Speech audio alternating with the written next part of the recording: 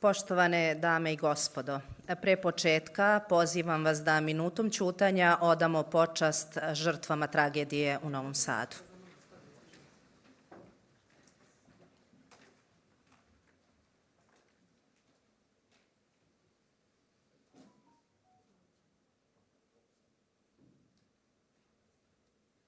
Slava im.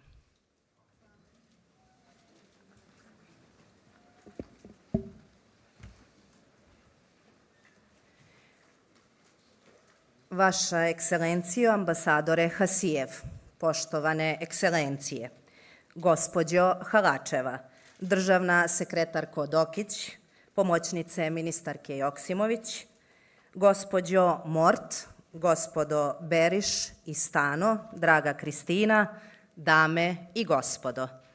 Zadovoljstvo mi je da vas pozdravim i poželim dobrodošlicu na dijalog o klimatskim promenama, ove godine pod nazivom Treća generacija klimatskih ambicija. Okupili smo se uoči 29. konferencije Ujedinjenih nacija o klimatskim promenama, koja počinje 11. novembra u Azerbejdžanu. Domaćin današnjeg događaja je Ministarstvo zaštite životne sredine Republike Srbije u saradnji sa timom Ujedinjenih nacija u Srbiji i programom Ujedinjenih nacija za razvoj. Kako navodi Evropska služba za klimatske promene Kopernikus, leto 2024. godine bilo je najtoplije od kada postoje merenja. Širom planete prosečna temperatura raste, a ekstremne vremenske prilike poput razornih poplava, dugih suša i šumskih požara sve su češće. Sredinom septembra gotovo 2 miliona ljudi u centralnoj Evropi direktno je pogođeno poplavama koje su izazvale ekstremne padavine. Početkom oktobra delove Bosne i Hercegovine su takođe nakon ekstremnih padavina zahvatile bujične poplave koje su, nažalost, odnele i ljudske živote. Protekle nedelje razorne poplave ostavile su još tragičnije posledice u Valenciji u Španiji. Istovremeno, prema najnovijem izveštaju Svetske meteorološke organizacije, nivo emisije gasova sa efektom staklene bašte je u 2023. godini dostigao novi rekord i povećan je za 11% u odnosu na 2004. godinu. Danas ćemo razgovarati o tome kako da se Srbija adaptira na ovu novu klimatsku realnost kako bi postala otpornija na klimatske promene i iskoristila zelenu tranziciju kao priliku za dalji razvoj privrede i društva. Prema podacima Republičkog hidrometeorološkog zavoda, iza nas je najtoplije leto u Srbiji od kada postoje merenja, sa prosečnom temperaturom koja je bila viša za čak 3 stepena Celzijusa. Beograd je oborio sopstveni rekord po broju tropskih noći sa čak 60, u kojima temperatura nije padala ispod 20 stepeni. Sada ćete čuti kako Srbija reaguje na postojeće promene klime i kako se sprema za one koje nas tek očekuju u budućnosti. Pozivam državnu sekretarku Ministarstva zaštite životne sredine, gospođu Sandru Dokić, da nam se obrati. Izvolite.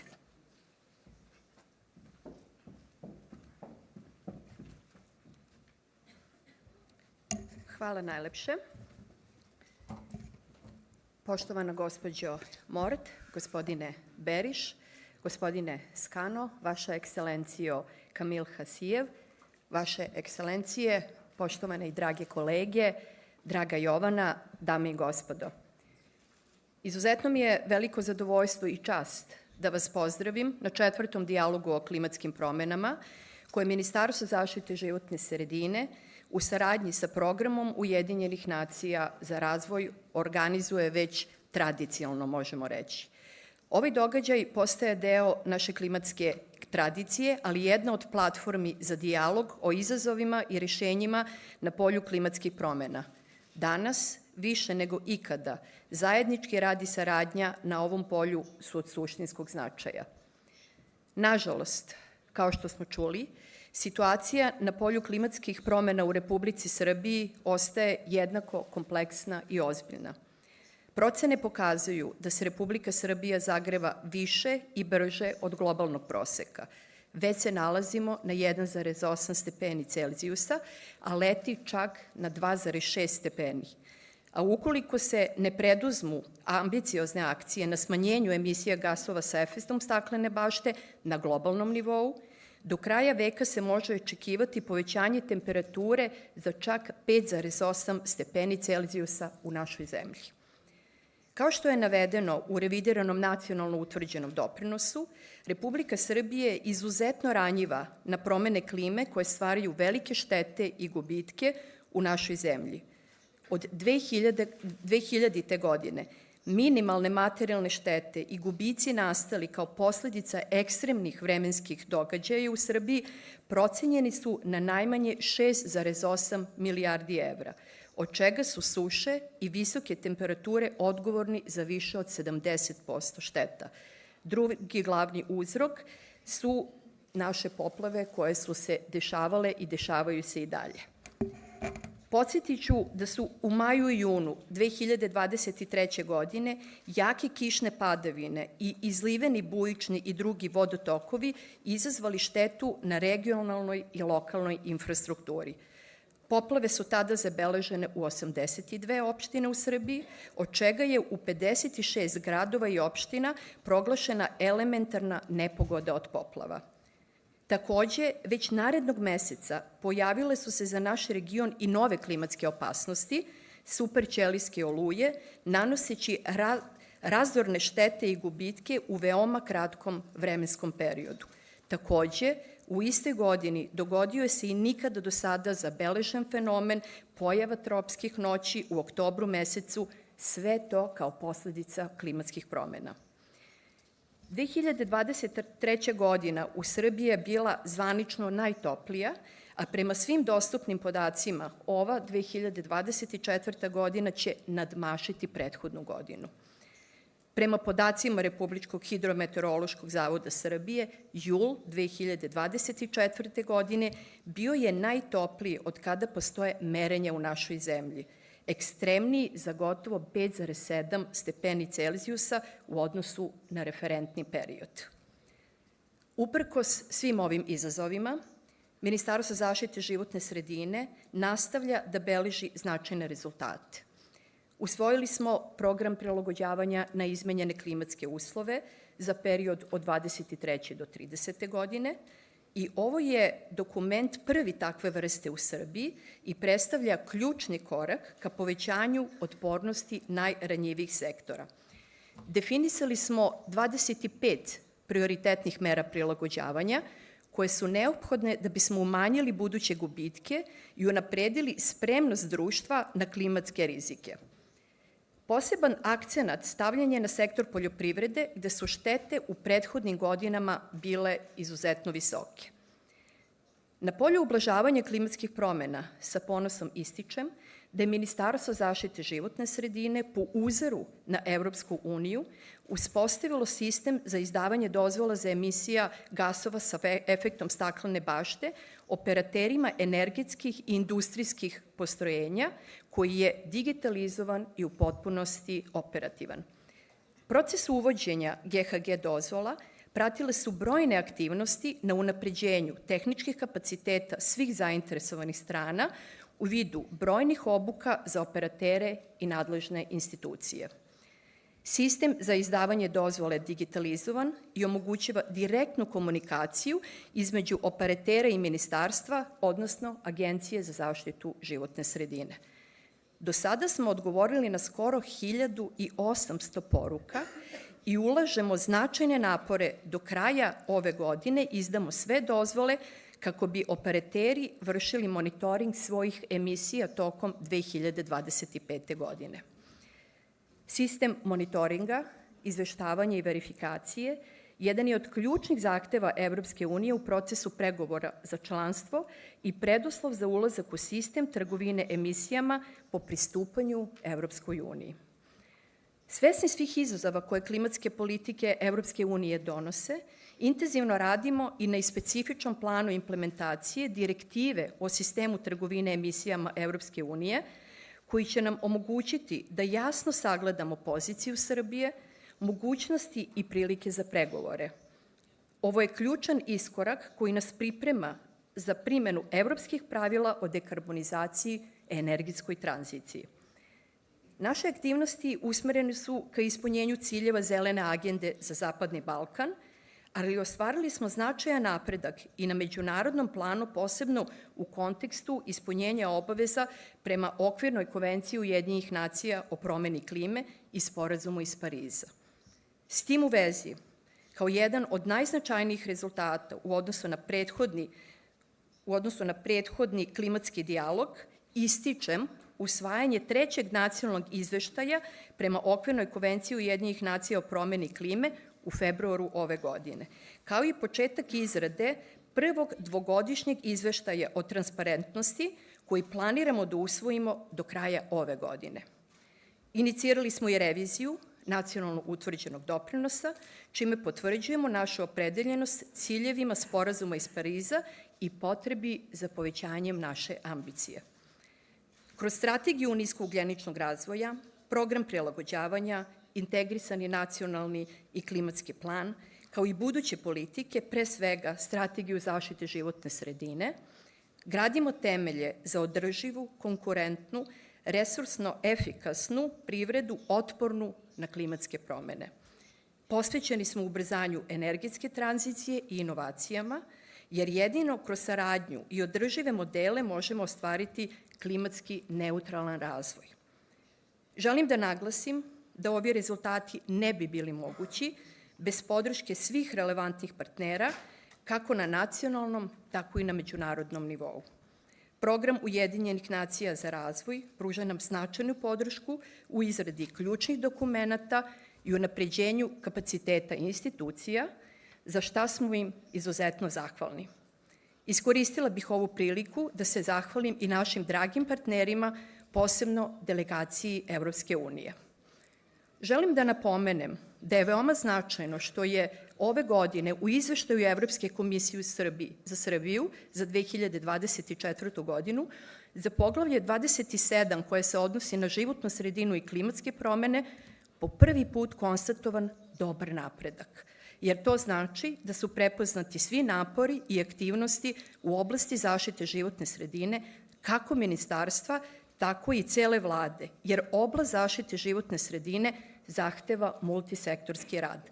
Naravno, svesni smo da je pred nama još mnogo posla, naročito u oblasti klimatskih promena, imajući u vidu da se naše ambicije u korak sa zahtevima Evropske unije, kao i Sporazuma iz Pariza. Na kraju, pozivam sve prisutne da iskoriste današnju priliku za otvoren i konstruktivan dijalog.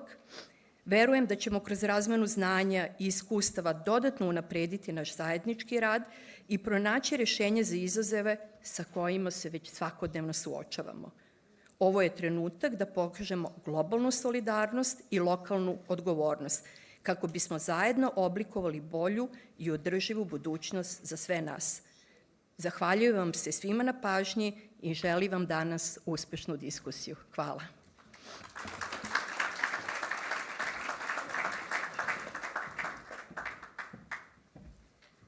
Zahvaljujem državnoj sekretarki Dokić.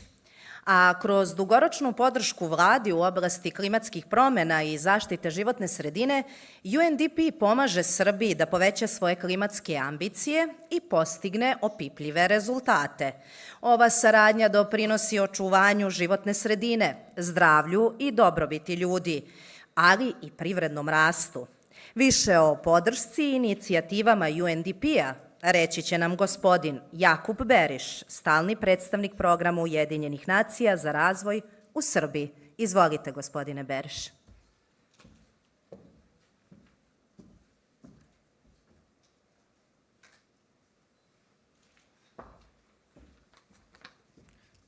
Thank you very much.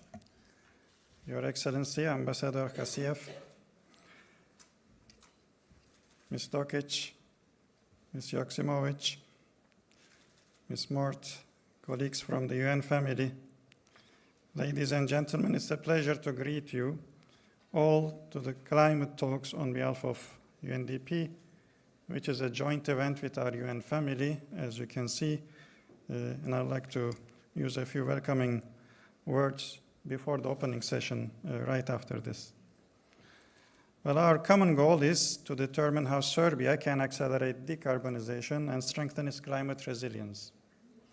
Following the global media reports, we are aware of destructive power of natural climate-related disasters around the world, not just in Serbia, from USA to Spain, as most recently we have seen.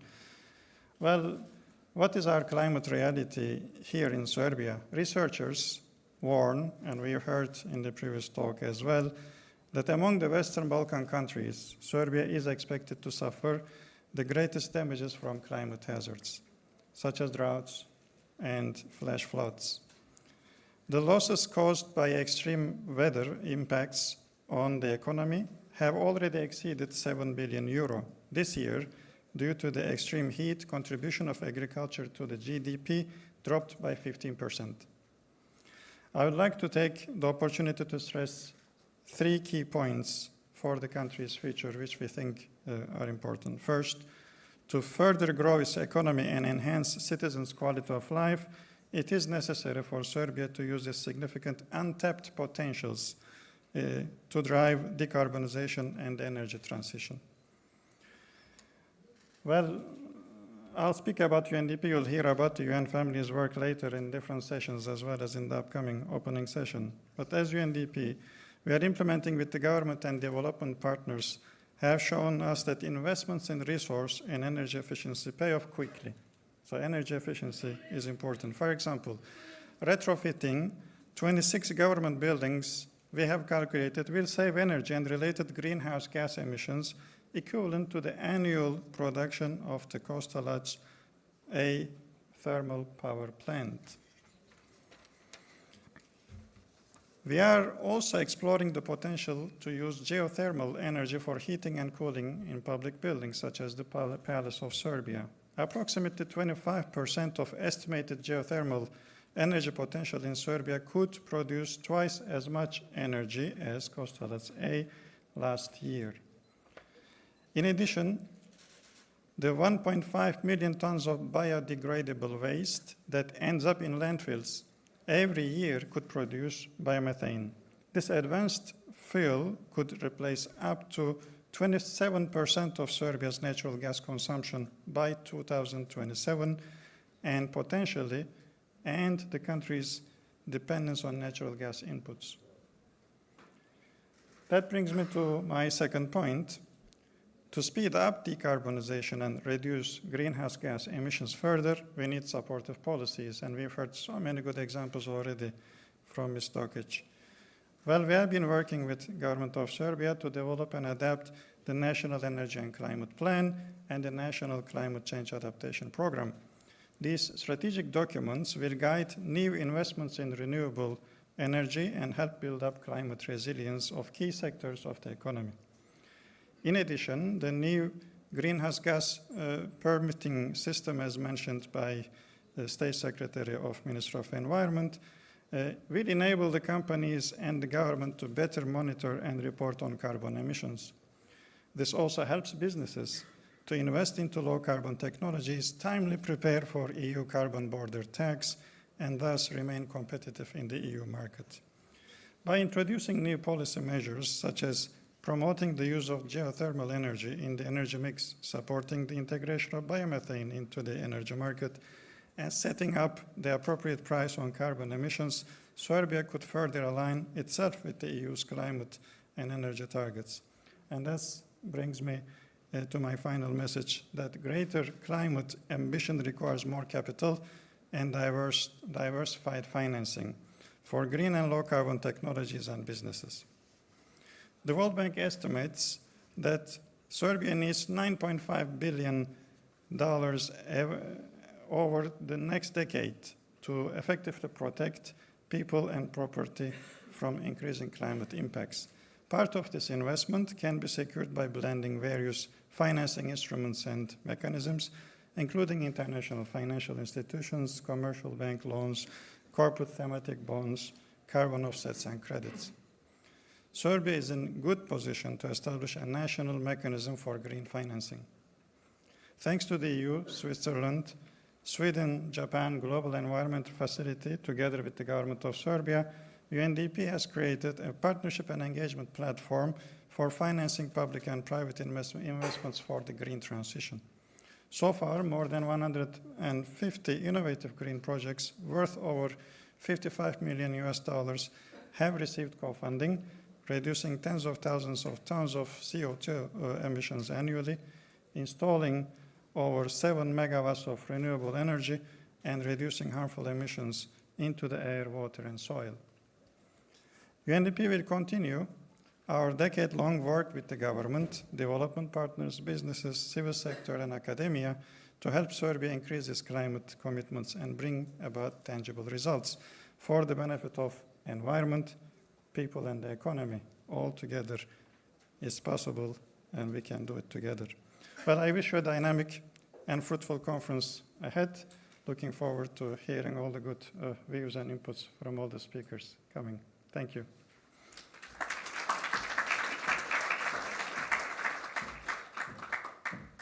Zahvaljujem se, gospodine Beriš. A sada bih vas zamolila da pogledamo film koji će predstaviti fokus teme predstojećeg COP29.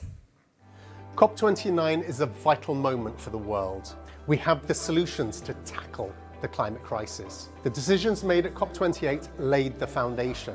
Now it's time to get on with it. We need to accelerate the transition to renewable energy and phase out fossil fuels quickly, but also fairly. This transition must leave no one behind.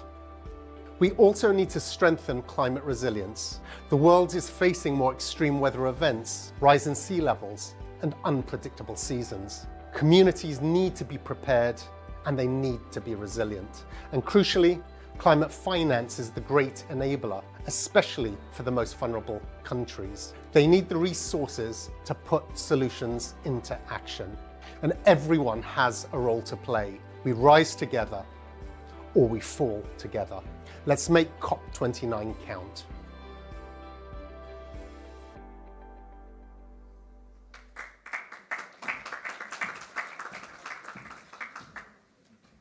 U okviru nastojanja da se suočimo sa klimatskim promenama, COP29 predstavlja važnu globalnu platformu za saradnju jer omogućava predstavnicima država da se okupe, ocene dosadašnji napredak i pregovaraju o najefikasnijim pristupima za rešavanje izazova, ali uzimajući u obzir specifične okolnosti svake zemlje.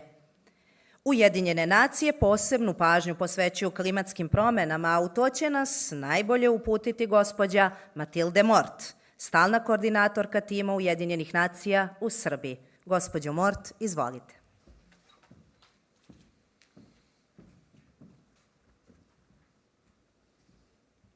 Excellency, ladies and gentlemen, esteemed colleagues, distinguished guests, Before I give my introductory remarks, I would like to extend my sincere condolences to Serbia, to the Serbian population and the families that have suffered this tragic event in Novi Sad last Friday.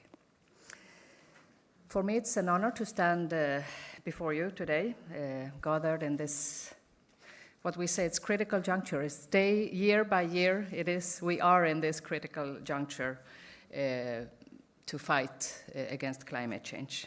This conference, the Climate Talks, here in Belgrade, in preparation for the 29th session of the Conference of the Parties, is an important step also for having frank conversations on where we stand and where we are, and where we should be going.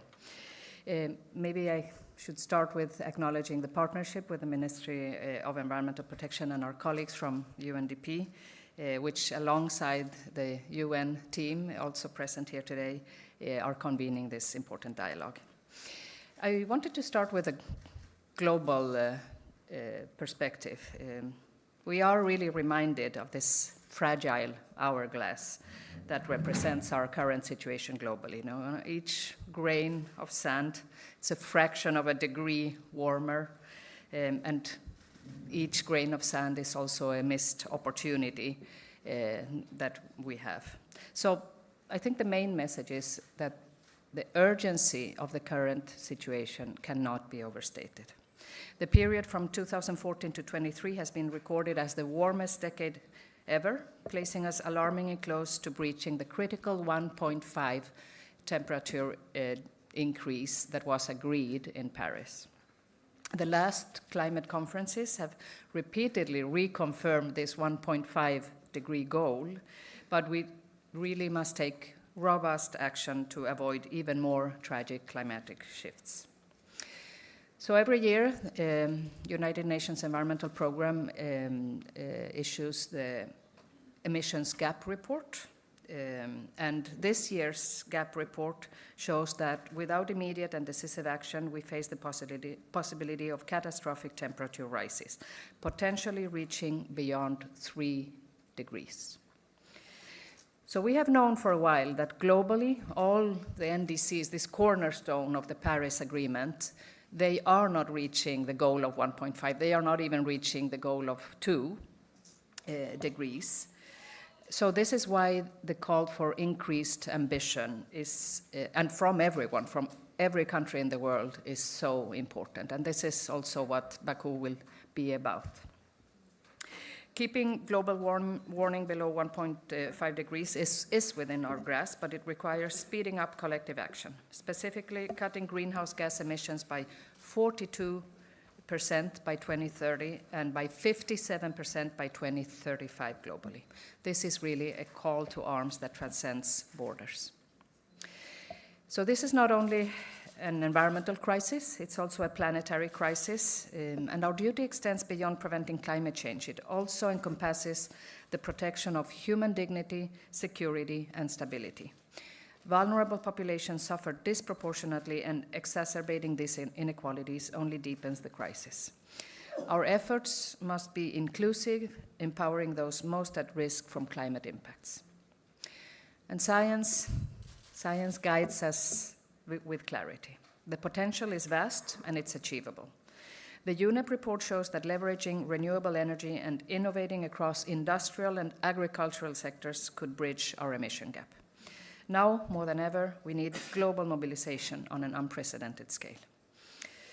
As 2024 unfolds, it also presents a rare and significant opportunity. We have 3 pivotal conferences of the parties going on, well, just finished on biodiversity in Cali, the climate change one in Baku, and desertification in Riyadh, the 3 so-called Rio conventions.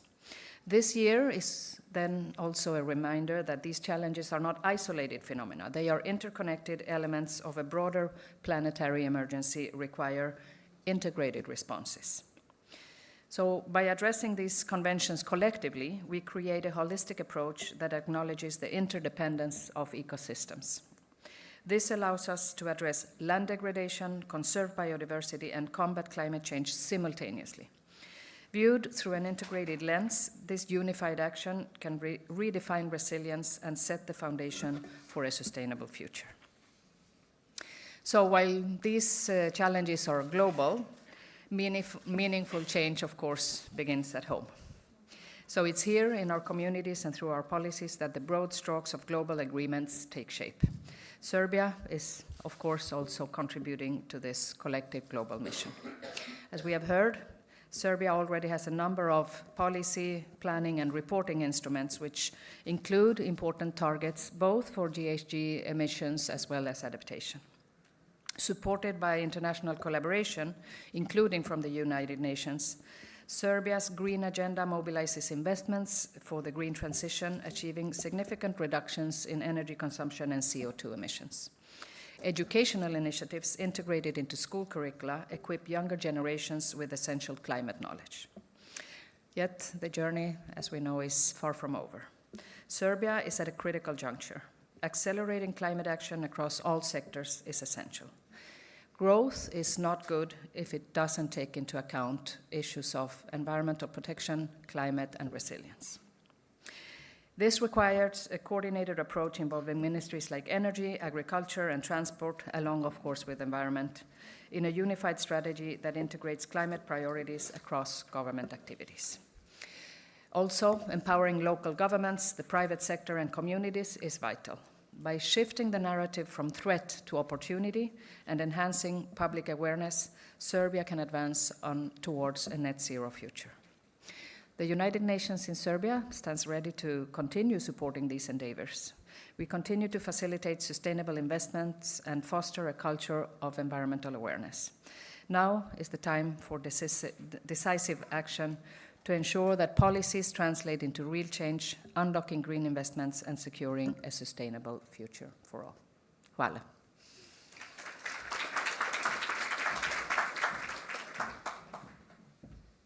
Hvala gospođi Mort na izlaganju. A Azerbejdžan je ovogodišnji domaćin COP29. Baku se intenzivno sprema da dočeka desetine hiljada učesnika, među kojima su državnici i naučnici iz celoga sveta. Do sada se za COP29 prijavilo 32.000 učesnika. Kako domaćini navode, Azerbejdžan je snažno posvećen razvoju svog potencijala u oblasti obnovljive energije, kao ključnom delu nacionalnog plana za smanjenje emisije gasova s efektom staklene bašte za 40% do 2050. godine. Pozdravimo njegovu ekscelenciju gospodina Kamila Hasijeva, ambasadora Republike Azerbejdžan u Republici Srbiji. Izvolite.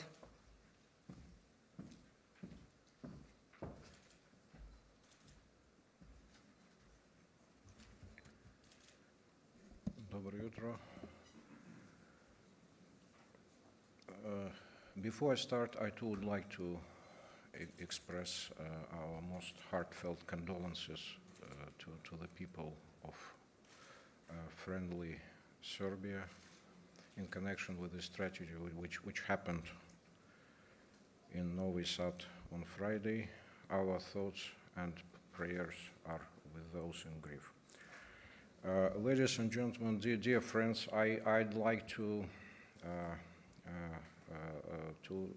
start by expressing our gratitude to the organizers of this important conference. Just on the eve of the COP29, which is supposed to take place in Baku. And in this regard, let me say that Azerbaijan and Serbia have been enjoying excellent cooperation in all areas. We have reached the level of strategic partnership in our relationship. And I must say that environmental protection is also one of the areas where we do have very good cooperation, and I'd like to thank Madam Dokic, State Secretary of the Ministry, in this regard. You know, our cooperation in this area have been developing. The Minister of Environmental Protection of Azerbaijan, Mr. Mukhtar Babayev, visited Serbia in September, the president of COP, in his capacity as the president of COP. Our Minister of Energy Mr. Pradesh Shahbazov also in September visited Serbia. We have signed a memorandum on cooperation on green energy. So we have very good cooperation also in the area of environmental protection and green energy with friendly Serbia. Well, as the chairperson of, as the president of COP, Azerbaijan have been doing its utmost in order to achieve progress in negotiations around the topic of climate change. And in this regard, let me say that we have put forward so far 9 initiatives, and the forthcoming COP meeting will be an opportunity for all of us to work on these initiatives and to support the ideas, the initiatives by the chair in order to achieve progress in this very important topic. So I'd like to start with one of the initiatives, which is called COP Truce. Climate change is threatening the planet, the lives and livelihoods of billions. The choices we make today will affect fundamentally current and future generations. We need to act now to save the tomorrow. Ravaging conflicts and increasingly challenging climate crises are mutually exacerbating factors. Climate crisis is putting stress on economic, social, and political systems and disproportionately affects vulnerable populations and aggravates security worldwide. In conflict-affected settings, disruptions in local economies, infrastructure, and services increase climate impacts and intensify inequalities. Conflicts are a significant source of greenhouse gas emissions. It also makes the affected areas inaccessible and unusable with long-lasting impact. Against this backdrop, COP29 presidency has made a climate change the peace nexus one of the key areas of focus under the action agenda. Therefore, we put forward COP29 Truce Initiative, and we hope that the countries will join it. And we are grateful to our Serbian friends for joining this initiative. Very important initiative. Another initiative is Baku Initiative on Human Development for Climate Resilience. The concept of human development goes beyond economic productivity, focusing on the overall well-being of individuals, including health, physical, mental, and psychological well-being, education, jobs, and a decent standard of living. The 2021 report from the Intergovernmental Panel on Climate Change clearly states that human activities have significantly warmed the atmosphere, oceans, and the land, causing rapid changes across Earth's systems. Children and youth are suffering a lifetime of lost opportunities from the damage and deprivation of the climate crisis.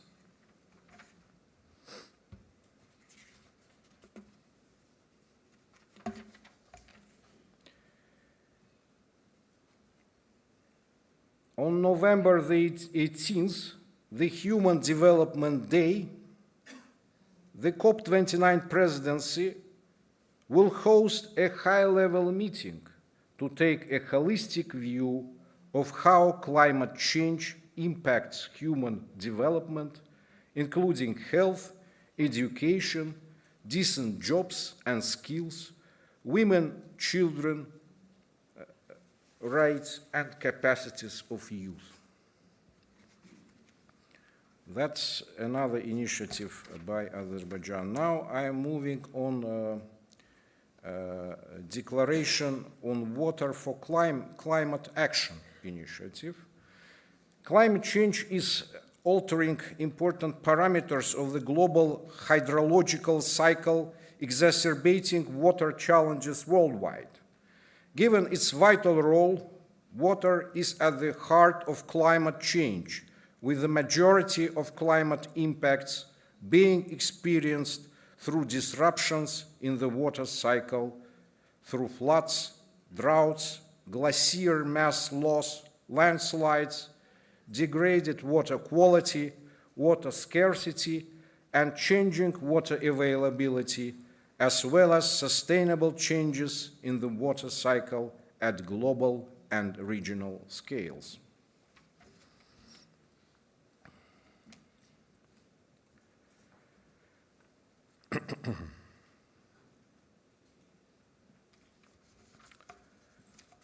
So, due to the time constraints, I will try to shorten my presentation. So we are moving on to the next initiative by the chair, which is Global Energy Storage and Grids Pledge. Limiting global warming to well-known 2 degrees centigrade means an unprecedented development of renewables, notably wind and solar power. According to net zero scenario, this target will require renewables representing about 90% of electricity production and about the same levels of final energy consumption. In this scenario, only battery storage capacity exceeds 1 gigawatt by 2030 and reaches almost 4,200 gigawatts by 2050. The COP29 Global Energy Storage and Grids Pledge aims to commit parties and other stakeholders to the global target of deploying 1,500 gigawatts of energy storage in the power sector by 2030 already.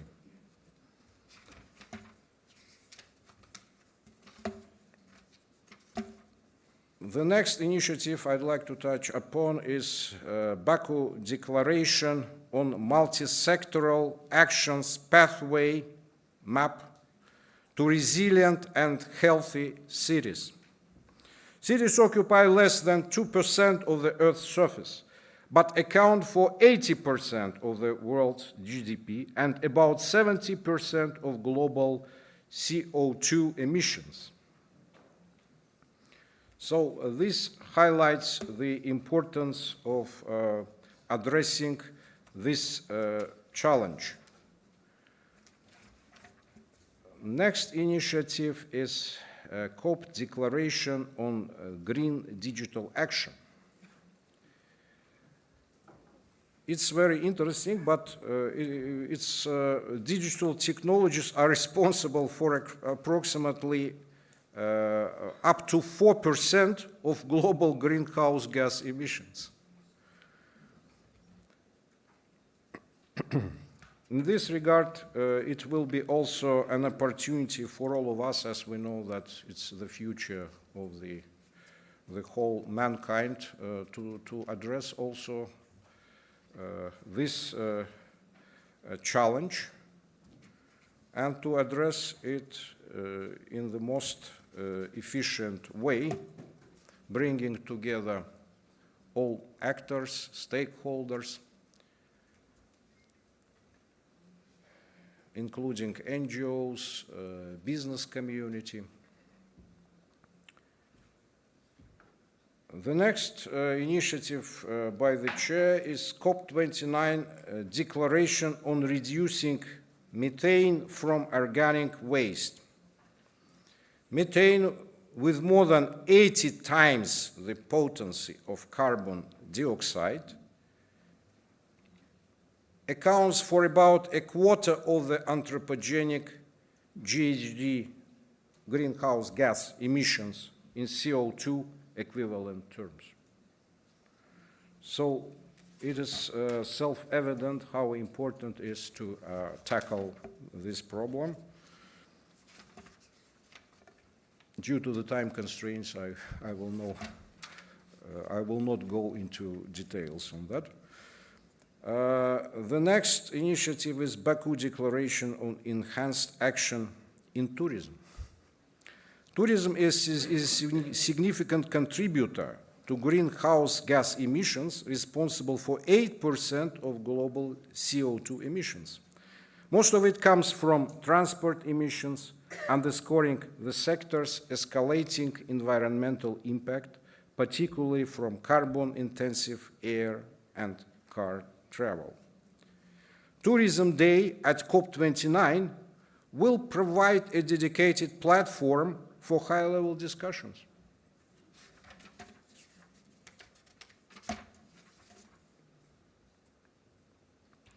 The next initiative is COP29 Green Energy Pledge, Green Energy Zones and Corridors. And the previous speakers also have elaborated on the importance of green energy. So to meet climate targets, the global stocktake at COP28 calls for tripling of the renewable energy capacity.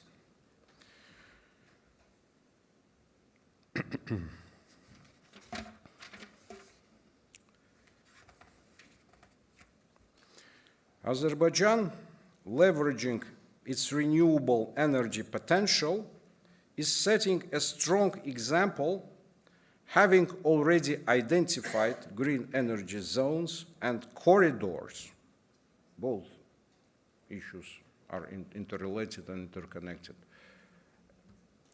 Green energy and corridors. Because green energy could be produced in one area and transported into the other area. Well, some areas are rich in green energy potential, others are not. So this corridors issue is also important.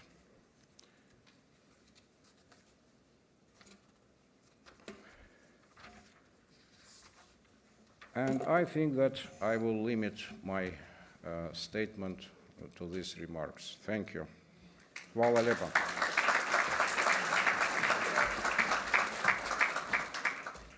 Zahvaljujem uvaženom ambasadoru Hasijevu.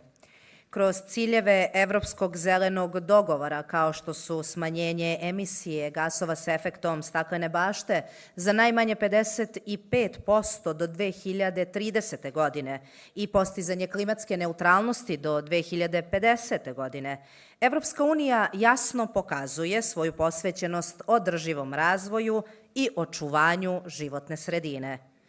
Čast mi je da najavim izlaganje gospođe Plamene Halačeve, zamjenice šefa delegacije Evropske unije u Republici Srbiji. Gospođo Halačeva, izvolite.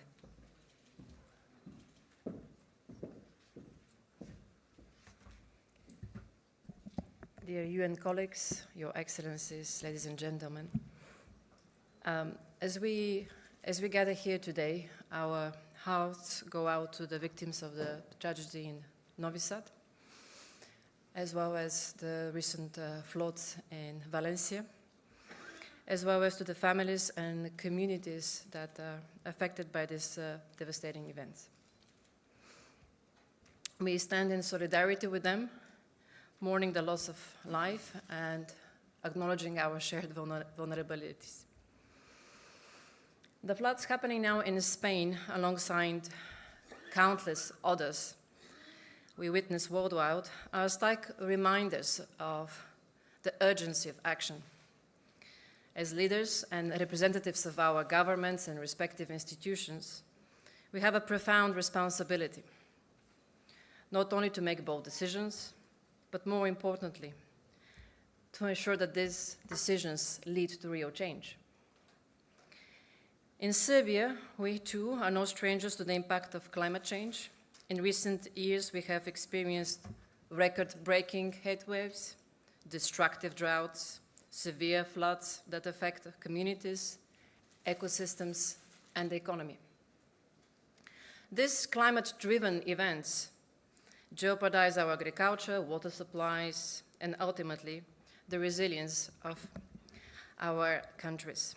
Without determined, sustained actions, these challenges will only intensify. Climate change is no longer a distant future, a distant threat. It's a daily reality. Limiting global warming to 1.5 degrees is critical. But it's also about finding ways to adapt and strengthen our resilience now, before it's too late. I'm proud to represent an organization that is actively addressing the climate crisis. Thanks to the European Green Deal, the European Union has set a bold roadmap to achieve climate neutrality by 2050. And our progress is real, it's measurable. Since 1990, we have decreased our greenhouse emissions by 32.5% as of 2022. And although the pandemic caused an unprecedented drop in emissions, this was followed by a slight rebound, we remain on track and committed to achieving our at least a 55% reduction by 2030, which is exceeding our original goals. Our dedication to climate action goes way beyond our borders. Today, we stand with Spain, just as we stood with Serbia during the catastrophic floods a decade ago. We will continue to support our European family and beyond in times of crisis and need. In Serbia, our climate commitment is evident through substantial investment, over 600 million euros since 2001. Projects like the Green Agenda have introduced innovative solar solutions, such as, for example, those which power the exit camp, and large-scale solar installations that enhance energy efficiency at Carnex facilities. Infrastructure upgrades like modernizing wastewater treatment systems in Prahovo or converting heating from oil to gas in Niš demonstrate our dedication to impactful environmental change. Further, our recent 6 billion growth and reform and growth facility under the European Union's new growth plan for the Western Balkans underscores our commitment to Serbia's integration into the EU. This facility, with its 2 billion in grants and 4 billion in concessional loans, is set to drive crucial reforms and investment in green energy, infrastructure, and sustainable development across the region. Through strategic projects funded under the Green Agenda for the Western Balkans and our instrument for pre-accession assistance, we address pressing climate challenges and support Serbia's transformation into a greener, more resilient society. These initiatives are not just investments. They are partnerships that foster regional cooperation and contribute to a safer, greener, and stronger Europe. Of course, this journey of transformation is not without challenges. Serbia's green transition will take time and sustained effort. But with a steadfast public commitment and strong political leadership, these goals are within reach. As we look forward to COP29, the European Union stands ready to support Serbia in accessing the resources needed for these ambitious efforts. We encourage Serbia to continue aligning with European Union standards, not only as a step towards EU accession, but as a commitment to a sustainable and more prosperous future. The green transition is a shared responsibility, a challenge that requires collaboration across borders and sectors. And I'm really deeply grateful for the close cooperation we have built with both the Serbian government and our trusted partners from the United Nations to drive this change forward. Looking ahead, let us remember that the future depends on the strength of our collective response to the climate crisis. Together, we have the power to create a more resilient and sustainable world for the generations to come. Thank you. Hvala vam.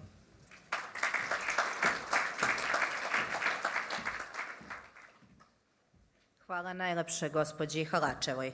Zemlje potpisnice sporazuma iz Pariza obavezale su se da smanje svoje emisije gasova sa efektom staklene bašte, odnosno povećaju svoje nacionalne određene doprinose, kako globalno povećanje prosečne temperature ne bi poraslo iznad 1,5 stepeni Celzijusa. Korišćenje obnovljivih izvora energije umesto fosilnih goriva za proizvodnju struje, grejanje ili hlađenje, kao i povećanje energetske efikasnosti, značajno bi doprinelo tom cilju. Kakvi izazovi su pred sektorom energetike u Srbiji i šta su potencijalna rešenja? Čućemo od pomoćnice ministarke rudarstva i energetike za međunarodnu saradnju, evropske integracije i upravljanje projektima, gospođe Jovane Joksimović. Izvolite.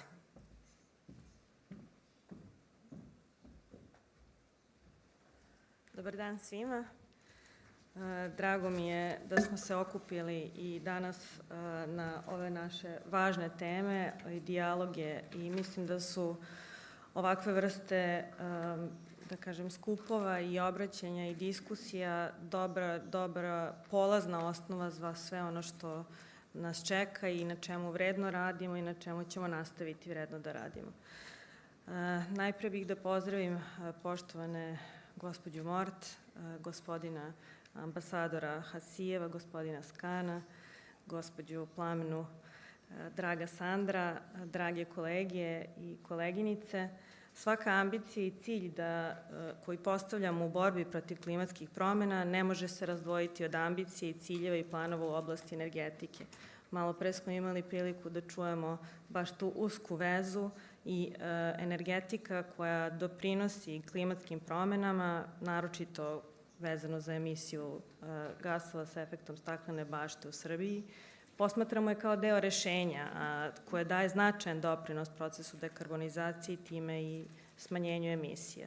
Aktivnosti i mere koje smo preuzeli da osnažimo naš energetski sektor, da obezbedimo sigurno snabdevanje, u prethodne 2 godine daće bitan doprinos i našim klimatskim ambicijama. Integrisani energetski, nacionalni i klimatski plan koji daje projekcije do 2030. godine, sa vizijom do 2050. godine, naša vlada usvojila je u julu ove godine. On predstavlja mapu puta za našu energetsku tranziciju, što znači i doprinos klimatskim ciljevima. Postavili smo kao cilj da do 2030. godine skoro svaki drugi megavat sat bude proizveden iz obnovljivih izvora energije. Zajedno sa značajnim povećanjem energetske efikasnosti u domaćinstvima, u školama, u vrtićima, u sportskim dvoranama, zgradama lokalnih samouprava i drugih javnih namena i drugim merama koje predviđa naš zajednički strateški dokument, a to je integrisani plan, do kraja decenije emisije štetnih gasova treba da budu 40,3% manje nego 1990. godine, u skladu i sa odlukama Ministarskog saveta energetske zajednice. Između ostalog, radimo zajedno sa UNDP-em na projektu povećanja energetske efikasnosti u zgradama centralne vlasti, koje će, pored toga što smanjuje potrošnju energije, kako električne, tako i toplotne, smanjiti značajno i emisiju ugljen dioksida. Kroz programe koje sprovodi Ministarstvo rudarstva i energetike u oblasti energetske efikasnosti, podržali smo lokalne samouprave i građane da rade na smanjenju potrošnje energije i time samim da unapređuju životnu sredinu. Do sada je oko 30.000 domaćinstava dobilo subvencije kroz javne pozive, a do kraja 2027. sanirat ćemo ukupno više od 70.000 domaćinstava. Unapređenjem zakonskog okvira stvorili smo uslove za investicije u obnovljive izvore energije. Kroz prve aukcije obezbedili smo 715 megavata vetro i solarnih elektrana koje će do 2026. biti na mreži. Nadamo se da ćemo sličan uspeh ponoviti i kroz druge aukcije koje ćemo raspisati do kraja ove godine.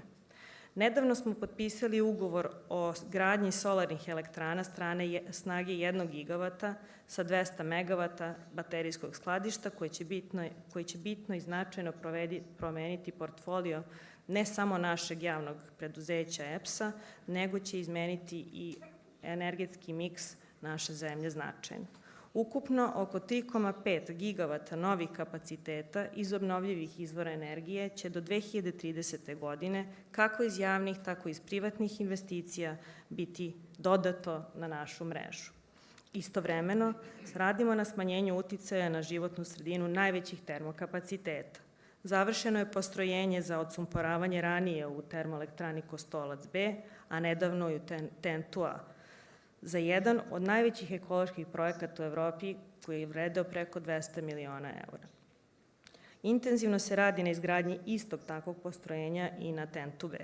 Time će više od 90% termokapaciteta biti potpuno ekološki prihvatljive na nivou evropskih i srpskih standarda, što znači bolji kvalitet vazduha. Paralelno se smanjuje emisije i drugih štetnih gasova, kao i zagađenje štetnim materijama. kroz izgradnju reverzibilnih hidroelektrana, najpre reverzibilne hidroelektrane Bistrica, na koje smo pripremni radovi treba da počnu sledeće godine, omogućit ćemo dalju integraciju obnovljivih izvora energije posle 2030. Takođe, otvorili smo stručni dijalog o mirnodopskoj primjeni nuklearne energije i okupili domaće i svetske stručnjake, jer treba da razmišljamo i o niskougljeničnim izvorima bazne energije, koja će biti ključna za sigurnost snabdevanja posle 2040. Trebalo bi predloženim izmenama zakona o energetici do kraja 2024. trebalo bi da ukinemo i moratorijum na gradnju nuklearnih elektrana. U 2025. imaćemo već i preliminarne tehničke studije, a naše buduće aktivnosti odvijaće se u skladu sa smernicama Međunarodne agencije za atomsku energiju. Diversifikacijom izvora snabdevanja, izgradnjom gasne interkonekcije Srbije i Bugarska, planiranim interkonekcijama sa Severnom Makedonijom i Rumunijom povećat ćemo ne samo sigurnost snabdevanja, već i pristup energentu sa manjim ugljeničnim otiskom od uglja. Drago mi je da su danas sa nama i naše kolege iz Azerbejdžana, koji su naši važni prijatelji u snabdevanju, partneri u snabdevanju gasom, a sa kojim smo nedavno razgovarali o podršci inicijativama koje će biti pokrenute na predstojećoj UN konferenciji o klimatskim promenama COP29 u Bakuu. Moramo pratiti kuda ide svet kada su u pitanju klimatske promene, ali i voditi računa o našim mogućnostima.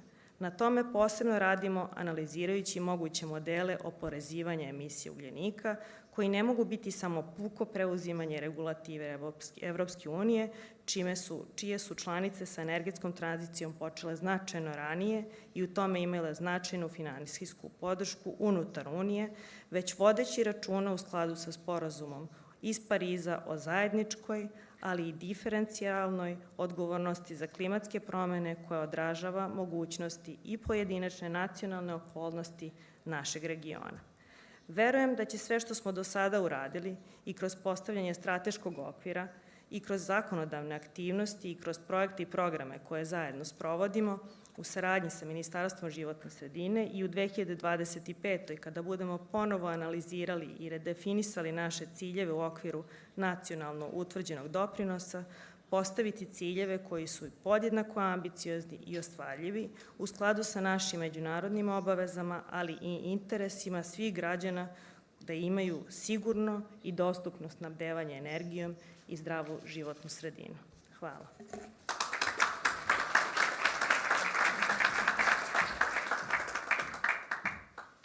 Hvala, gospođi Joksimović.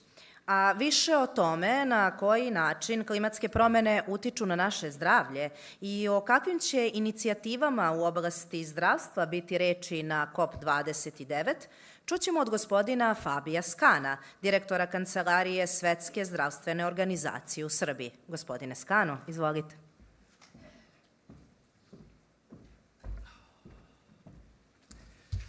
Thank you, Maria.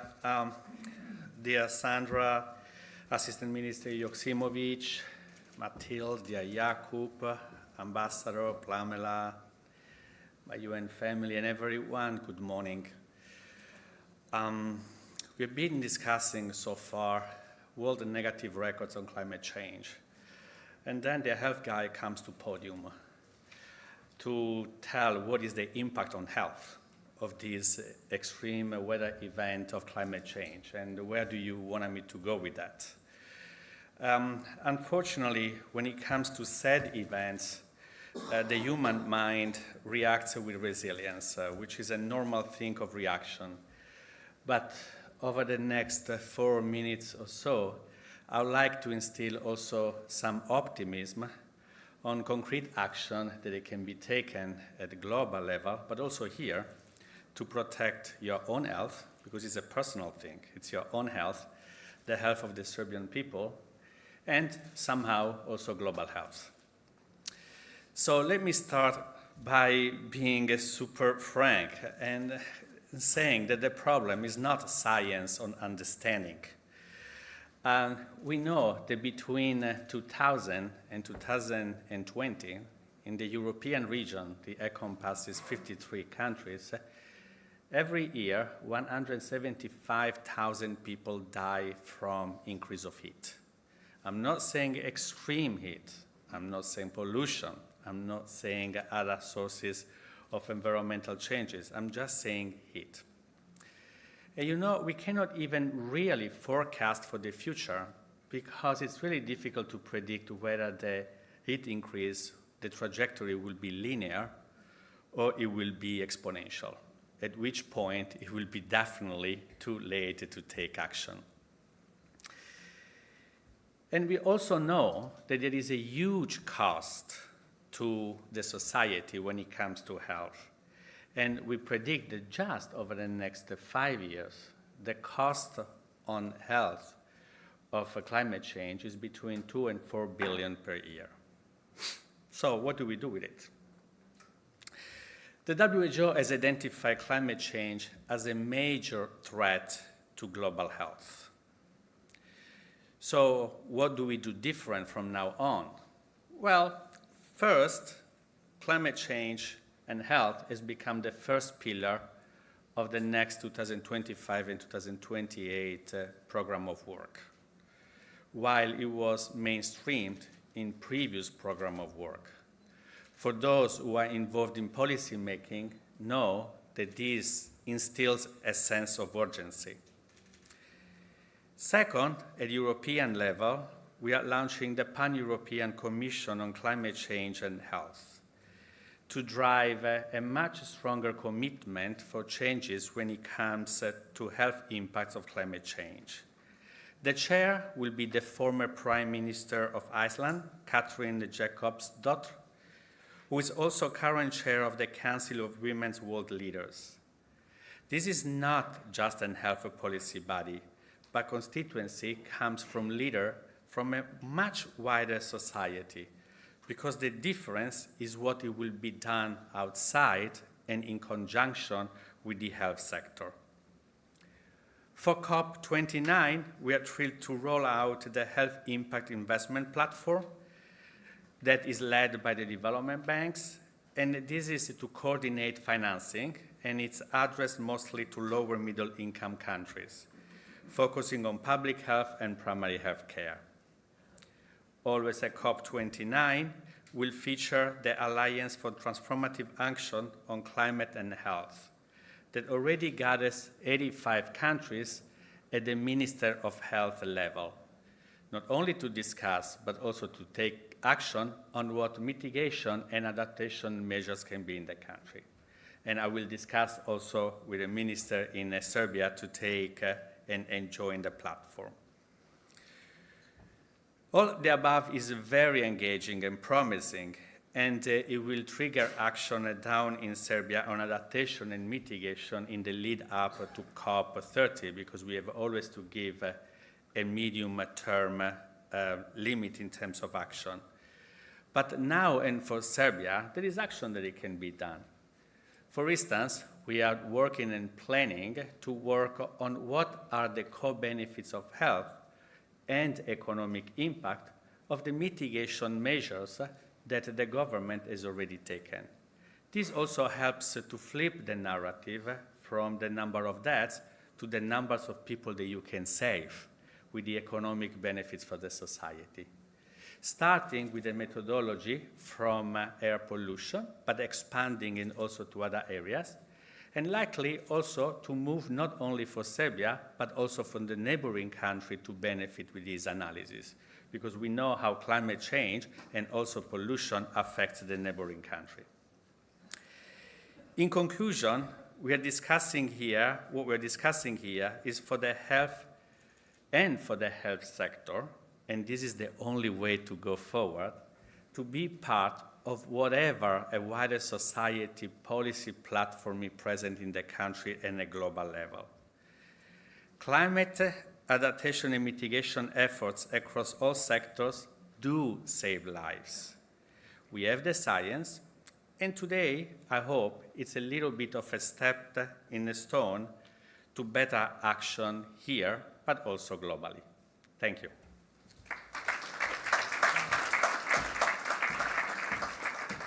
Zahvaljujem, gospodine Skano.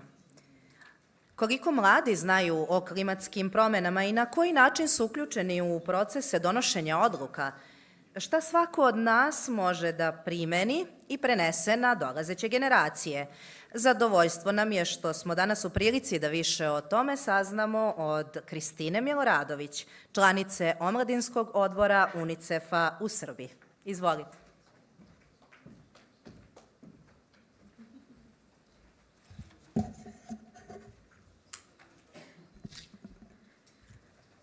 Poštovani ministri, vaše ekscelencije, draga publiko, mladi prijatelji i aktivisti. Velika mi je čast što sam danas ovde da vam prenesem stavove i glas mladih generacija. Mladi donose inovacije, energiju i neophodan potencijal koji društvo mora da prepozna i vrednuje. Ulaganjem u mlade ulažemo u održivu budućnost. Svaki prostor koji nam date, svaki glas koji čujete, osnažuje nas da rastemo. Dajemo svoj doprinos i pomažemo u kreiranju rešenja koje su danas preko potrebna. Nažalost, svakodnevno iskustvo mladih danas ugroženo je klimatskim promenama. Leti smo svedoci suša i toplotnih talasa koji su našu zemlju samo ove godine pogodili 4 puta. Možete li da zamislite kako je mladima da uče i studiraju po najvišim temperaturama ikad zabeleženim? Čak 820 miliona dece širom sveta pogođeno je toplotnim talasima. To je otprilike svako 3. dete na svetu. Da li ste znali da deca mlađa od 5 godina ne pamte sneg? Da li to znači da će sneg postati samo deo legendi koje ćemo mi prepričavati našim unucima? Klimatske promene, međutim, nose mnogo više od visokih temperatura. Nedostatak vode u nekim ruralnim područjima postaje alarmantan, a u takvim područjima pijaća voda postaje gotovo luksuz. Ekstremne vremenske prilike, od suša pa do poplava, sve češće postaju svakodnevnica. A to je upravo svakodnevnica koja preti zdravlju mladih, njihovom obrazovanju i budućnosti. Ove godine UNICEF-ova YouReport anketa među mladima pokazala je da je čak 87% mladih ljudi u Srbiji spremno i želi da svoje navike promeni kako bi smanjila negativan uticaj na klimu. To je generacija koja je svesna izazova i koja je odlučna da učini sve što je u njihovoj moći. Međutim, potrebna nam je podrška lidera kako bismo nastavili da činimo pozitivne promene. Ove godine, okupljeni na EkoGen konferenciji uz podršku Junga, uložili smo vreme i energiju u kreiranje naše klimatske politike. Rezultat je deklaracija koja okuplja naša rešenja i predloge za rešavanje zelenih poslova, energetske efikasnosti, lokalizacije zelenih rešenja i hitnim merama upravljanja vodnim resursima. Na kopu 29 u Azerbejdžanu naš glas će se čuti, a deklaracija je naša obaveza za bolju budućnost. Takođe, želimo i da u nacionalnim strategijama i planovima naše ideje i potrebe, ali i potrebe i ranjivosti dece budu prepoznate. Motivisani smo da doprinesemo tako što ćemo se uključiti u izradu nove nacionalno određenog doprinosa za smanjenje emisija gasova sa efektima staklene bašte, kao i ažurirane verzije nacionalnog adaptacionog plana. Mladi u Srbiji misle da ciljevi ovih politika moraju biti ambiciozniji. I sve to u cilju kako bismo dostigli globalne klimatske ciljeve za 2030. odnosno 2050. godinu. Naš cilj je svet u kojem su klimatske krize pod kontrolom, svet u kojem mladi učestvuju u procesu donošenja odluka, svet sa čistim vazduhom i dovoljno pijaće vode, kao i svet u kojem siromaštvo nije svakodnevnica. Da bismo došli do toga, potrebna nam je podrška svih nas. Zato vas pozivam da nas saslušate, da nam date prostor i da nam podržite da zajedno odlučujemo o budućnosti. Jer na posledku mi smo ti koji će najviše osjetiti posledice odluka koje danas donosimo. Klimatske promene imaju najveći uticaj na decu i zato svi mi moramo biti deo akcije za njih. Upravo zato vas pozivam da posetite UNICEF-ovu instalaciju pod nazivom Deca u centru klimatskih akcija za budućnost koju zaslužuju, a koja se nalazi u Predvorju. Tu ćete saznati više informacija o efektima klimatskih promena na njihovo blagostanje i takođe poneti sa sobom trajnu uspomenu koja će vas podsjetiti da delujete i doprinesete zaštiti svakog deteta, uvek i svuda. I na kraju, hvala vam na ukazanoj prilici. Nadam se da će ovakvi razgovori postati praksa i da će se još puno ponoviti. Jer mi smo tu. Spremni smo i želimo da učestvujemo i doprinesemo u gradnji boljeg sveta za sve nas. Hvala vam.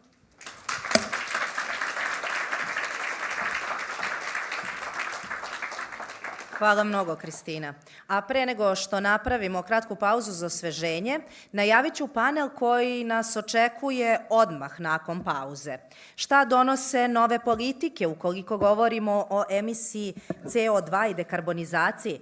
Kako će se Srbija prilagođavati klimatskim promenama, kako od zelene tranzicije do klimatske neutralnosti? Odgovore na ova pitanja tražit ćemo od učesnica i učesnika narednog panela, gospođe Sandre Dokić, državne sekretarke Ministarstva zaštite životne sredine, gospođe Jovane Joksimović, pomoćnice ministarke rudarstva i energetike za međunarodnu saradnju, evropske integracije i upravljanje projektima, gospodina Antoana Avinjona, programskog menadžera za zaštitu životne sredine i klimatske promene EU delegacije u Srbiji i profesora doktora Vladimira Đurđevića sa Instituta za meteorologiju Fizičkog fakulteta Univerziteta u Beogradu. Moderator panela biće gospodin Fabricio Andreuci, zamenik stalnog predstavnika UNDP-a u Srbiji.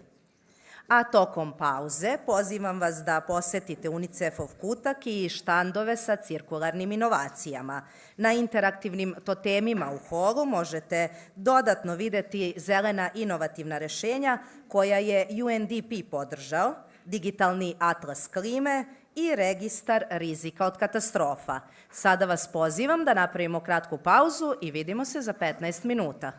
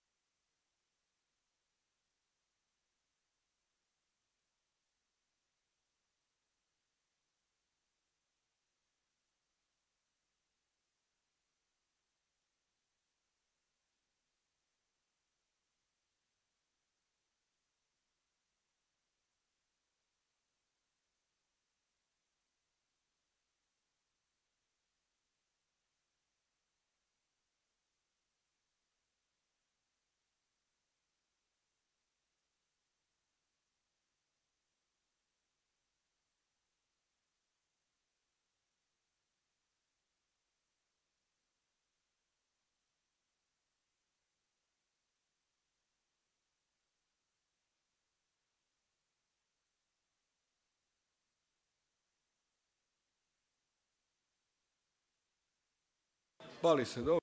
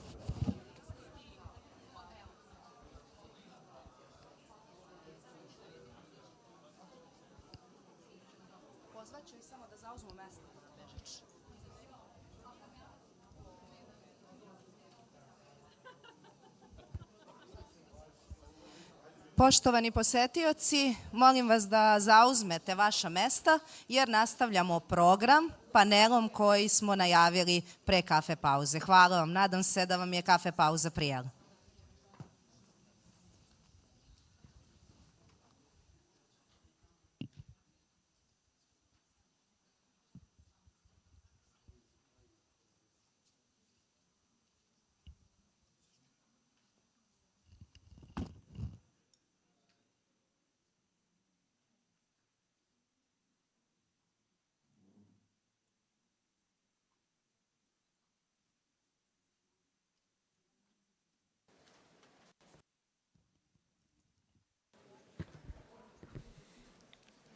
Good morning, everyone.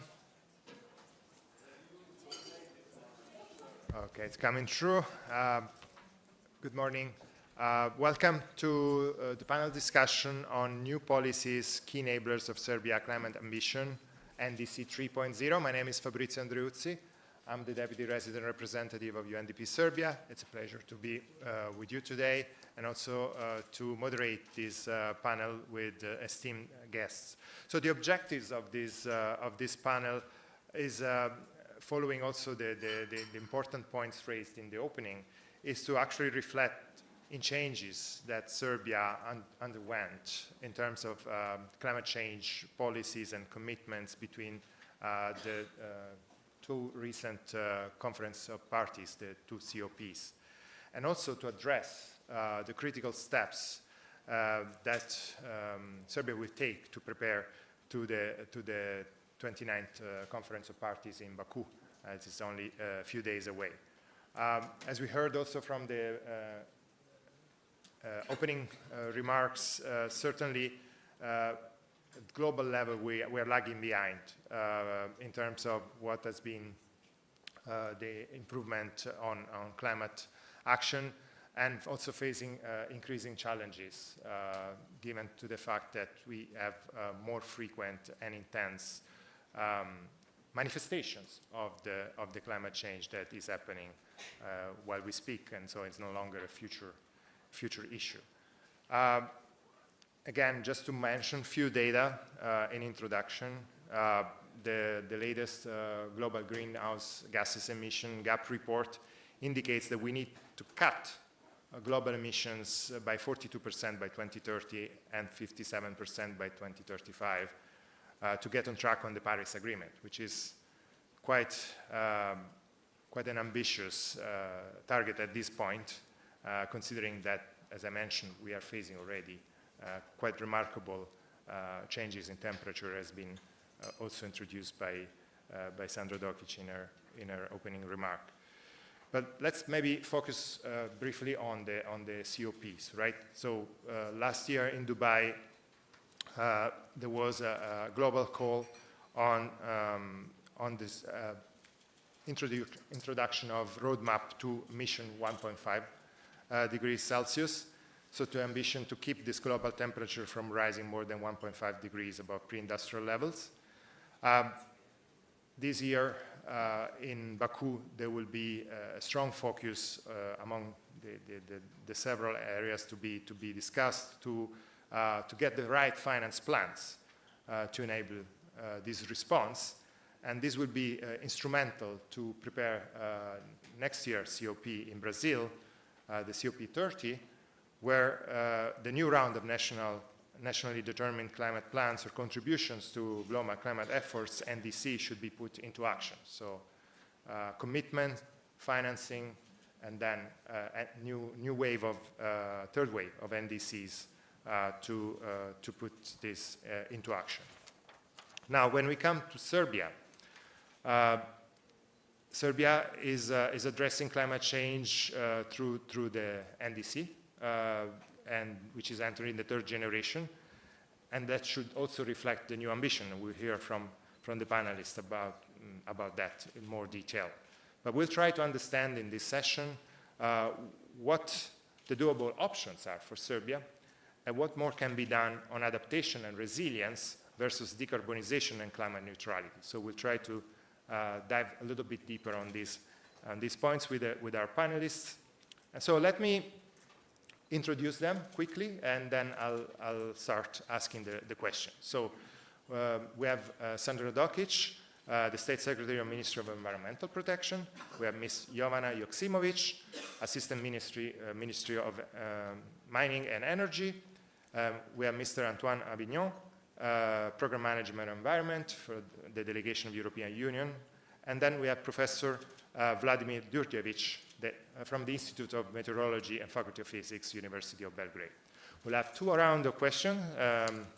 Each panelist will get the first question, we'll go around, and then we'll start the second round, and then we'll open also for questions from the audience. So I would like to start from Ms. Dokic. The Ministry of Environmental Protection is actively working and implement new policies that are not only aimed to reduce greenhouse gas emissions, but also promote social and economic resilience. The COP29 will be an important moment to promote enhanced ambition, but also to demonstrate improved transparency under the Paris Agreement, as the parties' first biennial enhanced transparency report, BTR, are due in December 2024. And these BTR are important tools because they require countries to provide a snapshot of their progress in cutting emissions, setting climate policies, and providing resources for implementation. So as Serbia prepares to elevate its commitment to climate action, particularly considering new initiatives proposed for COP29 in Baku, Ms. Dokic will share key initiatives that reflect the country's proactive approach to enhancing Serbia's climate commitments through the NDC 3.0 framework. So let's talk about, Ms. Dokic, about the NDC 3.0 and the first biennial transparency report that should present step forward Serbia's enhanced climate ambition. So what are the most important, or some of the important policy updates, what they will bring us from monitoring and reporting of greenhouse gas emissions to carbon pricing and decarbonization? The floor is yours. I'd like to keep to 5 minutes for each question, just to allow also the second round. Thank you very much. Hvala najlepše, Fabricio. Dobar dan svima. Evo, ja ću se truditi da sad na ovom panelu prosto probam da ne ponovim sve ono što je već negde u uvodnom govoru rečeno, a veoma je značajno sa aspekta klimatskih promena.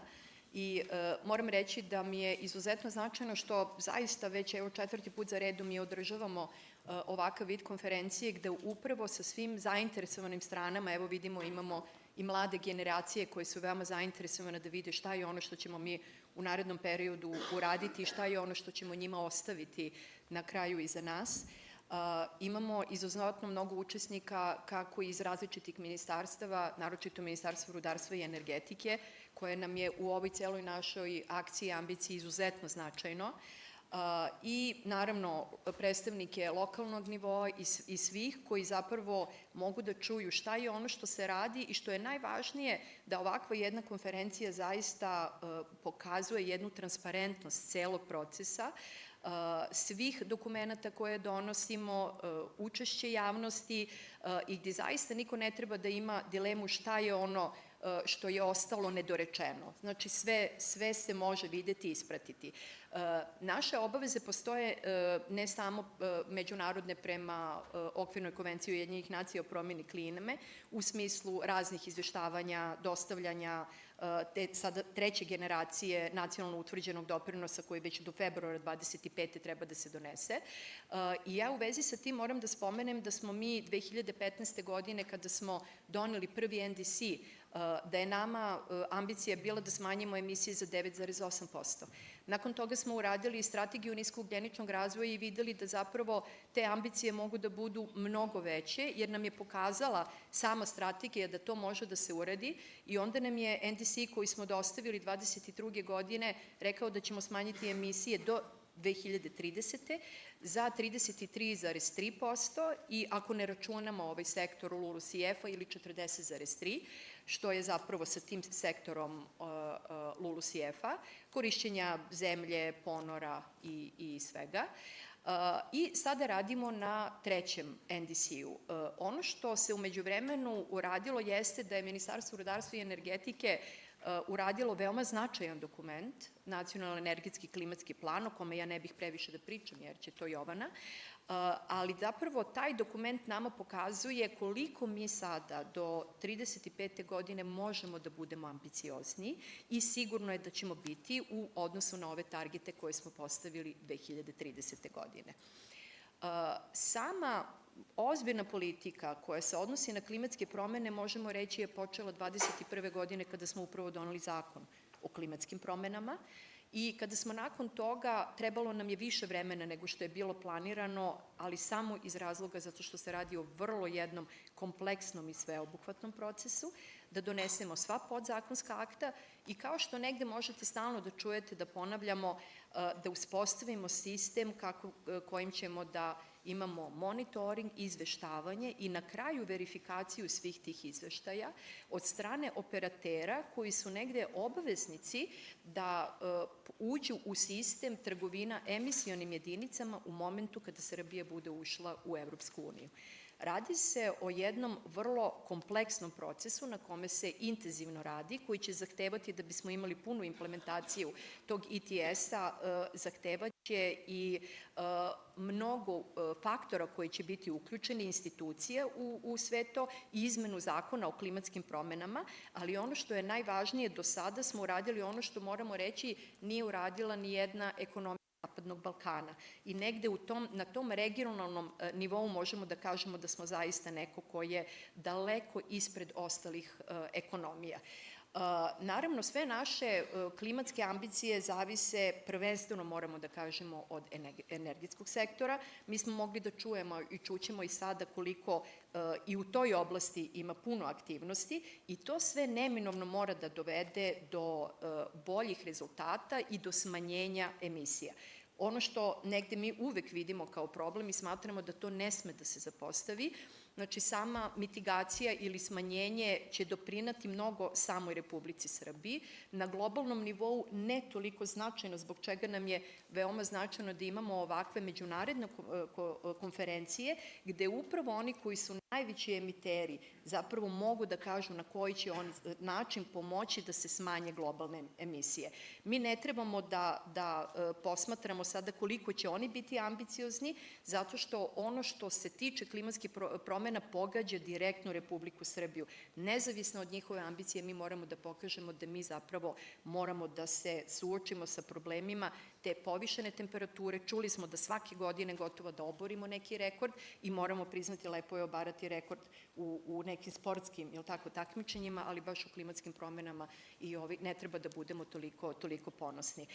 Tako da mnogo toga je uređeno. Strategija zaštite životne sredine takođe je obuhvatila ovaj stup dekarbonizacije, znači mnogo aktivnosti, mnogo mera i dosta obezbeđenih sredstava, ali ono što treba da znamo, znači neophodne još sredstava i još mnogo više aktivnosti.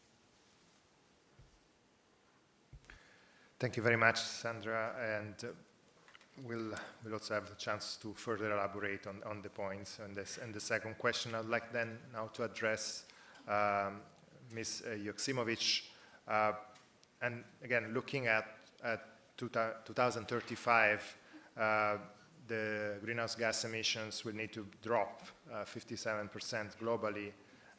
We heard from the European Union that they aim to become carbon neutral by 2050. So these efforts put heavy burden on energy sector, which is already pressed by ongoing crises of different nature.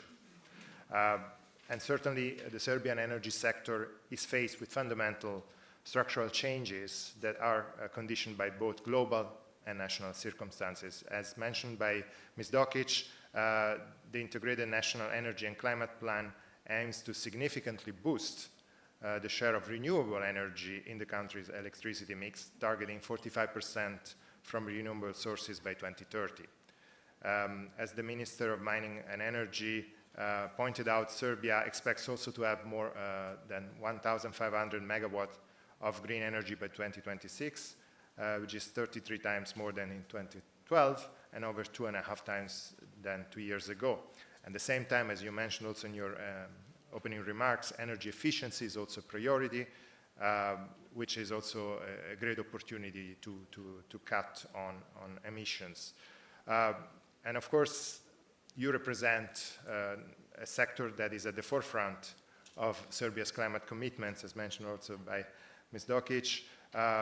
And so, as one of the key players in the country's transition toward lower greenhouse gas emissions, the ministry has a crucial role in shaping policies and initiatives that support Serbia's climate targets. So the first question would be for you, what specific policies and projects is the Ministry of Mining and Energy prioritizing to contribute to enhancing Serbia's commitments to reducing greenhouse gas emissions and potentially setting up a new target for NDC 3.0? Mike is yours. Thank you very much. Ja ću isto kao što je Sandra već rekla, truditi se da ono što je bilo u uvodnom delu govora ne ponavljam, možda neke specifičnije stvari i teme. Svakako, integrisani nacionalni plan za energetiku i klimu je bio izuzetno važan strateški dokument koji smo doneli. Da, jeste, Ministarstvo rudarstva i energetike bilo nosilac, ali prosto sva ministarstva, pogotovo Ministarstvo zaštite životne sredine, zajedno sa nama učestvovalo, definisalo politike, definisalo baš kao što smo ispomenuli malo pre mapu puta zelene tranzicije u energetici naše zemlje. Ono što je bilo jako važno, to je da, pored toga što je bilo važno da imamo mapu puta za energetsku tranziciju do 2030. i sa projekcijama na 2050. Da istu tu međunarodnu obavezu, a to moram sad da kažem, da je nama u skladu sa pristupanjem Evropskoj uniji i u skladu sa obavezama iz ugovora o energetskoj zajednici, donošenje ovog dokumenta bilo međunarodna obaveza. A taj dokument ima svaka članica Evropske unije, što znači da smo i u tom smislu ne na korak bliže, nego mogu da kažem da smo i u tom strateškom delu sigurno, ako ne među top brojem ljudi koji su taj dokument doneli i ažurirali, a onda barem, da kažemo, u nekom evropskom proseku. Ono što nam je svima poznato, to je da što se tiče EU zemalja Evropske unije, nove su 4 ili 5 zemalja su predale novi ažurirani NECP.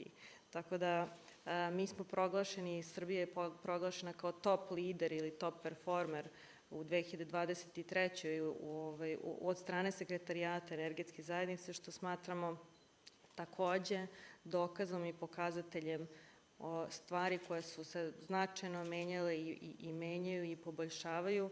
Spomenut ću i kratko i izveštaj Evropske unije, pogotovo u oblasti životne sredine koji je za ovu, odnosno za prethodnu godinu bio izuzetno pozitivno ocenjen. Isto tako u energetici se vide značajni pomaci, što znači da i strateški i zakonodavno, ali i implementacija i strateških dokumenta, odnosno realizacija projekata i programa sigurno doprinosi smanjenju emisija staklene bašte i negativnih, da kažem, delovanja sektora, između ostalog i energetike i industrije u celosti, a samim tim i poboljšanje uslova i zaštite životne sredine, ali isto tako i, da kažem, ako se bavimo konkretno energetskom efikasnošću, tu pored toga što imamo uštedu u proizvodnji, odnosno potrošnji električne energije, samim tim i u proizvodnji električne energije, onda i uštedu u budžetima i korišćenje tih sredstava za neke druge svrhe. Ono što je važno jeste da sve što se propisuje strateškim dokumentima i zakonodavno daje, da kažem, okvir, mora da postoji i ozbiljna suma novca i ozbiljna resursi, kako ljudski, tako i finansijski, da sve ono što je propisano, zapisano i doneto se isprovede. U tom smislu imamo značajnu podršku Evropske unije, ne kažem da ne bi mogla da bude još značajnija, jer ciljeve koji su nama postavljeni, targete koje smo sami sebi postavili su vrlo slični targetima u okviru Evropske unije, a mogućnosti koje mi imamo u smislu korišćenja određenih fondova, nažalost, nisu isti kao zemlje članice. Ono što je isto važno jeste da jako mnogo sarađujemo sa institucijama pored UNDP-a i UN-a. UN ceo je neko sa kim Ministarstvo rudarstva i energetike dosta blisko sarađuje, pogotovo u dobijanju, da kažem, vrlo konkretnih podataka i analitičkih podataka kada je u pitanju uticaj energetike, kada je u pitanju uticaj, odnosno merenje uticaja svih programa koje sprovodimo, kako ekonomsko, tako i finansijsko. Možda projekte o kojima smo već pričali na samom uvodnom delu i programe koje sprovodimo su podjednako važni kao i strateški okvir i zakonodavni koji donosimo. Toliko.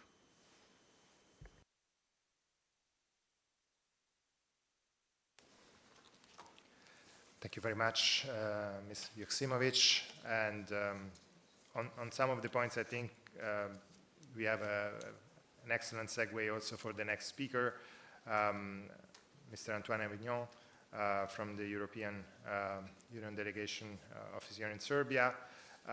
Certainly, the European Union plays a crucial role to support the achievement of the climate goals for Serbia, and supports also on policy development, legislation reform, and builds capacity with a significant investment of over 72 million euro allocated so far. On top of that, as mentioned also in the opening remarks from the European Union, the EU growth plan for the Western Balkans brings significant resources, in particular in support of decarbonization of the energy sector and also to improve the quality of the environment. The Serbia recently adopted reform agenda with concrete actions, will have concrete actions in response to the growth plan.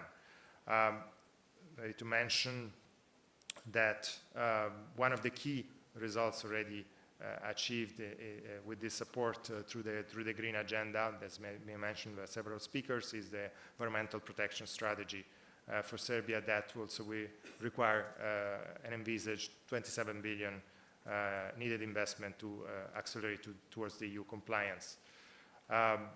So I think it's important to hear the perspective from the European Union in this panel, and I would like to go straight to the question.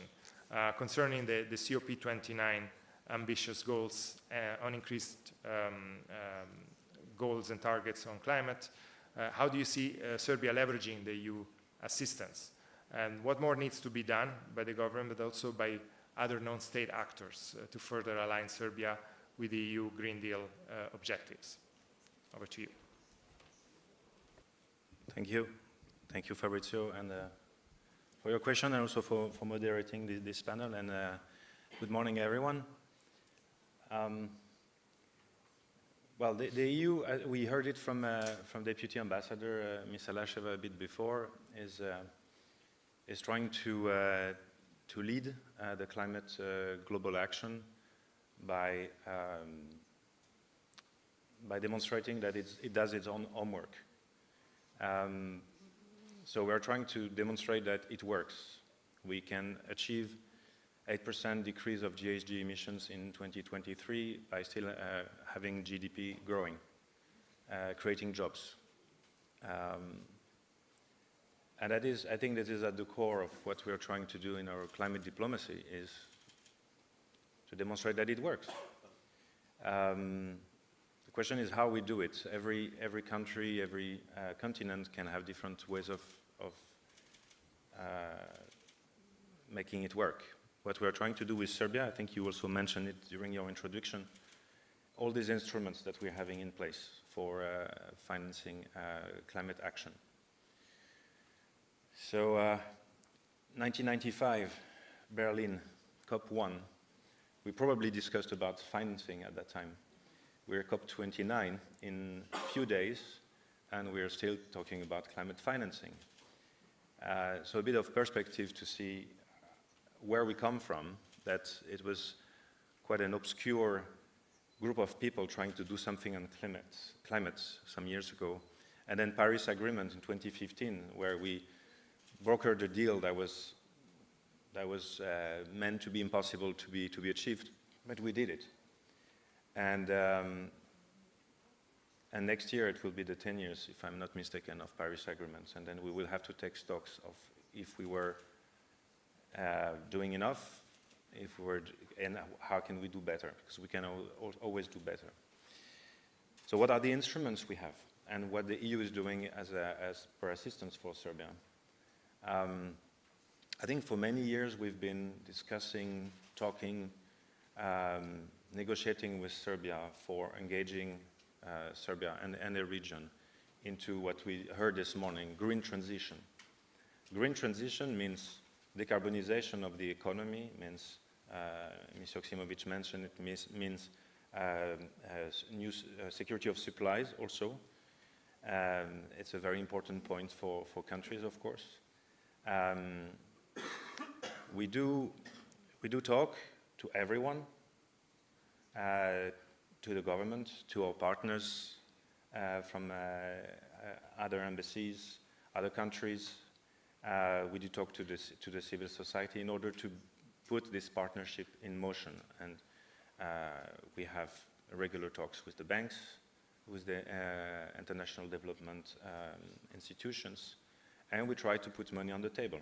But money is not everything. It was mentioned that we need a legal framework, and we need the institutions to absorb those funds and to have projects. So I think this is what we've been doing, not alone. First, it starts with, in this case, Serbia's willingness to start the green transition. I've been in the country long enough to know that it didn't start very, very early, but it started, and now it's irreversible. We are even talking about Bistrica, reversible hydropower. So these solutions exist. They need money.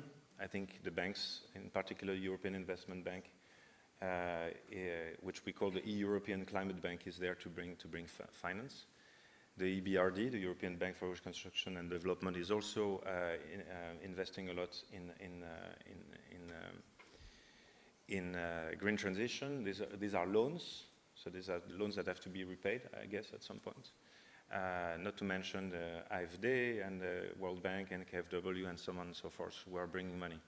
What the EU does in its assistance is that we bring grants. We bring taxpayers' money from the EU, which we want to be able to scale up. We want these grants to be able to leverage the loans money. As we speak, we are going to sign a new project of technical assistance to the Ministry of Environment on climate action. This is going to be signed, I hope, by next week, because we are still in evaluation. And this will help all the actors in Serbia for climate action. We, of course, work with the UNDP and many others on green agenda to try to demonstrate that decarbonization of the economy starts with the SMEs and starts where it really makes sense at the economic level. We can do big wind power, we can do big reversible hydropower, we can reduce energy intensity, but we also have to work also in link with the air pollution, with the SMEs, the households. And one word we don't hear enough is energy poverty. That is real in a region, and that we have to tackle. And this is where I think the EU assistance is crucial, but not really because of the money, but certainly because of the experience we have in our member states and the expertise that we can bring to design projects that will make a difference. Thank you. Thank you very much, Antoine, also for remarking the importance of leaving no one behind in this transition, and also important contributors to the economic sector, to the GDP, like small, medium enterprises, and overall also to the households that are also the first suffer some of these changes as we heard. I'd like maybe to start shifting also, preparing for the second round of questions in perhaps addressing, starting from science that speaks loud and clear and perhaps doesn't need a lot of introduction, but Professor Đurđević, certainly we heard a lot of efforts from the standpoint of mitigation, and other efforts obviously are needed also from the adaptation, because climate change is happening as we speak with terrible manifestations. But maybe this will be obviously part of the discussion also for the second round of questions, but before getting into this from your perspective, from a scientist standpoint, can you provide an overview of the most significant changes in the global climate that we have observed and in the past decades, and what are the main drivers behind these changes, and based on the current climate models, what are the projected changes in global temperatures and extreme weather patterns by 2050, which seems already very, very far, but we're observing them as we speak and in the past few years as it's been introduced also in the opening remarks. But how certain these predictions are also from a scientist's point of view? Over to you. Dobar dan svima. Hvala na pitanju i hvala na prilici da ponovo budem gost ovog događaja. Meni je žao što ja u principu ovde treba uvek da donosim neke, recimo, loše vesti, ali situacija je takva kakva jeste. Ideja zašto naučnici uglavnom donose loše vesti kada su klimatske promene u pitanju jeste taj što... Samo da proverim. Aha, ne ide prezentacija, ali možda negde ako možete neko iz režije da je projektuje na ekranima. Razlog zašto naučnici donose te loše vesti jeste zato što jednostavno gledamo u činjenici i ono što su činjenice pokušavamo da prenesemo što većem broju ljudi, a iz toga da proisteknu neke politike. Što se tiče klimatskih promjena i nekih stvari koje su se dešavale, da kažem, u zadnje vreme i onoga što očekujemo u budućnosti, mislim da su stvari više nego očigledne. Proteklih nekoliko meseci je dovoljno, ja mislim, da sagledate šta su u stvari klimatske promene i šta nas čeka u budućnosti, počevši od leta ove godine u našoj zemlji. Leto u našoj zemlji je bilo nemoguće u klimi koja je vladala sredinom 20. veka i sad ja ovo ne govorim opet iz nekog ličnog osjećaja, nego iz nečega što se zovu studija atribucije ili doprinosa. Znači, jednostavno danas za neki vremenski i klimatski događaj možete da utvrdite da li je taj događaj bio moguć u prethodnoj klimi ili nije. Imali smo razarajuće poplave u centralnoj Evropi, za te poplave je pokazano da su klimatske promjene najmanje doprinele 20% intenzitetu padavina tokom tog događaja, znači da promjene klime nije bilo, padavine bi u tom događaju bile 20% manje. Imali smo zatim poplave u Bosni i Hercegovini pre nekoliko nedelja. Studija atribucije za te poplave nije urađena, ali veliki broj ljudi je stradao. Neki od vas će reći da li tamo je pukao taj kamenolom nije u redu bio. Ja ću opet podsjetiti i u smislu žrtava koji su desili da su stradali. Dobar deo ljudi je stradao i u gradovima koji su desetinama kilometara daleko od tog kamenoloma, tako da opet klimatske promjene su bile verovatno te koje su značajno doprinele. Na kraju imamo ove događaje iz Valencije, koji slično poplavama u Nemačkoj koje su desile pre nekoliko godina pokazuju da niko nije siguran, čak i najrazvijenije zemlje koje su tehnološki jako napredne i ekonomski jako stabilne, moćne, da kažem, sa urađenim sistemima, trpe više nego ozbiljne posljedice zbog klimatskih promjena. Tako da u tom smislu jedan od zadataka koje sve nas čeka, pored ovog smanjenja gasova sa efektom staklene bašte, o tome ću reći nešto malo kasnije, jeste prilagođavanje na klimatske promjene. Kako da se prilagodimo i kako da naša infrastruktura, naši životi, naša industrija, poljoprivreda postanu otporniji, da trpe manje štete, jer možemo da očekujemo samo eskalaciju ovog u budućnosti. Znači, ovo sve što smo, da kažem, eto, videli samo nekoliko posljednjih meseci, vidjet ćemo sigurno u nekom smislu, da kažem, češće i jače u godinama koje dolaze.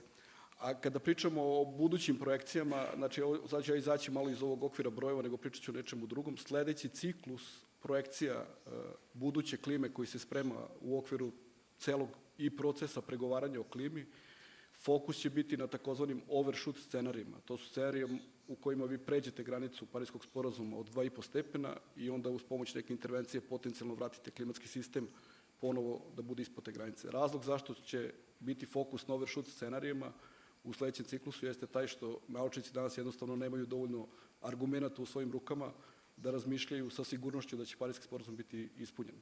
Skoro je sigurno da nećemo ispuniti cilj od 1,5 stepen, a kako prolazi vreme sve su manje šanse i sve su manje verovatnoće da ćemo ispuniti cilj od 2 stepena. Evropska unija je naravno primer, da kažem, zemlje ili grupacije zemalja koji jesu na putu u smislu ispunjenja ciljeva Pariskog sporazuma, ali veliki broj zemalja širom sveta takođe treba da prati taj put da bismo taj proces uspešno završili krajem. Drugi primer koji bih hteo da navedem u smislu budućnosti jeste primer Američke geofizičke unije. Radi se o najvećem strukovnom udruženju istraživača koji se bave istraživanjem planete Zemlje, koji je pre nekoliko nedelja, možda i pre 7 dana, ukazao ili objavio javni poziv na uspostavljanje etičkih okvira u smislu istraživanja geoinženjerskih intervencija na planeti, zato što se pojavljuje sve veći broj aktera koji su opet na neki način svesni da su šanse za ispunjenje Pariskog sporazuma sve manje i manje i da će ljudi na neki način trebati na globalnom nivou da intervenišu da bi klimu zadržali u nekim stabilnim okvirima. Tako iz perspektive nauke, da kažem, sve je više načina da probamo da pronađemo dobre puteve kako i u slučaju da Pariski sporazum ne bude ispunjen, da klimatski sistem ostane stabilan, jer u slučaju totalne destabilizacije sistema globalno društvo će zaista biti u jednoj nezavidnoj poziciji. I onda za kraj opet da budemo i malo optimistični, mi na sreću i dalje postoji taj vremenski prozor u kome možemo da reagujemo, taj prozor se sužava, taj prozor je samo nekoliko godina i u tih nekoliko godina sve zemlje sveta treba da pokažu ambiciju da 2050. godine više neće emitovati gasove sa efektom staklene bašte ukoliko želimo da klimatski sistem ostane stabilan. Tako da taj prozor nije toliko više veliki kao što je bio u trenutku uspostavljanja Pariskog sporazuma, ali taj prozor postoji i trebamo da budemo svesni i zbog toga svake godine na ovakvim sastancima trebamo da čujemo sve, da kažem, ambicioznije ciljeve i ambicioznije planove i da na neki način odgovorniji odnos prema ovom problemu.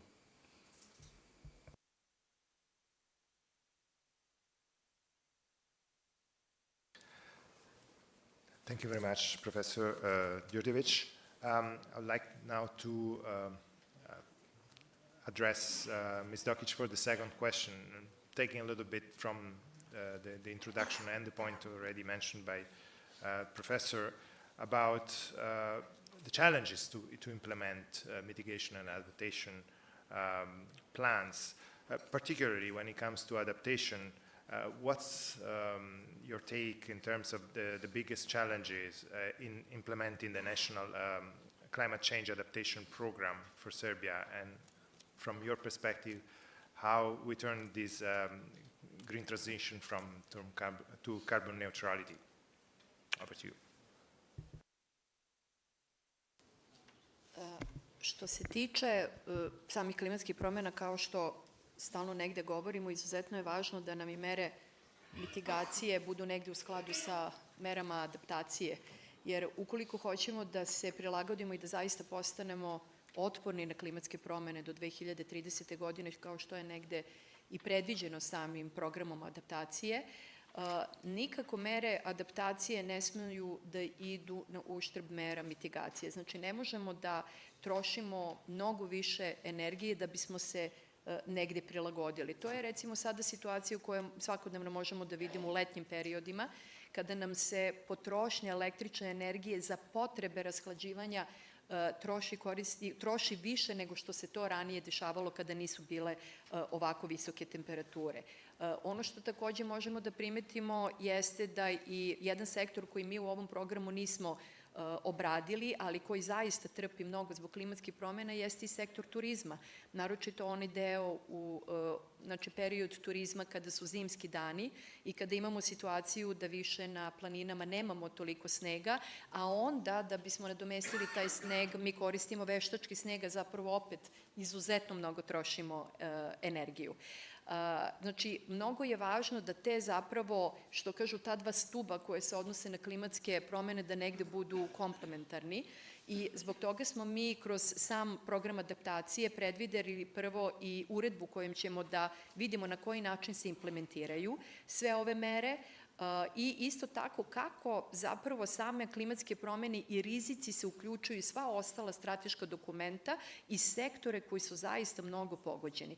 Mi smo posebno obratili pažnju na sektor poljoprivrede, jer negde, kao što smo rekli, izuzetno velike štete koje se dešavaju zbog klimatskih promena su u sektoru poljoprivrede i ono što negde svi možemo da vidimo, to su zapravo poplave koje kada su nas zadesile 2014. Evo sada vidimo kako se dešavaju i u Bosni pa i u samoj Španiji. To je nešto što ne možete da ne vidite da je rezultat izuzetno velikih padavina koje ne možete više da iskontrolišete, ali ono što negde ne vidimo, a predstavlja velike štete, što je negde, sam ja ispomenula u uvodnom govoru, ali mislim da zaslužuje pažnju da bude ponovo spomenuto, a to su zapravo suše.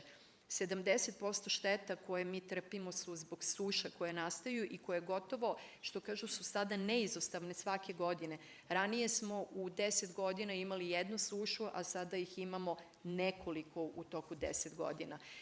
Prema tome, to su sektori, znači sama poljoprivreda, šumarstvo koje takođe zbog suša pati, jer ako kažemo da zapravo je neophodno da se emisije s efektom staklene bašte putem ponora, odnosno samog drveća smanjuju, znate, izuzetno veliki problem ako zapravo ta suša pogodi upravo i te šume i kada se i na taj način vi negde borite kako ćete da smanjite emisije, jer upravo negde morate da se, što kažu, i ceo taj sektor prilagodi klimatskim promenama. Infrastruktura je takođe izuzetno značajna, jer znači, neophodno je da se razviju različiti standardi koji upravo moraju da uzmu u obzir rizike od klime i naročito padavina i svega i da već sada kroz projektovanje raznih infrastrukturnih projekata i kako puteva, tako uopšte i svih objekata i svega mora da se uzme pritisak koji može da nastane upravo zbog promena klime.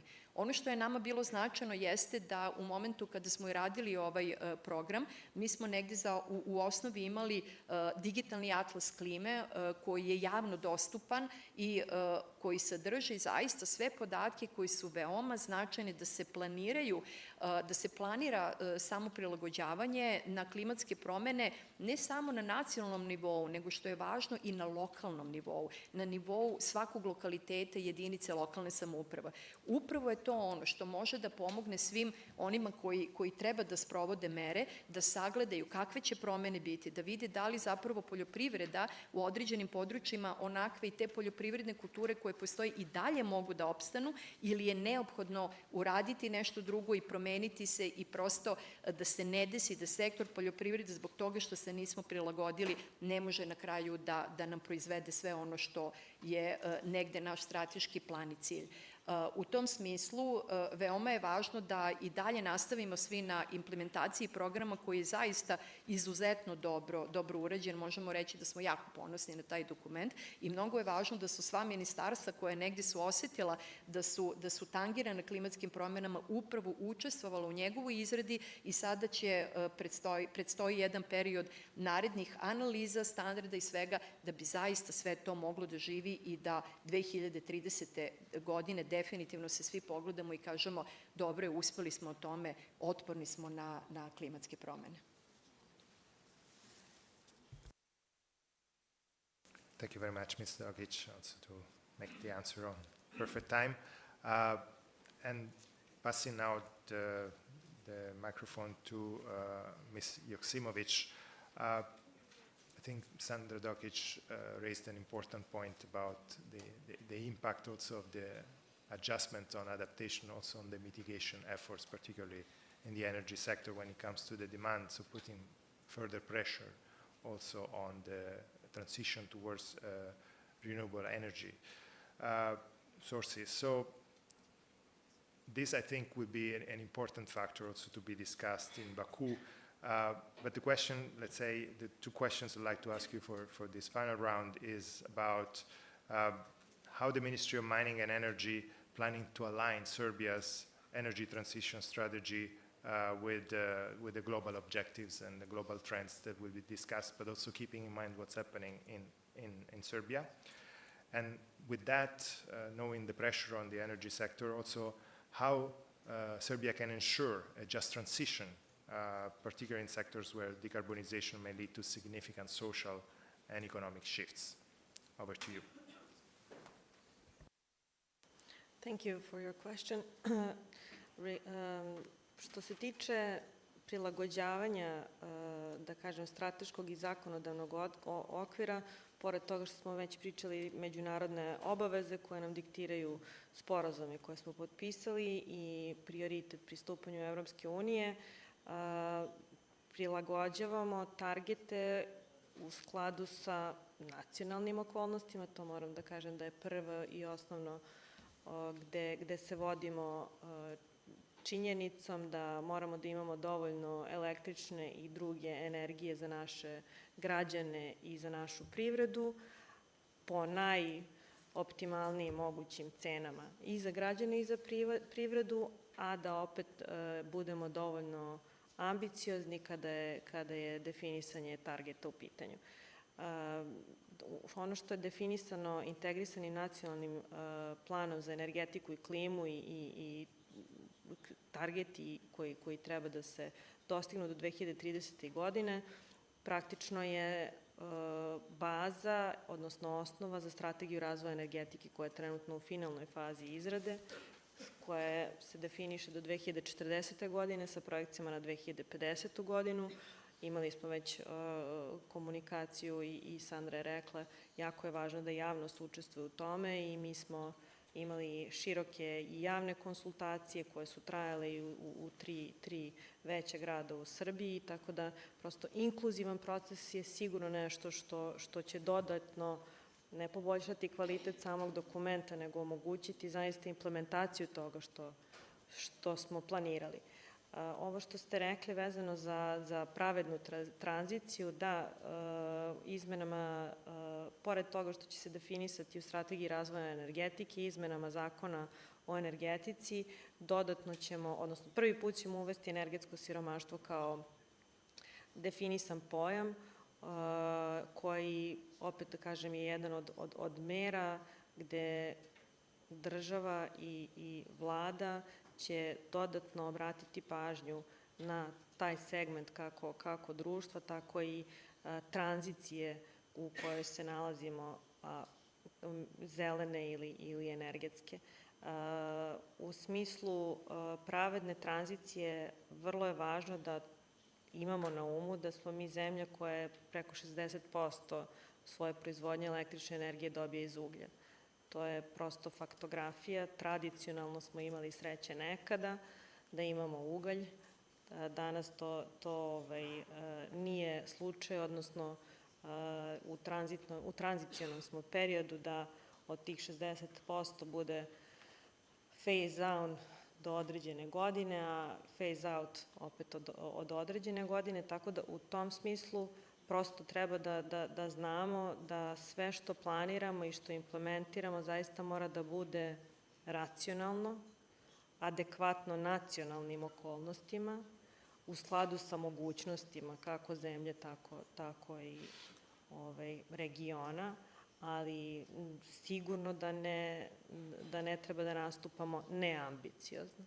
Tako da, što se tiče same pravedne tranzicije, trenutno smo u finalnoj fazi završetka studije dijagnostike o pravednoj tranziciji koja se odnosi na regione uglja, gde se vrši procena od toga koliki broj zaposlenih u tom sektoru,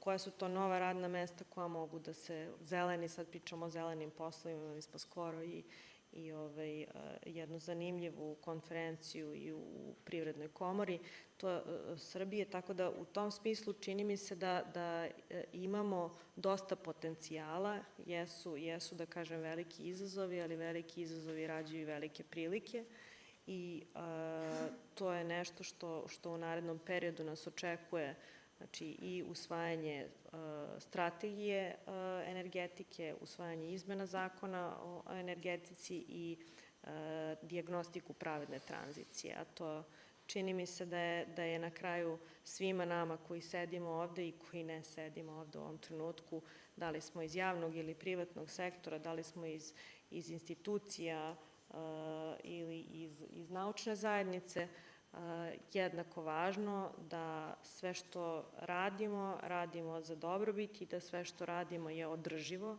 i da ono što radimo, a to je i princip leave no one behind, je nešto što treba da nam bude, da kažem, podjednako vodilja koliko i dostizanje svih ovih ozbiljnih ciljeva o kojima pričamo. Thank you very much, Ms. Joksimovic. And now I'm turning to Mr. Avignon. So we heard from Ms. Dokic and Ms. Joksimovic significant progress has been made and targets also that are ambitious, including on just transition. You mentioned also some of the elements that were also touched upon in the second intervention from Ms. Joksimovic on energy poverty. So from, again, taking the European Union standpoint, what are the key areas where you see the most progress in alignment with the EU climate and energy policies from Serbia? And where do you think additional efforts are needed, including funding mechanisms that can meet climate targets and the country's and Serbia's development goals? Over to you. Thank you. Ms. Dokic and Ms. Joksimovic mentioned there is several policy documents that Serbia has adopted recently. So to mention the low carbon development plan, strategy or program, to mention the adaptation program, equally the National Energy Climate Plan, the famous NECP that was adopted.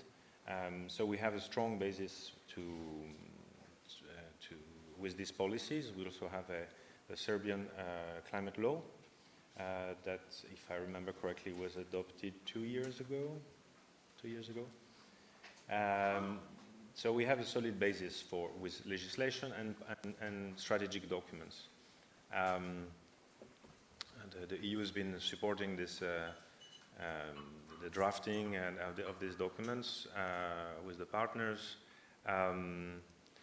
What probably needs to be done now, it's already ongoing, and we're looking at a process. It's to accelerate the implementation of these documents, of the strategic elements contained in these documents.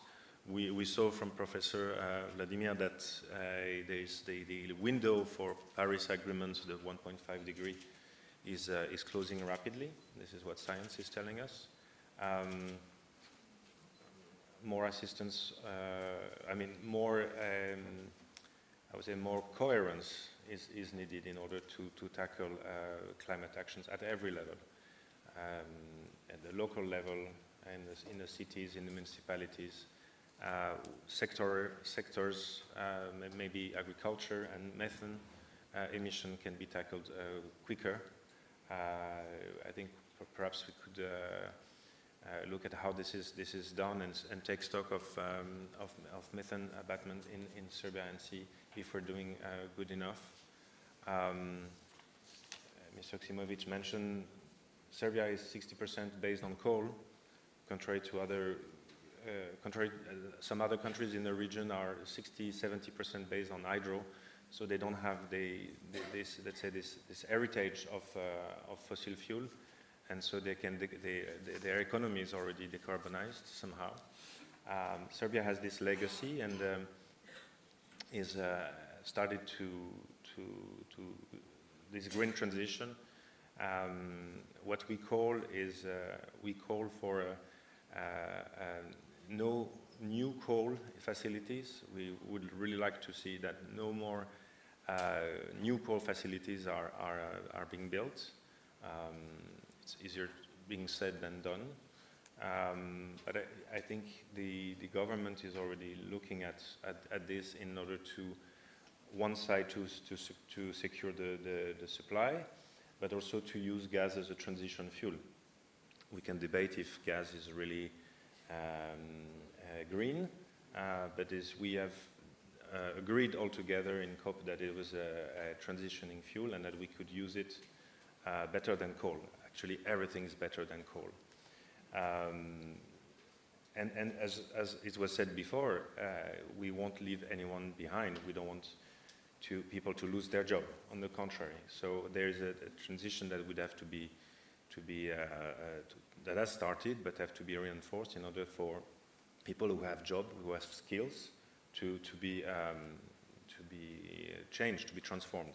And we have seen this in Poland. We have seen this in other countries of the EU. So it is possible. And being a descendant of a coal miner, I can tell you that it's better for health as well, and people live longer if they don't have to mine. I think once we have the legislation, the policy documents, the capacities, local level, national level, and the private sector, you have a critical mass of people who are, and the industry who is moving towards the green transition, and that is good. If you ask me, it's never fast enough in no country. There's no one country that can claim that is the best, but collectively we will see. We have I think the COP29 is it's a turning point. It also depends a little bit on the result of the US elections on the 5th, and the climate policy that US as the biggest climate emitter, which road they will take, if they will stay in Paris Agreement or not. And because I like geopolitics, also we see that the emerging economies, and not that emerging, but China and India are also becoming already a huge emitters, and the pace at which they will be able to decarbonize their industry and their economy is crucial to keep the 1.5 degree window open, which seems, according to science, closing faster than we thought. So they say the world under 3.2 degree will be absolutely unbearable, and we heard from the young ambassador this morning that this is not the future they want to have. So it's our responsibility to do something. I mentioned some examples of what we're doing, but of course, happy to discuss further. Thank you.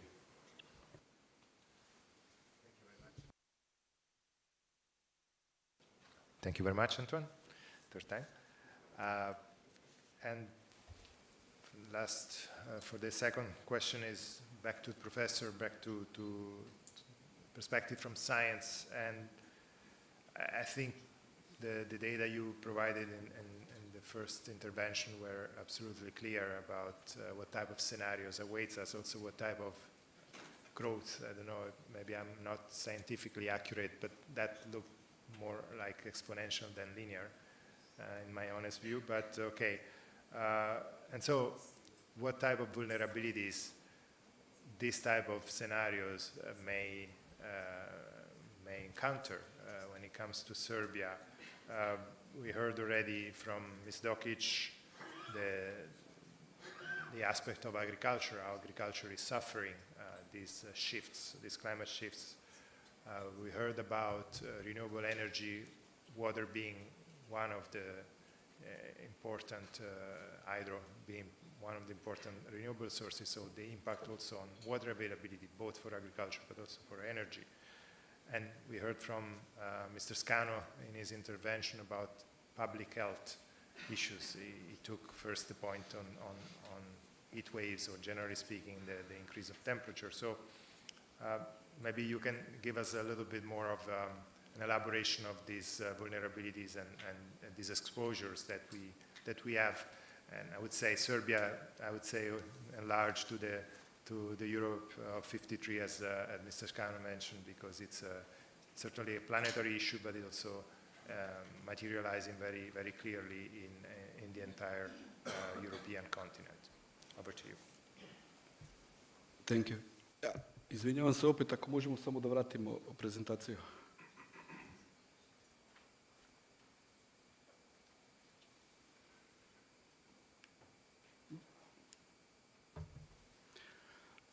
Dobar primjer ranjivosti Srbije je leto koje sam već spomenuo, znači leto koje za nama je najtoplije leto koje se desilo ikada u Srbiji. Ovakvo leto nije bilo moguće u klimi sredine 20. veka, tako da doprinos klimatskih promjena ovom letu je 100%. Znači, ovo što smo videli tokom ta 3 meseca, jula i avgusta, je direktna posledica klimatskih promjena.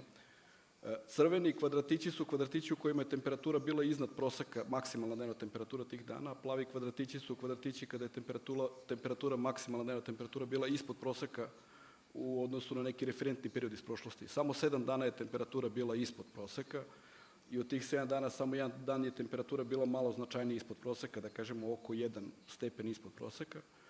Veliki broj dana je temperatura bila za više od 5 stepeni iznad očekivanih vrednosti. Tokom ovog leta smo imali 5 toplotnih talasa.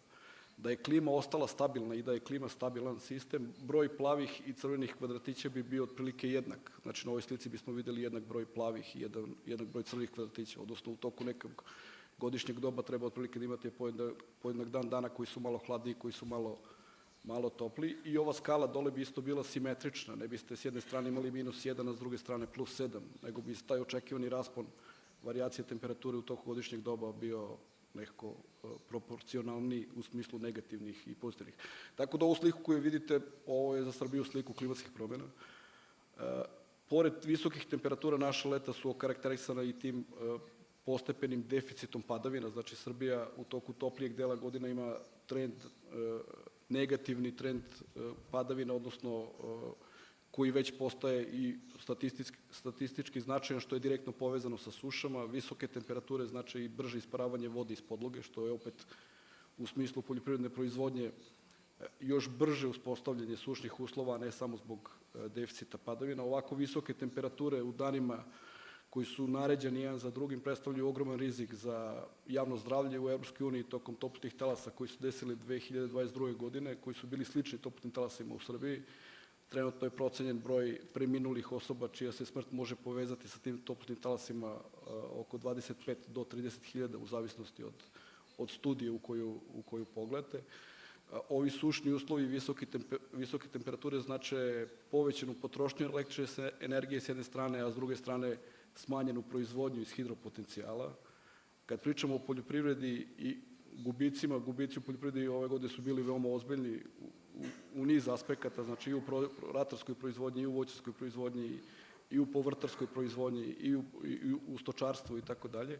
U poljoprivredi možemo da pričamo o prilagođavanju, znači koje kulture da mi sad koristimo i uzgajamo, koje su više otporne na sušu i trpe manje posljedice. U slučaju proizvodnje električne energije iz hidropotencijala adaptacija ne postoji. Znači, ako Dunav u toku leta permanentno bude imao manji protok nego što ima u prošlosti, vi ne možete da dovučete crevo iz vašeg dvorišta i da stavite u Dunav i da povećate količinu vode u Dunavu. Ovo je samo demonstracija toga da ne možemo isto da budemo spokojni u smislu da ćemo se mi prilagoditi na sve te negativne impakte koje imamo. Znači, mi trebamo da znamo koja je naša granica, koji su naši okviri prilagođavanja i jednostavno trebamo da budemo svesni da na neke stvari prilagođavanja nema. Inače, analizom satelitskih podataka može da se utvrdi da Srbija ima permanentan gubitak podzemnih voda, pošto ti podaci koji su direktno mereni na teritoriji naše zemlje su vrlo retki i nepouzdani, ali satelitski podaci nam omogućavaju da mi vidimo da postoji jedan negativan trend i permanentan gubitak voda koji se nalaze u rezervoarima ispod naše površine, što je isto neka vrsta nepovratne štete, odnosno to je situacija u kojoj vi ne možete da se prilagodite tako što ćete nekako dopuniti te rezervoare nekom vodom koja ne postoji. Zaustavljanje globalne temperature na granici od 2 stepena znači da ovu sliku možda pomnožite sa 2. Znači, u Srbiji će u klimi koja bude toplija za 2 stepena, a ne samo za 1 stepen kao što je sada, možemo da očekujemo duplo više toplotnih talasa, duplo intenzivnije suše, skoro pa duplo povećanu učestalost ekstremnih suša. Inače, ovog leta 96% teritorije Srbije je bilo u kategoriji ekstremne suše. Znači, kad se analiziramo suše, imamo te kategorije: blaga suša, umerena, jaka, ekstremna. Ove godine 96% je bilo u kategoriji ekstremne suše. Ove godine jedna od godina sa verovatno najvećom opožarenom površinom zbog šumskih požara, što je još jedna posledica tih sušnih uslova. Imali smo i ovih primjera poteškoće vodosnabdevanja u velikom broju gradova, pa i napajanja stoke na nekim planinama koje se koriste za ispašu te stoke i tako dalje. Znači, spisak impakta je stvarno veliki.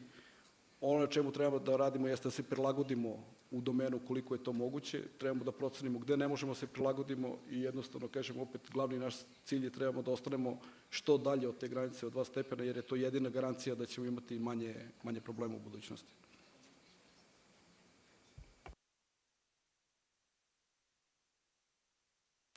Thank you very much, Professor Durtovic. I'm looking at the organizers, see if we have the time to take maybe a few questions from the audience. One question for sure on the first row. I was wondering if there is any other question. We would like to maybe take 2 or 3 because we are a bit limited with time, so we probably have only one shot. So we have 3 questions so far. So I'm looking at the right, I'm looking at the left. Okay, we are only have questions from the center. So Ms. Mort first, the gentleman in 4th row, and the lady ahead of the gentleman, 3rd. Over to you, then the mic can pass behind. Thank you. Thank you so much, and apologies for taking this privileged opportunity to have a question. In the context of, we know that the NDCs is all about raising ambition, and this collective effort. And also, as I mentioned in the beginning, the integrated approaches. So, of course, energy, extremely important, but also transport, agriculture, waste. So my question in that sense goes to the Ministry of Environmental Protection as the custodian of the NDC and also of this integrated work with the different ministries. I think the question was posed, but I'm not sure if it was translation or I didn't hear it. How will the future target look like in the NDC 3-point in Serbia? Maybe it's too early to say something about this, but will this target go up from the current 33% of reduction in greenhouse gas emissions? Thank you. Kao što sam negde napomenula u toku izrade i odnosno drugog NDC-a koji smo 22. godine podneli, znači to se radilo zaista u jednoj tesnoj saradnji sa Ministarstvom rudarstva i energetike, ali kao osnov smo imali našu strategiju niskougljeničnog razvoja. Nakon toga je uređen nacionalni energetski klimatski plan koji je negde potvrdio sve to, ali isto tako on nam daje sada projekcije koliko mi 35. godine možemo da smanjimo emisije i to je ono što će sada se obavezno uzeti u obzir kada se bude radio ovaj treća generacija NDC-a. Ono što je nam važno, ja ću ponoviti negdje što je i koleginica rekla, jeste da te projekcije budu realne. I nije to samo u pitanju energetski sektor, naravno tu imamo i sektor poljoprivrede koji takođe utiče, imamo i sektor otpada i negde je važno da se zna da sve ove, što kažu, infrastrukturne projekte koje mi sprovodimo, naročito u pogledu upravljanja otpadom, otpadnim vodama, su te koje će svakako da doprinesu smanjenju emisija s efektom staklene bašte, naročito i sektora otpada gde znamo svi da izuzetno veliki problem predstavljaju i same nesanitarne deponije koje se polako i svake godine zatvaraju. U Srbiji gotovo da svaka jedinica lokalne samouprave imala nesanitarnu deponiju, ali to je nešto na čemu se radi jer je neophodno pre toga napraviti odgovarajuću infrastrukturu gde svi znamo da imamo već mnogo aktivnosti u tom delu i mnogo investicija koje su već se daju videti na terenu, a onda postepeno uz smanjenje tih, što kažu, uz izgradnju regionalnih centara, zatvaranje deponija, mi ćemo polako imati i efekta na emisije koje zapravo dolaze iz samog metana.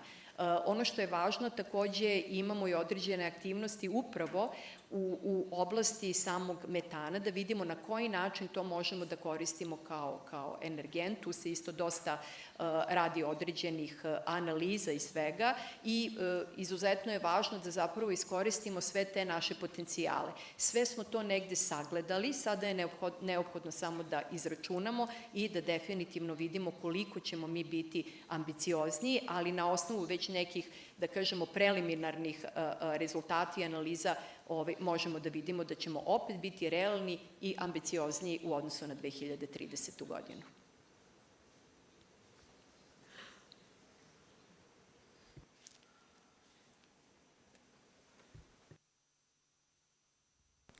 Gentlemen, you have the mic to ask a question.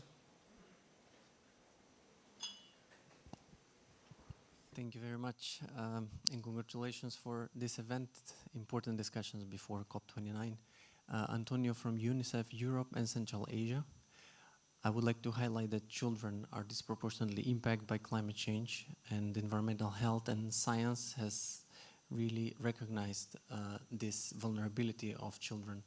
And I really have to appreciate the first speakers that have mentioned this and that have also recognized this. In light of this, UNICEF encourages all governments to consider children as uniquely vulnerable and also to strengthen the services and sectors like education and health that will protect them and will also strengthen the services that are provided to children in the future. So in light of this, I would like to ask how are children considered in the climate policies in NDCs and NAPs, and are the sectors that are important for them like education, health and social protection considered as mitigation and adaptation solutions? Thank you. Thank you. I think, Sandra, you may take this one too. Of course. Hvala najljepše na to pitanje. Ono što negde moramo da spomenemo da upravo u programu adaptacije na izmenjene klimatske uslove je obuhvaćen i sektor zdravlja. Takođe je negde prepoznato šta je ono što treba u narednom periodu da se uradi upravo da bi se građani nekako zaštitili od tih strašnih i toplotnih talasa koji dolaze i negde smo prepoznali koje su to ranjive kategorije. Moramo priznati da prosto naročito hronični bolesnici i građani starije životne dobi su ti koji su negde vrlo ranjivi.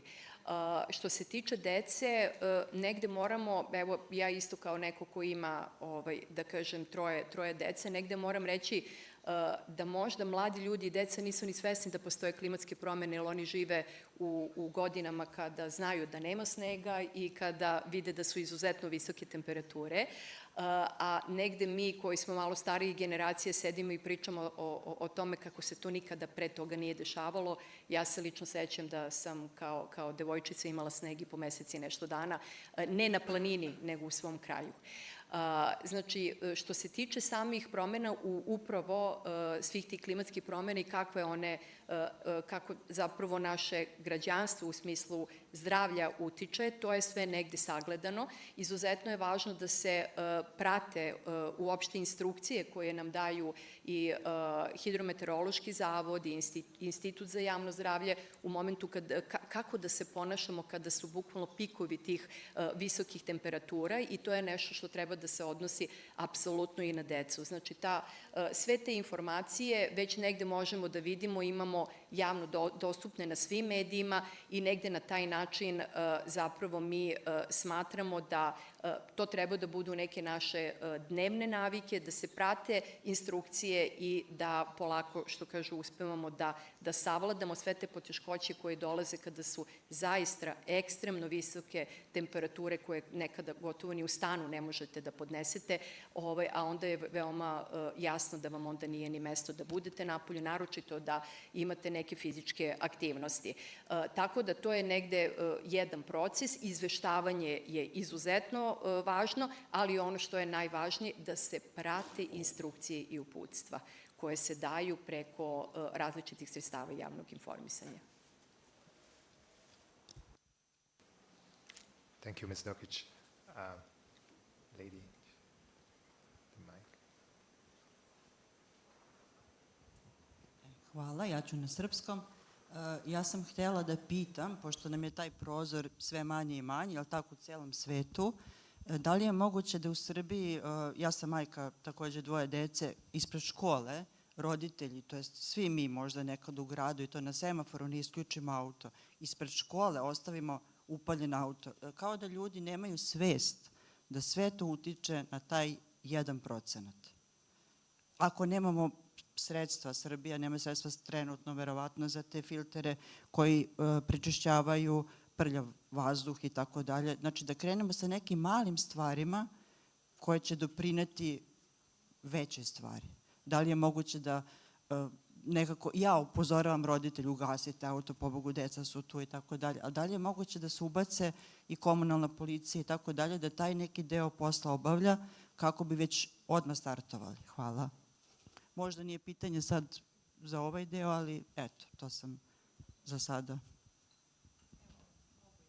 Jer to je do svakog pojedinca što možemo da uradimo odmah i već sutra i što ja već radim. Hvala. Da. Evo, ja ću probati na ovo pitanje da odgovorim. Da, apsolutno ste u pravu, sve je u svesti ljudi. Ono što smo mi ove godine imali bila je jedna izuzetno značajna kampanja koju ćemo nastaviti da imamo. Ona se zove Sarađuj, ne zagađuj. Upravo na taj način, preko te kampanje, mi smo komunicirali sa građanima i dali im do znanja da neke njihove dnevne aktivnosti, koji možda nisu ni svesni, ukoliko se malo promene, da zaista mogu mnogo da doprinesu.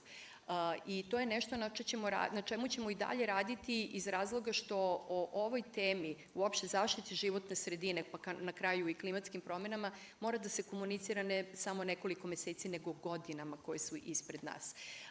Tako da, hvala vam što ste to primetili, negde smo apsolutno upoznati sa time i ono što ja negde samo mogu da kažem da ćemo apsolutno nastaviti preko te kampanje, da savjetujemo naše građane, da ih upućujemo kako da se ponašaju, jer vi prvo morate da idete na to da podignete svest, a onda tek da krenete da kažnjavate, jer nekada prosto će neko biti u situaciji da bude kažnjen, a da nije ni svestan šta je loše uradio. Znači, moramo da mu damo do znanja šta je loše, koje su to zagađenja koje nastaju, koliko od nas sve to zavisi, a onda da uvedemo mere koje će zapravo se ogledati u toj kaznenoj politici. Tako da, svesni smo, radimo i nastavit ćemo, što kaže, sa kampanjom.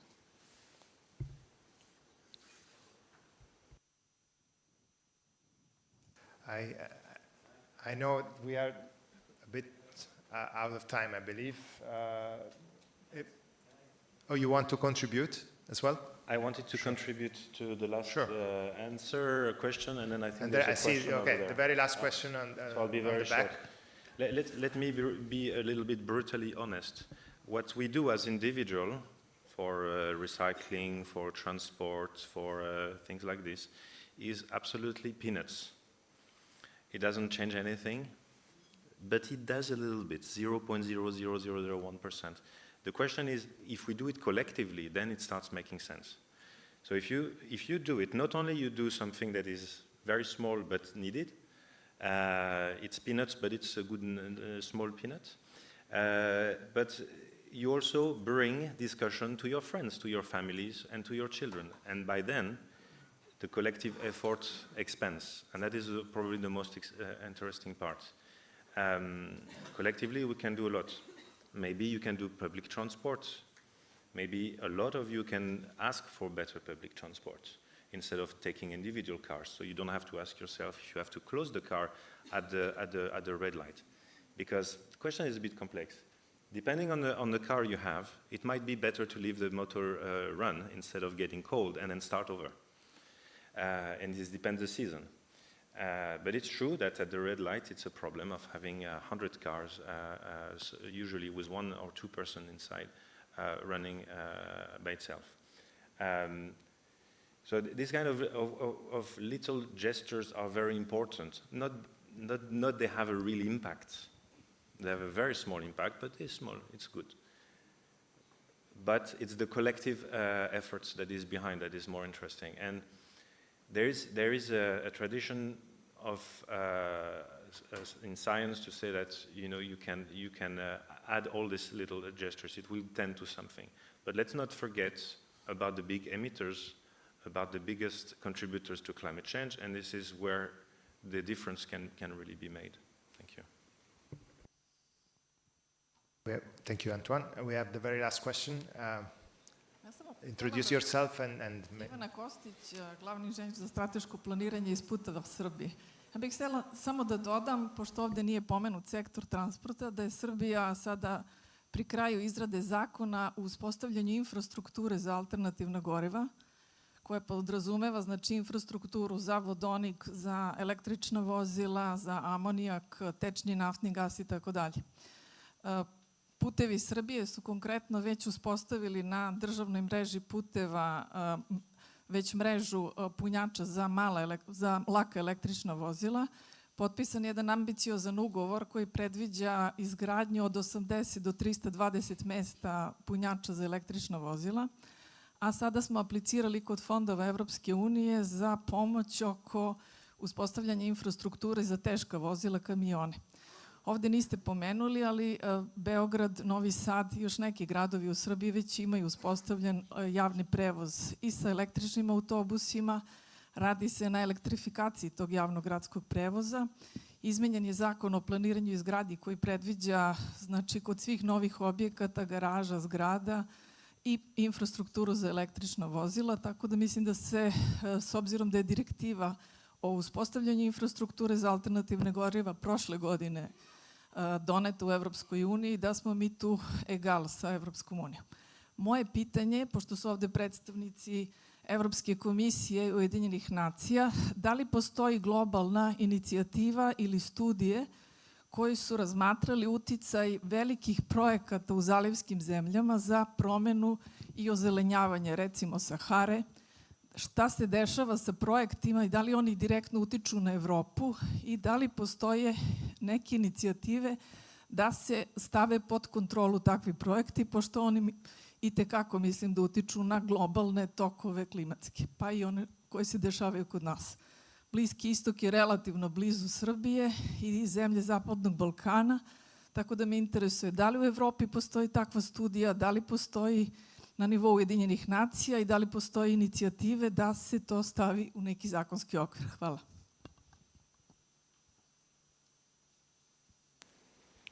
Thank you. Maybe I'm not sure I can answer the question myself, being not a specialist on this, but maybe what can be done to start looking to neighboring countries. So looking, for example, what the European Union, maybe I'm pointing a little bit to Antoine, to maybe bring the EU perspective, because it's a sphere of influence that is relevant in terms of ambition, but also because of proximity and because of trade channels that Serbia has with the European Union. So maybe this may not answer fully the question at global scale, but maybe at regional scale, starting from the European Union, that could be a start. Thank you. Well, thanks to the colleague from the Ministry of Transport for what you told us about the initiatives you're taking on the, let's say, decarbonizing your sector and these innovations. I don't know any particular study. I'm sure there is, whether it's at the global level or. What I wanted to mention in relation with what you said is in. I don't know if you heard about the Green Belts project in Africa. There's a project to reforest the Sahara desert, spanning from the west to the east, to plant millions of trees to stop desertification first, but also to contribute to carbon sink. And it's not a project that is for now funded by the EU. It's a project that is led by the countries themselves from the Sahara region. So I think it's also very interesting that they do it themselves. I think the EU would like to very much to chip in and to be part of the solution. I'm pretty sure there are also other initiatives as such. I heard in Indonesia as well. But yes, there is much more to do on afforestation, on carbon sinks, and I think we can look it up at the coffee break if there's such a study that exists. It would be interesting to see if there is in the COP29 that we're going to have in Baku, if there are discussions about indeed the impact of oil production in the oil producer states and what did they contribute to the climate. But if we look at probably at the reports of the IPCC, it's probably already there. So I encourage you to read the IPCC reports. Thank you. Thank you, Mr. Avignon. So we're closing, and before ending this session, I would like again to thank Ms. Dokic, Ms. Joksimovic, Mr. Avignon, Professor Djurdjevic for the excellent contributions. The window is narrowing for climate action to be effective. This has environmental and economic impacts. We need to have stronger collaboration. I think the panel already displays the good efforts here in Serbia, stronger policies, the same, and innovative solutions that perhaps will be answering also some of the questions coming from the audience, object of further discussion today. And with this, I'd like to thank everyone for their participation and have a little break and resume later. Thank you very much.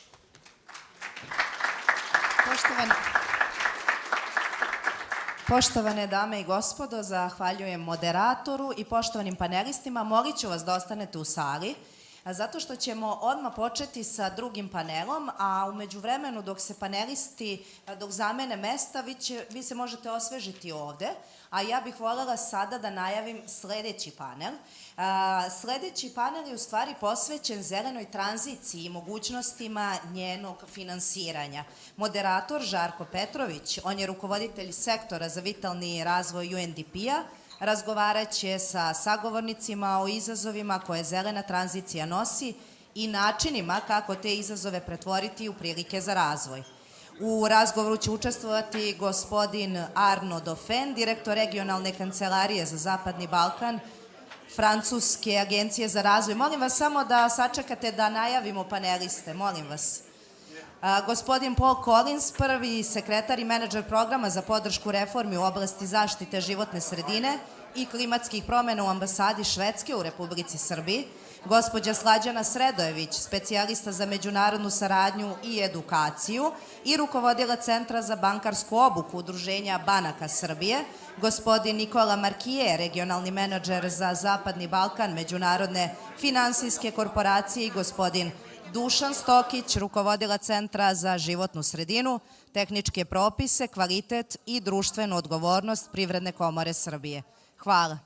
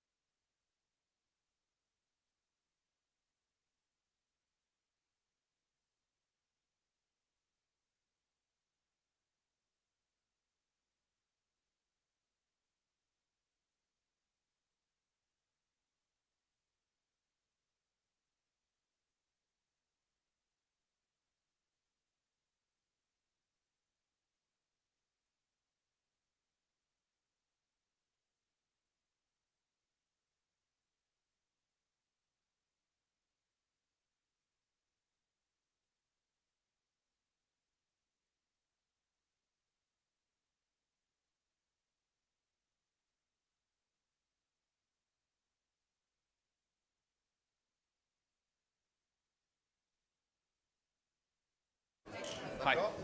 Hello, I'm Arnaud. Nice to meet you too. Yeah, welcome. Please. Yes, I just wanted to know, is it possible to reverse the questions you have? Or not? Or you feel You wanted me to ask you both at the same time, right? No, you can split because I have seen, based on the other, that you are splitting actually Sure. with 2 rounds. Sure. So, no, I just wanted to know, I didn't receive your feedback, so I didn't know if you wanted, how you wanted to actually organize. But, So this one first, yeah? yeah, this one first, and then you do the round with the others and come back with.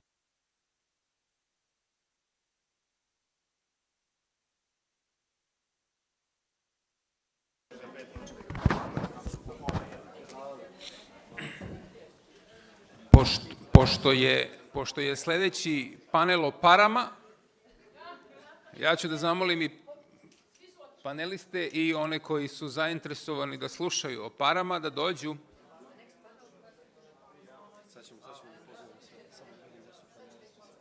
Okay. Da, otišao je Pol.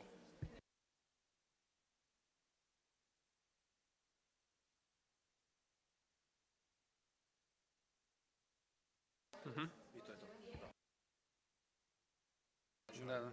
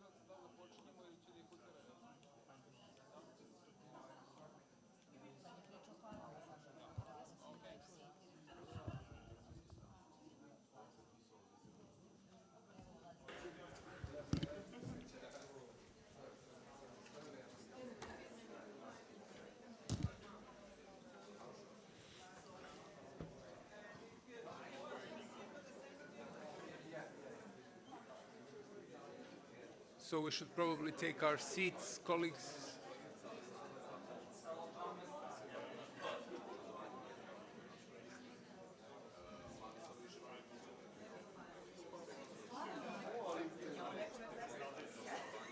To je to.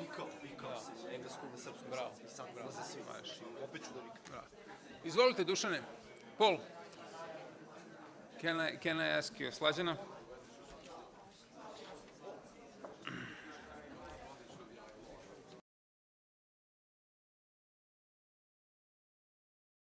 I sa moje strane i u interesu vremena ćemo krenuti odmah sa sledećim panelom koji priča o parama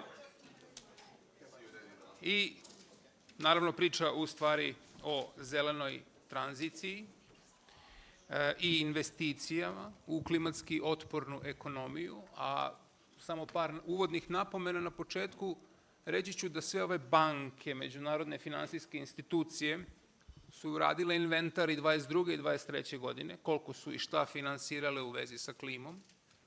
Ispalo je da su 22. godine finansirali neki 98 milijardi evra uložili u klimatske projekte po celom svetu i u niže i srednje razvijene zemlje su uložili 61, a u više 38, što nije tako čudno, budući da visoko razvijene zemlje objavljuju obveznice na svojim tržištima kapitala i ne trebaju im baš toliko međunarodne finansijske institucije.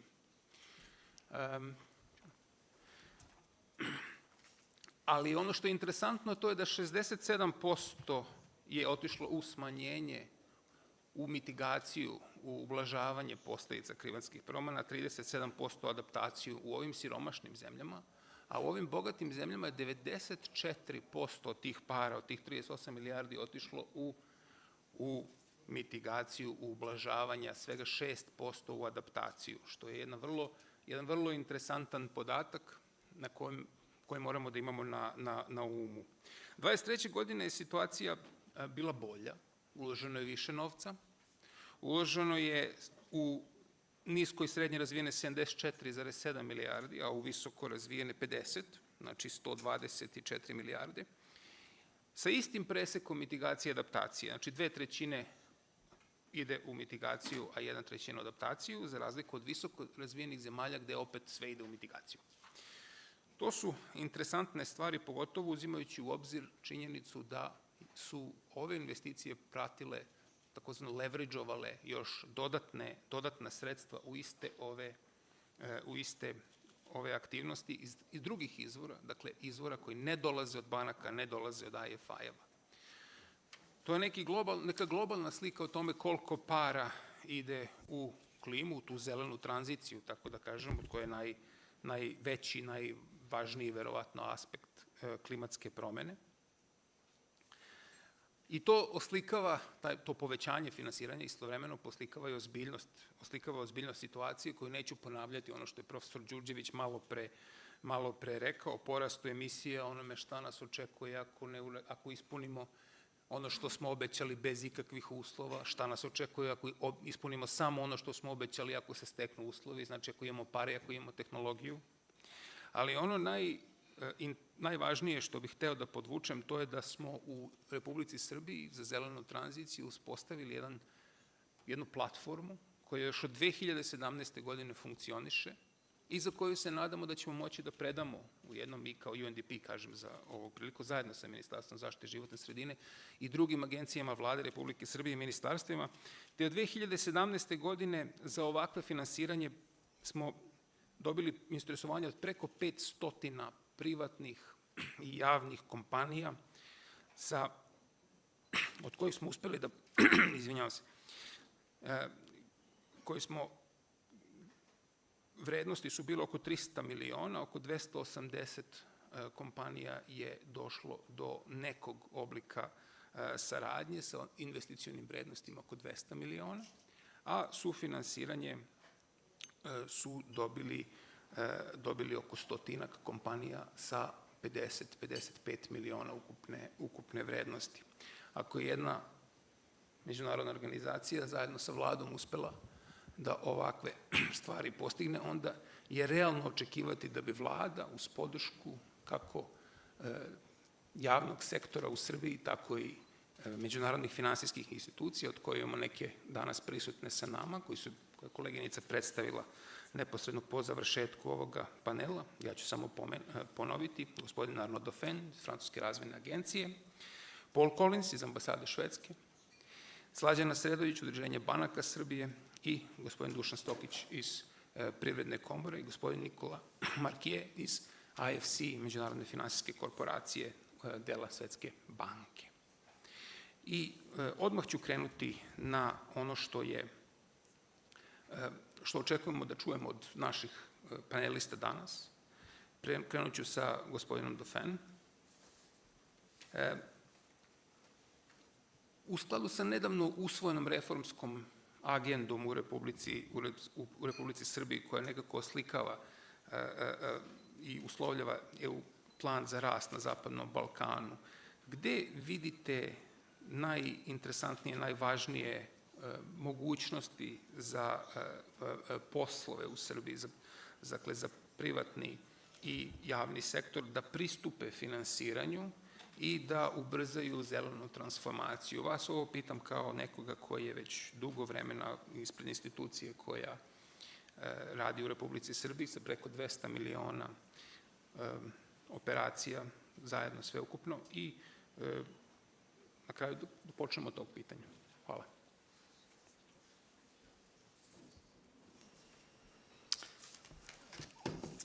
Darko, thanks a lot for this introduction. Ladies and gentlemen, it's a pleasure to be here and part of this panel to discuss on climate. Maybe to better answer your question, Darko, let me maybe remind a little bit what is the AFD about and who we are and what we do in Serbia, particularly on the climate aspect. AFD is the French development banks, and we are working a bit like World Bank, EIB, EBRD, providing loans and grants to the government, to the public side, public sector. And we do also have subsidiaries, one dedicated to private sector called Proparco, and an entity called Expertise France, quite similar to GIZ, which is providing technical assistance, institutional strengthening, capacity building, training. And when we deal with climate, we actually combine the strength of these three entities. One dedicated to public sector, AFD, with support to government, to Ministry of Finance, line ministries, but also to local governments, to state-owned enterprise, utilities, but also public development banks.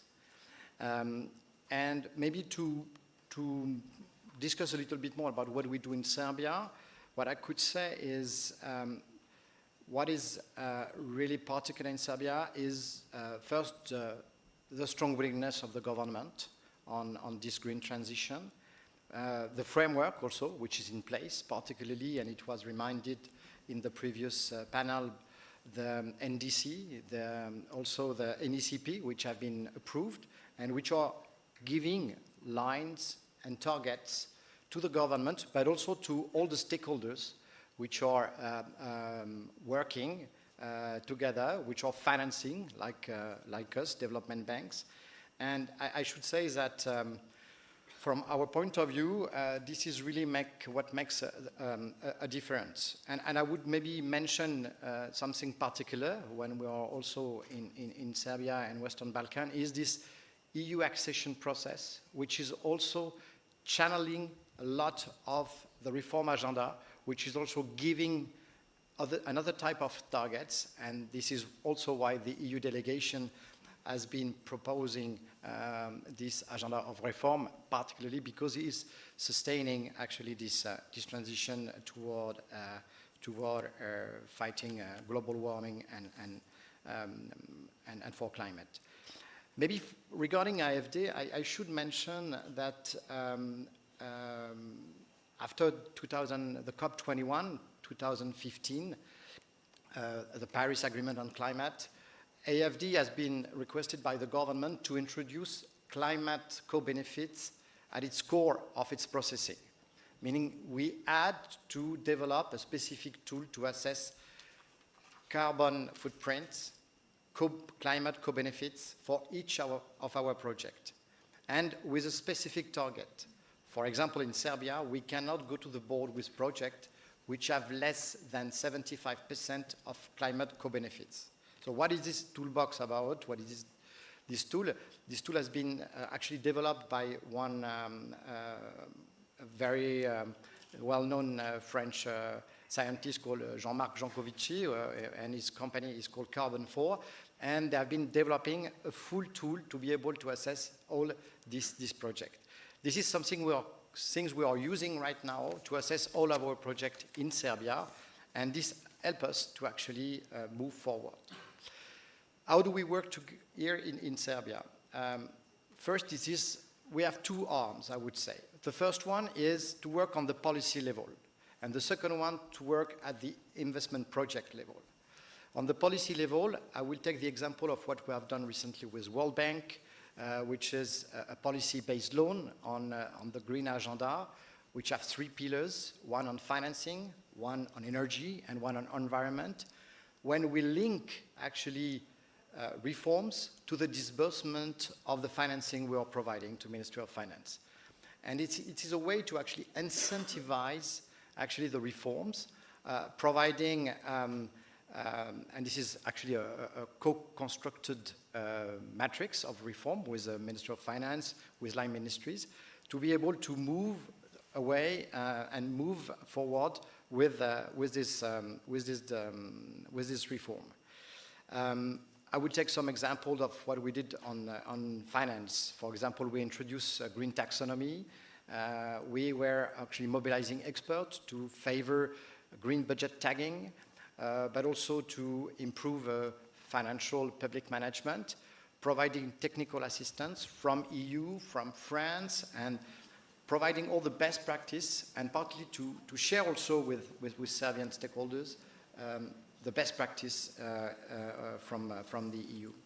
Vi ste onda praktično pionir, budući da cela... Right. Yes. Go ahead. Cijela reformska agenda sada trenutno ima jednu policy-based komponentu gde sredstva stižu zahvaljujući ispunjenju određenih policy indikatora, što je također jedan trend u svetu i mislim da multilateralne banke na svetu sve više i više koriste ovaj instrument. Da li ste zadovoljni ovakvim pristupom i rezultatima?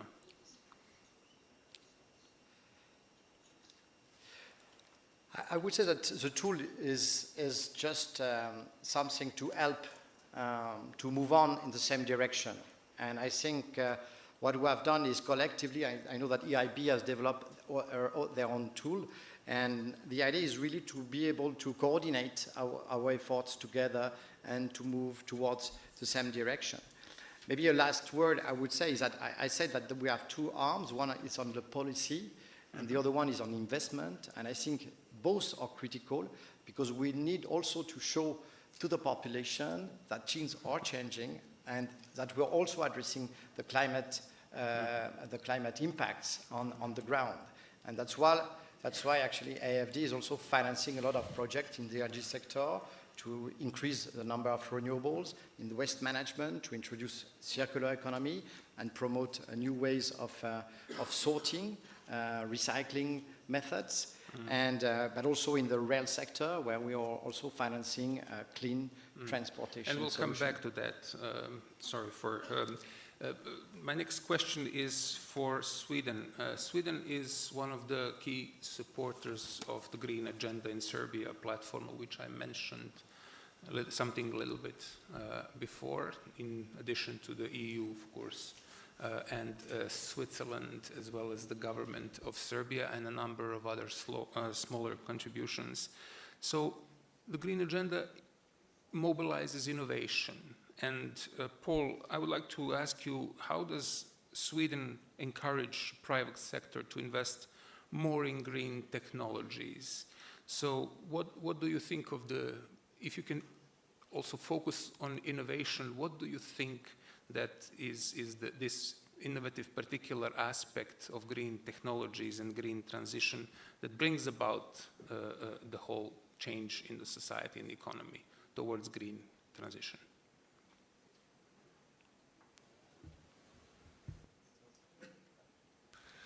Thank you, Zarko. Thank you for your question, and thank you for giving me the opportunity to participate in this panel. I'd like to start just with two interesting facts in relation to Sweden. Sweden's demonstrated that major emission reductions and increased growth are not mutually exclusive. Since 1990, Sweden has reduced its emissions by 37%, while growth has increased by 92%, with an impressive GDP compounded annual growth rate of 1.9 over the last 2 decades. Sweden also intends to achieve net zero emissions by 2045 through electrification of the industrial and transport sectors, new green innovations, and revamping energy systems using completely new Swedish nuclear energy. Currently, 60% of the energy mix in Sweden comes from renewable sources, in particular hydropower. This is just, I mentioned this as a sort of a counterbalance to the data that was already been expressed today regarding the climate change. There is things that can be done to address the climate crisis and still maintain economic growth. How does Sweden encourage the private sector to invest more in green technologies? There are many tools for this, but I'll just take you through a few of them. Firstly, in terms of government incentives, grants, loans, tax breaks are given to companies that develop green technologies. And these are supporting companies within the areas of renewable energy, energy efficiency, waste management, and water conservation. So startups can access a variety of financial supports, R&D funding from the innovation agency Vinnova, energy-focused grants from the Swedish Energy Agency, and environmental innovation programs offered by the Swedish Environmental Protection Agency. Secondly, PPP, or public-private partnerships. The Swedish government collaborates with private companies to mobilize capital for green and digital transition. This can be direct financial support, it could be in terms of favorable financing terms, or perhaps most commonly in terms of credit guarantees or loan guarantees to spread and share investment risks. In order for this to work, there has to be an enabling environment. There has to be a good dialogue and coordination between the private and the public sector, including the financial actors like the banks. This helps to solidify long-term planning, and we notice that shared visions and strategies can play an important role in accelerating the willingness to invest, because the clearer the political landscape for industrial and financial actors, the more confidence they will have in developing their transition plans and in providing financing. Thirdly, when it comes to creating market demand, that means that there needs to be policies in place to stimulate market demand for green products and technologies. Here we can also see the efforts at the European Union level, a key, trying to strike a balance between carbon price signals that are high enough to create business cases for green industrial products, as well as efforts to prevent carbon leakage while maintaining fair competition. Here we've noticed that there is no one-size-fits-all approach, but rather there are advantages to looking at this sector by sector when it comes to implementing measures to stimulate the green transition. Sometimes general policies and bottom-up approaches are needed to achieve the right pace of change in various sectors, because they have there's a divergence of needs. And then finally, we can't underestimate the significance of innovation and research support. So Sweden invests in research development to foster innovation in green technologies. This includes early stage development and demonstration projects.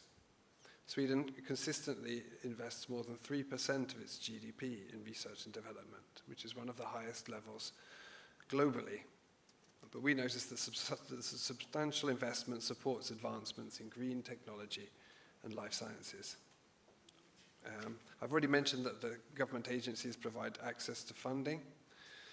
We also value the golden triangle partnerships, meaning collaboration between public sector, private companies, and academia. This is a great way to drive innovation because these partnerships help to leverage resources and expertise to develop and commercialize green technologies. Innovation clusters and test beds are also proven techniques and methods to stimulate and to nurture innovation. And then finally, having a healthy ecosystem for startups. Startups benefit from a supportive environment that includes access to funding, mentorship, and collaboration opportunities. Hvala, Paul. Ostajemo još sa jednim govornikom na terenu predstavnika javnih institucija, gospodin Markije, predstavnik AFC-a. Odmah ću vam postaviti dva pitanja koja sam imao na umu za vas. Prvo je kako AFC i uopšte grupa Svetske banke podržava zemlje poput Srbije u jačanju kapaciteta za prelazak na zelenu ekonomiju, a i koje su po vama neke ključne prilike za buduća ulaganja u Republici Srbiji kad je reč o projektima vezanim za klimatsku otpornost, održivu infrastrukturu i naravno ukoliko možete da se osvrnete takođe i na poentu inovacija. Čuli smo od Paula sada da Švedska ulaže 3% bruto društvenog proizvoda na istraživanje i razvoj. To će za mene biti jedan od glavnih take-away-a ovog današnjeg skupa. Izvolite. Thank you. Thanks a lot for inviting me in this event and to speak in this panel. Just as quick background on IFC. So we're the private sector arm of the World Bank Group. So the World Bank supports governments both with advisory and lending, etc. And we work more with private sector companies. We may work with governments in the context of public-private partnerships, but really our focus is development through the private sector support that we provide. To give you a sense, IFC invested last year $19.4 billion in climate projects. So climate is a huge part of what we do, and actually there was 45% of all projects last year globally were climate finance projects. So with the objective of having a positive climate impact.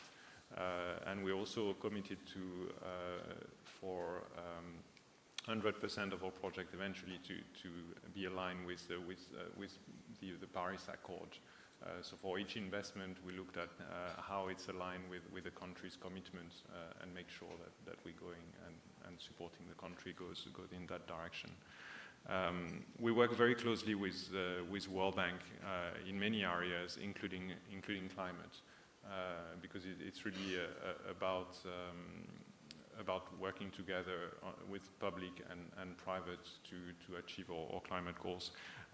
And one of our products is the Country Climate Development Report, CCDR. We love four-letter acronyms, which was issued over the summer for the Western Balkans. So that's really our climate assessment, or assessment of the climate situation for the Western Balkans. But we also have 6 independent report for each of the countries, looking at what is the situation and what needs to be done.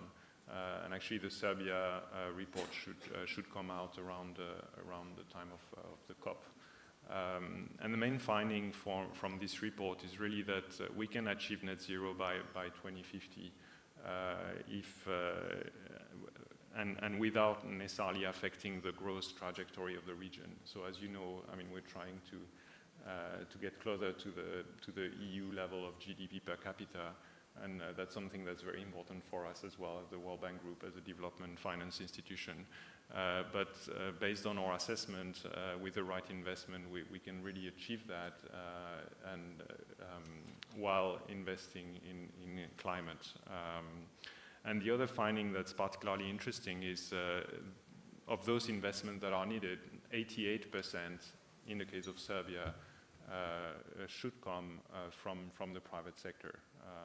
And that's obviously a lot of reforms and work on the enabling environment is needed, but that's an interesting data point.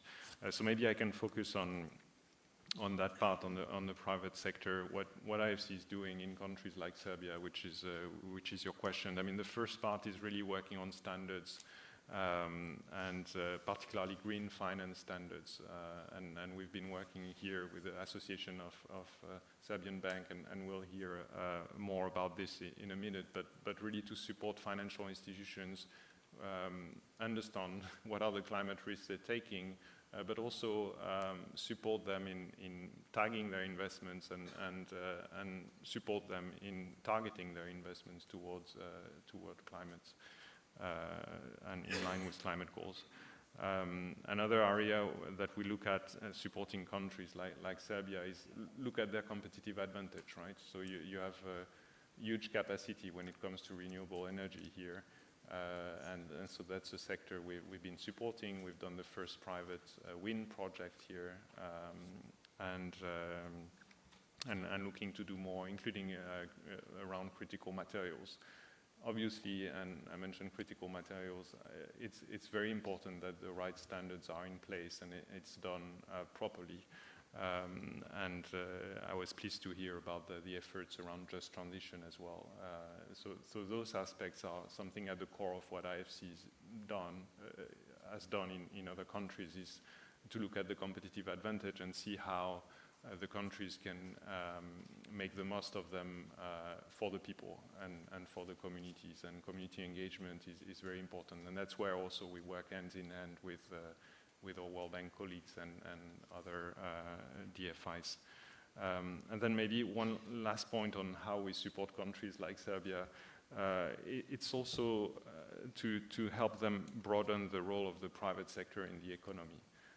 So if you look at the economy here and the sectors that are high-emitting sectors, energy, transport,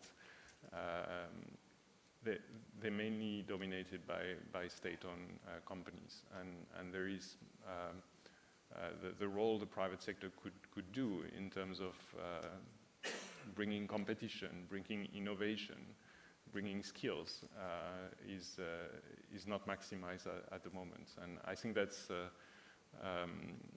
the direction of travel, and we see that with renewable auctions that are happening and more opening to bringing private sector expertise and investments in those sectors, but that's a key part of achieving the climate goals. Really, it's opening up more to private investments. I mean, I mentioned the advantages when it comes to competition, innovation, lower cost. But another advantage as well is that it frees up government resources. I mean, we heard in previous panels that there are huge investments needed in education in places where really the private sector may not be the best suited to support, and where the government can add a lot of value. But I have a quick follow-up question when you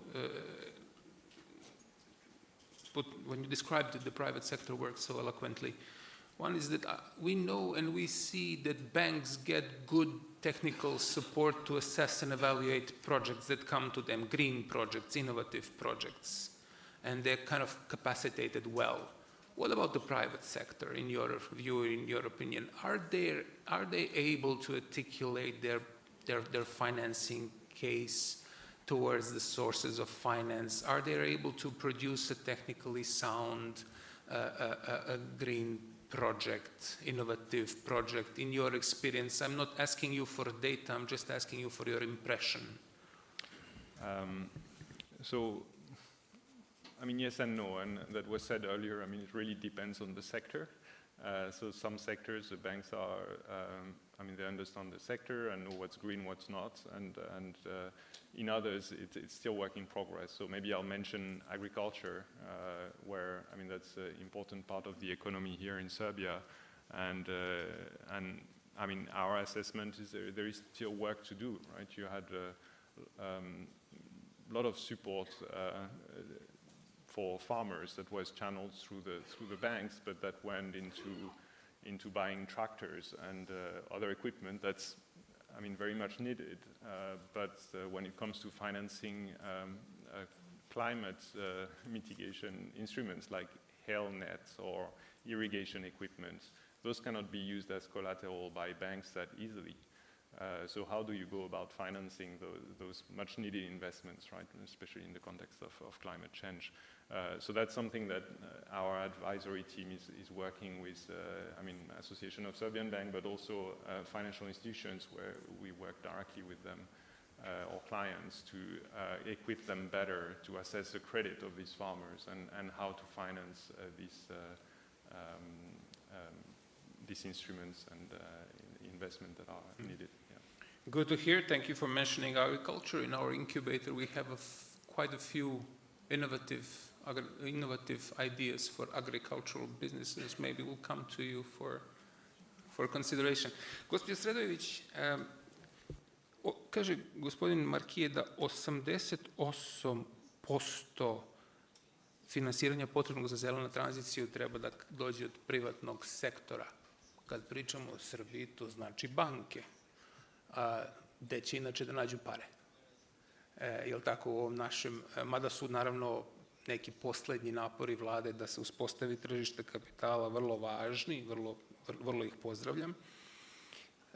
Ali evo, baš iz ovih naših inkubatora, kada pričamo sa inovatorima i sa kompanijama koji imaju zelene poslovne modele, oni su nekako i dalje se plaše tih banaka i dalje su im skupe pare.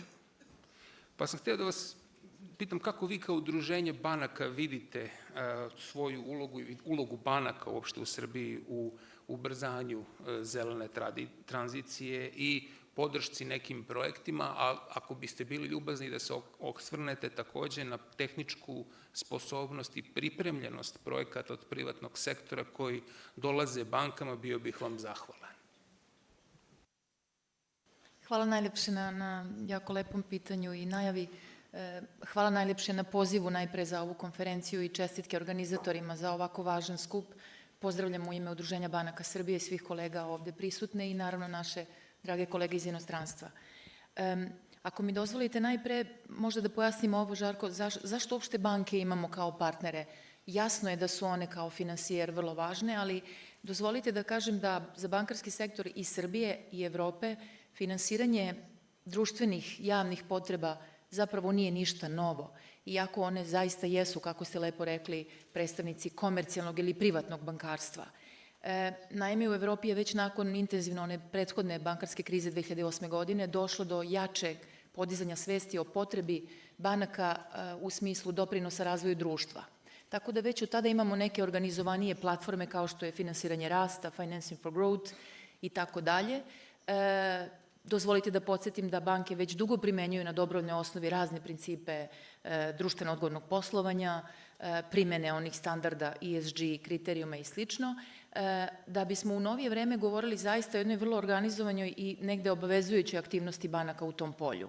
Najviše zbog međunarodnih platformi Agende Ujedinjenih nacija za finansiranje održivih ciljeva razvoja, naravno i u Green Deal, o kom smo jutros čuli dosta detaljno, i nedavno izveštaj gospodina Marija Dragija koji najavljuje budućnost konkurentnosti Evrope kroz neke strateške pravce i ulogu finansijskog sektora u tome, među kojima je naravno i potreba finansiranja održivog razvoja. U svim tim velikim globalnim potrebama, kako ste vi jasno i rekli, banke se vide kao veliki, naravno, obezbeđivač finansija. Procenjuje se od strane Evropske bankarske federacije da je negde 700 milijardi evra potrebno na godišnjem nivou samo za finansiranje ovog dela energetske tranzicije, recimo. Bez šireg konteksta same one platforme održivog razvoja i naravno SDGs-a.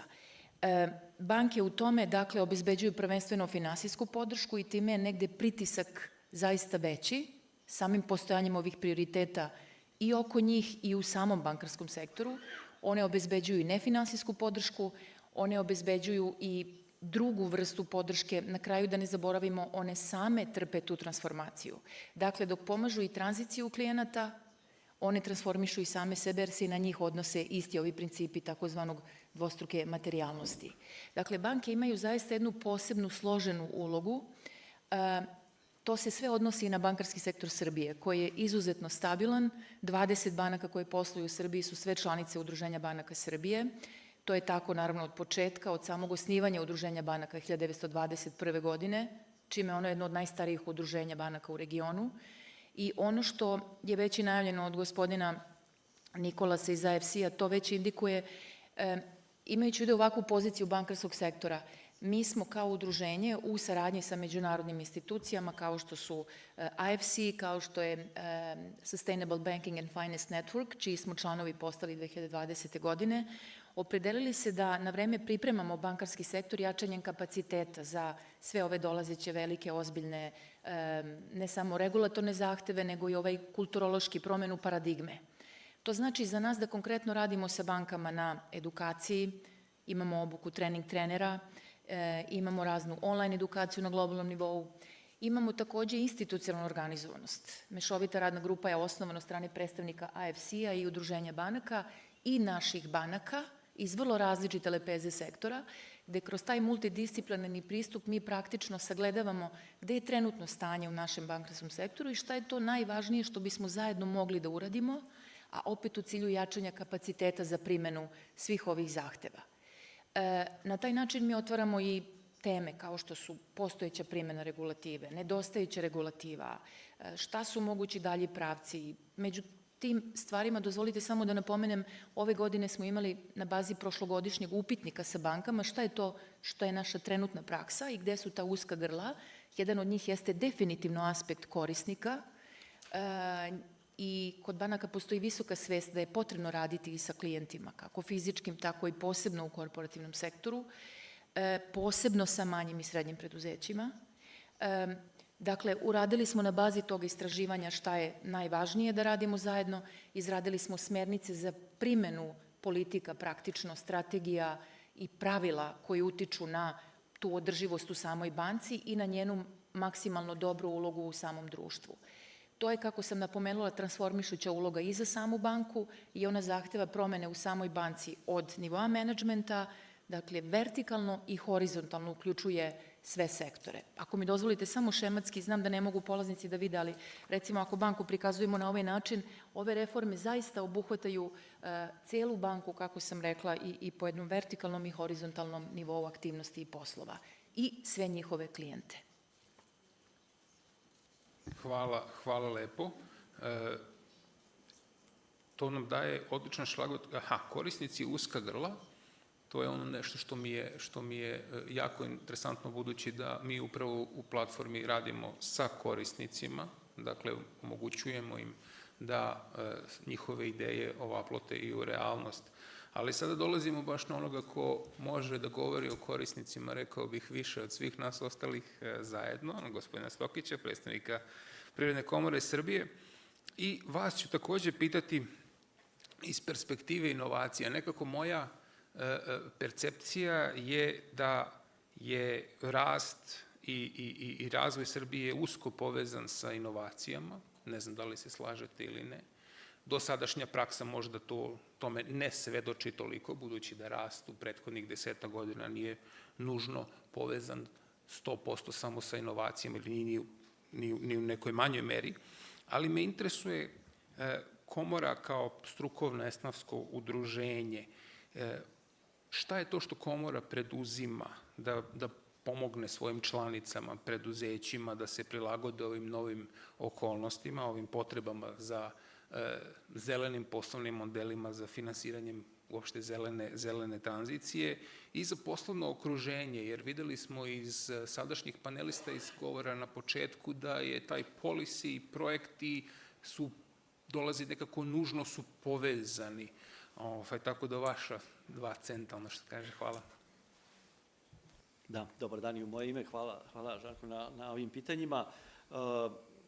Svakako, čini mi se da smo i u dosadašnjem toku ove konferencije dosta govorili i to sa punim pravom i opravdanjem o politikama, o velikim ambicijama vezano za ispunjavanje ciljeva, vezano za regulativu i uspostavljanje i primjenu regulative, strategije i svega ostalog. Sve te obaveze koje Republika Srbija preuzela se naravno transponuju kroz propise, a koji se opet kapilarno prenose na one koji trebaju te propise da primenjuju. To je naravno javni i privatni sektor i svi ostali, ali ja ću naravno ovde posebno da istaknem važnost i značaj i ulogu javnog, posebno privatnog sektora i kako se zelena tranzicija i zelena transformacija reflektuje na njih. Naš je utisak da je, a to je čini mi se utisak i u stalnoj komunikaciji sa privredom, to jeste jedna suštinska tektonska promena poslovne filozofije kada govorimo o zelenoj tranziciji. Dakle, to nije samo uvođenje neke nove tehnološke linije, to nije samo proširivanje saradnje, ispunjavanje nekih zahteva, tek da bi ti zahtevi bili ispunjeni. To je jedan strateški pristup i smatram da je ključno u stvari odluka, odnosno opredeljenje top menadžmenta kompanija da zapravo uđu u proces zelene transformacije, da se prepozna taj trenutak, dakle, kako zbog, naravno, ispunjavanja zakonskih obaveza, tako i zbog svoje dugoročne pozicije na tržištu u smislu konkurentnosti. Mi smo se često suočavali i u svom ovom periodu i kao poslovna asocijacija, kao što ste rekli, sa pitanjem, a dobro, odakle krenuti? Naravno, uvek je, i to negde i savjetujemo kompanijama, da se najpre sagledaju sopstveni procesi, da se preispitaju ne samo, da kažemo, granice fabrike, već i kompletno celokupan lanac vrednosti, jer često se pokazuje da upravo u tom delu koji se odnosi na logistiku, na nabavku sirovina i tako dalje, leži ogroman potencijal za uštede i za poboljšanja. I zato smo i mi kao komora dosta snage i, da kažemo, napora uložili ka, na prvom mestu, davanju relevantnih, pouzdanih i tačnih informacija o tome šta privredu čeka kada je u pitanju, primjera radi, CBAM regulativa i uopšte dekarbonizacija. Naravno, ispunjavanje zahteva prilikom izvoza robe na koju se odnosi, recimo, CBAM regulativa je jedan jako zahtevan proces i mi smo tu, kao što sam rekao, puno toga i u saradnji sa našim partnerima i u saradnji sa ministarstvom, a i sopstvenim naporima razvili određene alate koje smo ponudili i samoj privredi, održali čitav niz informativnih, ali i specijalizovanih obuka kako bi ljude osposobili da, opet, iako se ta regulativa relativno dugo razvijala, došla je nekako opet pomalo iznenada i možda ne baš spremno za sve nas, tako da smo dobar deo tih informacija isporučili. Druga stvar, strateški pristup u pogledu dekarbonizacije i, kao što ste rekli, inovacija, mislim da je to jako važno. Ljudi često zaboravljaju da veliki prostor postoji u onom delu projektovanja i procesa i proizvoda. Dakle, ekodizajn proizvoda kao jedna veoma važna, ajde kažemo, alatka koja treba da pomogne i da doprinese i ovim procesima i dekarbonizacije i smanjenju uticaja. I ovaj kapilarni efekt koji sam, čini mi se, pomenuo na početku, on se prenosi, dakle, utiče, kada govorimo o zelenoj tranziciji, baš bukvalno na sve, dakle, i na nosioce odluka koji, naravno, donose politike i tako dalje, ali pre svega na ove ključne industrije, znači na industriju, na poljoprivredu, na turizam, na saobraćaj, pominjali smo sve. A čak i u jednoj sferi, u jednoj industriji mi imamo, da kažemo, različite percepcije tempa kako brzo uvoditi zelenu transformaciju. I to je isto jako važno pitanje. Imamo sektor energetike, ali imamo i druge sektore.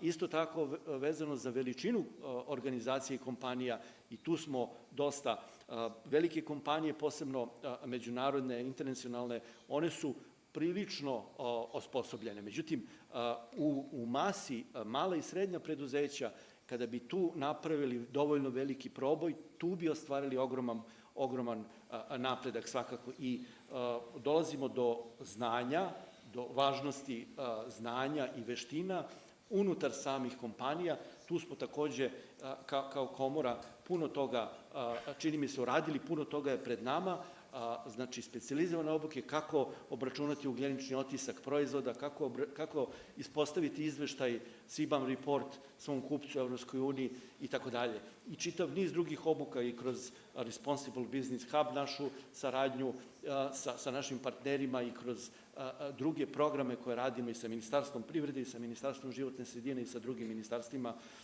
Mislim da je jako važno da privreda u tom segmentu prepozna važnost znanja i novih veština kako bi odgovorili na ove izazove, a to jeste definitivno dugoročan proces. Hvala lepo. Nemamo vremena za pun drugi krug, tako da ću naše paneliste pitati za eventualno kratke poente još o politikama i projektima koji idu pod ruku inovacijama i ovim tektonskim promenama o kojima je gospodin Stokić govorio, kao i o reformskoj agendi, kao jednom od tako pokretača dela zelene tranzicije, bar onoga koji se tiče energetike. Istovremeno da otvorim, ako neko ima iz publike neko pitanje, neka digne ruku, dok panelisti, evo sada bukvalno ovako dajem slobodno reč, ukoliko ima nekih poenta, budući da smo preko vremena, čini mi se već. Izvolite. Hvala. Da malo demonstriramo i gender issue, da napravimo ekvilibrijum, ja ću da prva kažem. Pa evo, možda samo da podsjetim da, kako smo rekli, banke su likvidne, spremne, imaju tehnički ekspertski kapacitet i za podršku i u saradnji sa komorom. Zaista je tačno i par nekih zajedničkih stvari smo organizovali upravo u cilju edukacije i konkretne pomoći, na kraju i klijentima koji popunjavaju određeni set podataka, koji su ulazna komponenta za procenu kod banke kojoj kategoriji taj projekat pripada ili klijent. Ipak banke, iako su tako sa velikim potencijalom i ekspertizom, one nisu zapravo predvodnici, one nisu vlasnici tih investicionih odluka. One nisu vlasnici tih sredstava o kojima govorimo. One su samo posrednik na finansijskom tržištu. Tako da one su važan partner, ali je potrebna i ta iz ugla banaka i posebno objedinjenih banaka u Evropi. Postoji jedan zajednički glas upravo radi narednog 4-godišnjeg perioda pred nama i tih reformi gde je konkurentnost glavna reč i jačanje konkurentnosti naših ekonomija, a u tome svedoči OECD izveštaj koji je prošle promovisan i za Srbiju o konkurentnosti. Dakle, u tome svemu postoji jedna potreba za koordiniranom akcijom i drugih stakeholdera, za konvergencijom tih napora, za pojednostavljivanjem propisa. Konkretno kada je reč o bankama, postoji ogroman kompleksan set regulative i propisa i smatra se da će to biti jedan od načina, da su to neki segmenti u kojima se može dati dalja preporuka praktično za efikasniji način i susretanje prave ponude i tražnje na tom tržištu. Govori se naravno o potrebi za pomoći u tranziciji, dakle to je malo pre vaše pitanje isto o samim klijentima, dakle postoji svest o tome, a da bi praktično banke mogle, potrebno je ovo što sam napomenula negde i rasteretiti, pojednostaviti procedure i naravno edukacija. To je zajednička jedna konstantna i kontinuirana poruka koju čujemo na konferencijama i na susretima, da slažem se sa kolegom iz komore, transformacioni efekat je dug pred nama i to je proces. U njemu smo svi zajedno. Hvala lepo. Još jednom pitam da li ima neko pitanje u publici ili da li još neko od kolega panelista na ovih nekoliko tema koji su logično nekako proizašle iz ovog razgovora ima da doda nešto. Ako ne, mislim da se približavamo kraju. Lorenza, izvoli.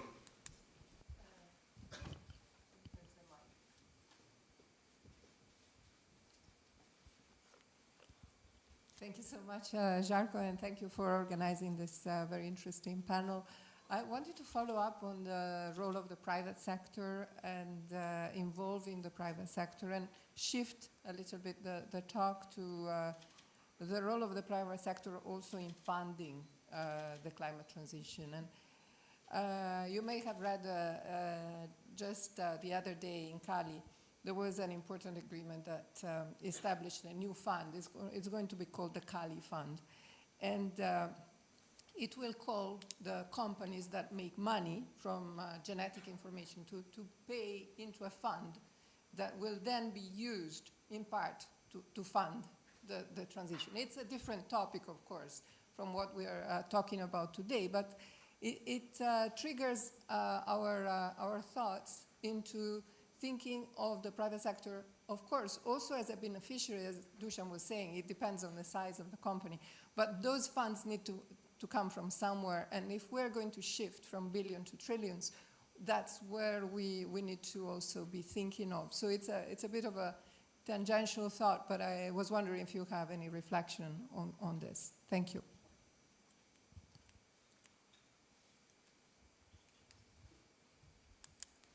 Maybe I can mention a few things on that. I mean, one good thing with the private sector is that it's not really political. I mean, it reacts to incentives, and one very important aspect of the work that's done by the government and on the public side on reform, and I think a huge plus of this reform agenda in the context of the EU accession is to give visibility to investors. I mean, you mentioned CBAM as well. So everybody's speaking about it, preparing and acting like it will happen. And a number of countries have implemented carbon tax as well. And having long-term view on, okay, in 5 years the tax will be X, and in 10 years we will start looking at SMEs also to contribute, etc., is huge incentive for the private sector to do the right thing and contribute. And so I think that's something that the governments here in the Western Balkans realize more and more, and with this EU accession plan around reforms, I mean, we're in the right direction here, because the private sector will really see that as clarity for investing in this market, because they know what will happen, which in the past was more of an issue. But I guess the government has to keep course as well, and deliver right on their commitments. But just a reflection on what you said. Yeah.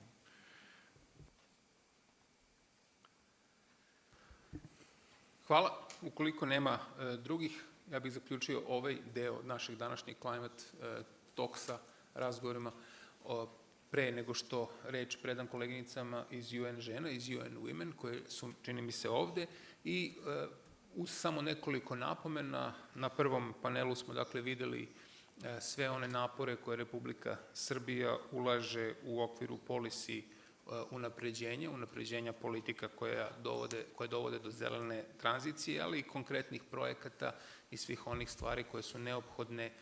Čuli smo nekoliko veoma konkretnih projekata koji su trenutno u toku ili treba da počnu vrlo brzo kako bi se izazovi zelene tranzicije ostvarili u praksi. I sada smo trenutno u periodu pred Baku, pred COP29, koji će da može da predstavlja još jednu priliku da se propusti, ili možda priliku da se napravi neki od proboja u onim svim inicijativama o kojima je gospodin ambasador govorio, koje su na dnevnom redu ovog COP-a.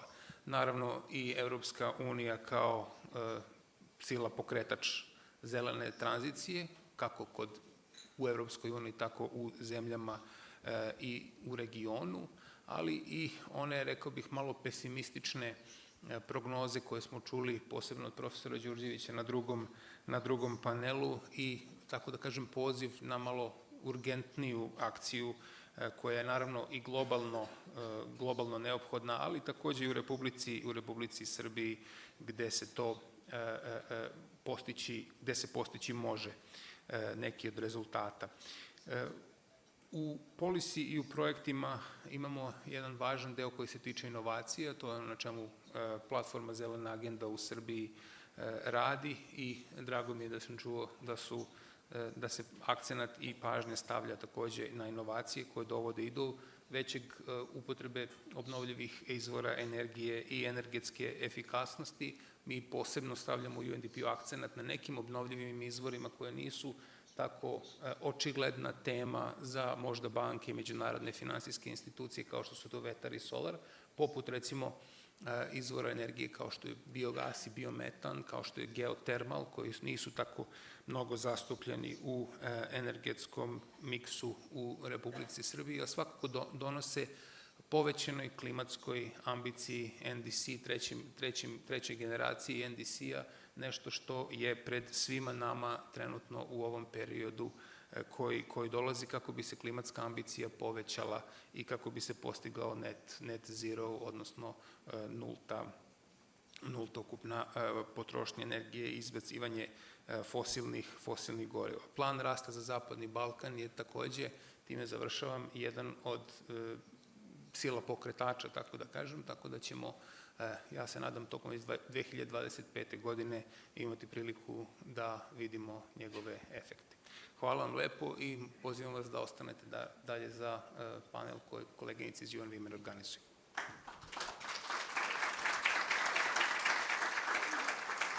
Zahvaljujem gospodinu Petroviću i poštovanim panelistima, a sada sledi diskusija Žene u centru klimatskih politika i akcija, povećana otpornost na klimatske promene kroz unapređenje rodne ravnopravnosti, koju u okviru dijaloga o klimatskim promenama organizuje Agencija Ujedinjenih nacija za rodnu ravnopravnost i osnaživanje žena.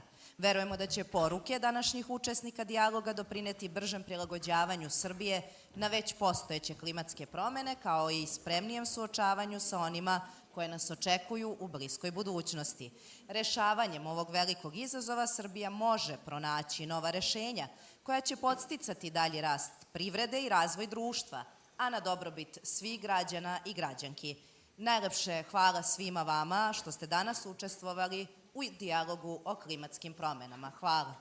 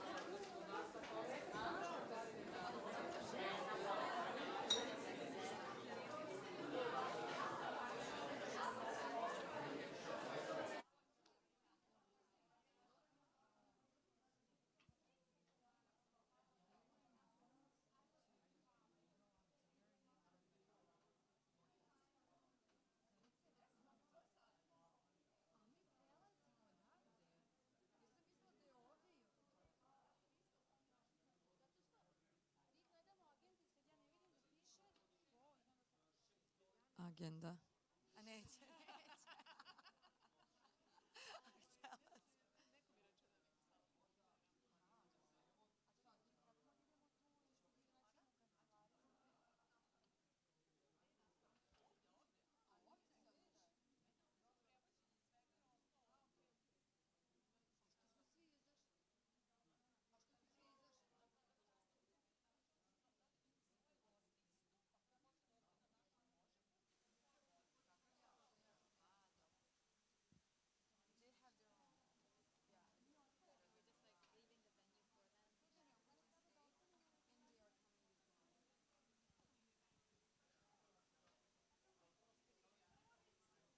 Why isn't this working?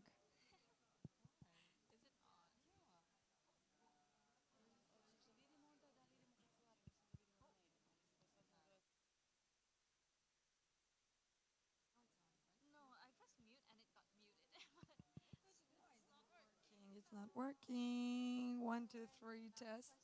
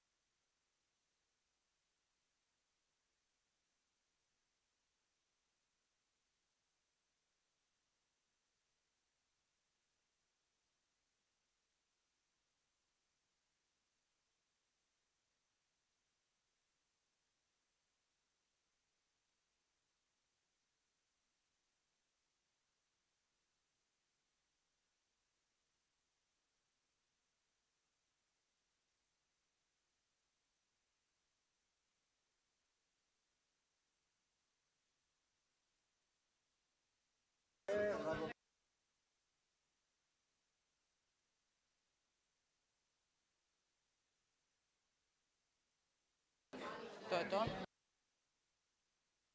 Dobro, kad počne reći ćemo. Neko će nam reći.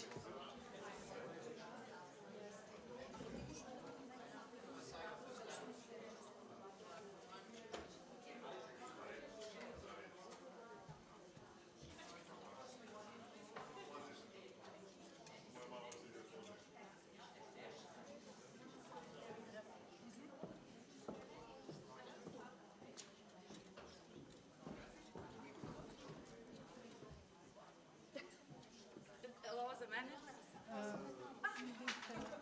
UN Women na početku i na kraju. Na početku.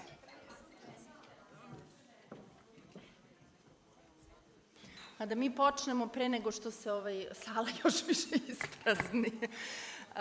Dobar dan i dobrodošli. Ja sam Olja Janković-Leković, projektna koordinatorka iz UN Women i veliko mi je zadovoljstvo da moderiram današnjim panelom koji je zapravo usmeren na značaj uključivanja rodne perspektive i potreba žena i muškaraca zapravo u politike koje se odnose na borbu protiv klimatskih promena. Mi smo u panelima do sada imali prilike da čujemo dosta toga i kolega iz UNICEF-a u nekom trenutku ispomenuo da treba imati u vidu potrebe dece kada se planiraju politike. Međutim, često čujemo pitanje zašto sad rodna ravnopravnost, kakve sad veze rodna ravnopravnost ima sa borbom protiv klimatskih promena. Međutim, ono što je jako bitno je da ne zaboravimo da se na kraju svih intervencija i svih planiranih politika i uloženih sredstava nalazimo mi, građani i građanke, devojčice i dečaci, i da je neophodno da imamo u vidu i različite potrebe i položaje koje mi svi zauzimamo u društvu i da nismo svi u jednakoj poziciji i da odgovorimo na klimatske promene, ali i da se njima prilagodimo.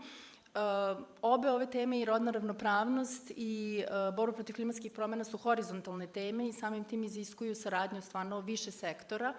I to je nekako prenešeno i na ovaj panel danas i meni je stvarno zadovoljstvo da danas su sa nama ovde i predstavnici Ministarstva poljoprivrede, šumarstva i vodoprivrede, predstavnici rudarstva i energetike, zaštite životne sredine, jako bitan akter u svemu ovome i predstavnica mreže Žene za prirodu, to jest nevladinog sektora, kao i moja šefica Milana Rekanović iz UN Women.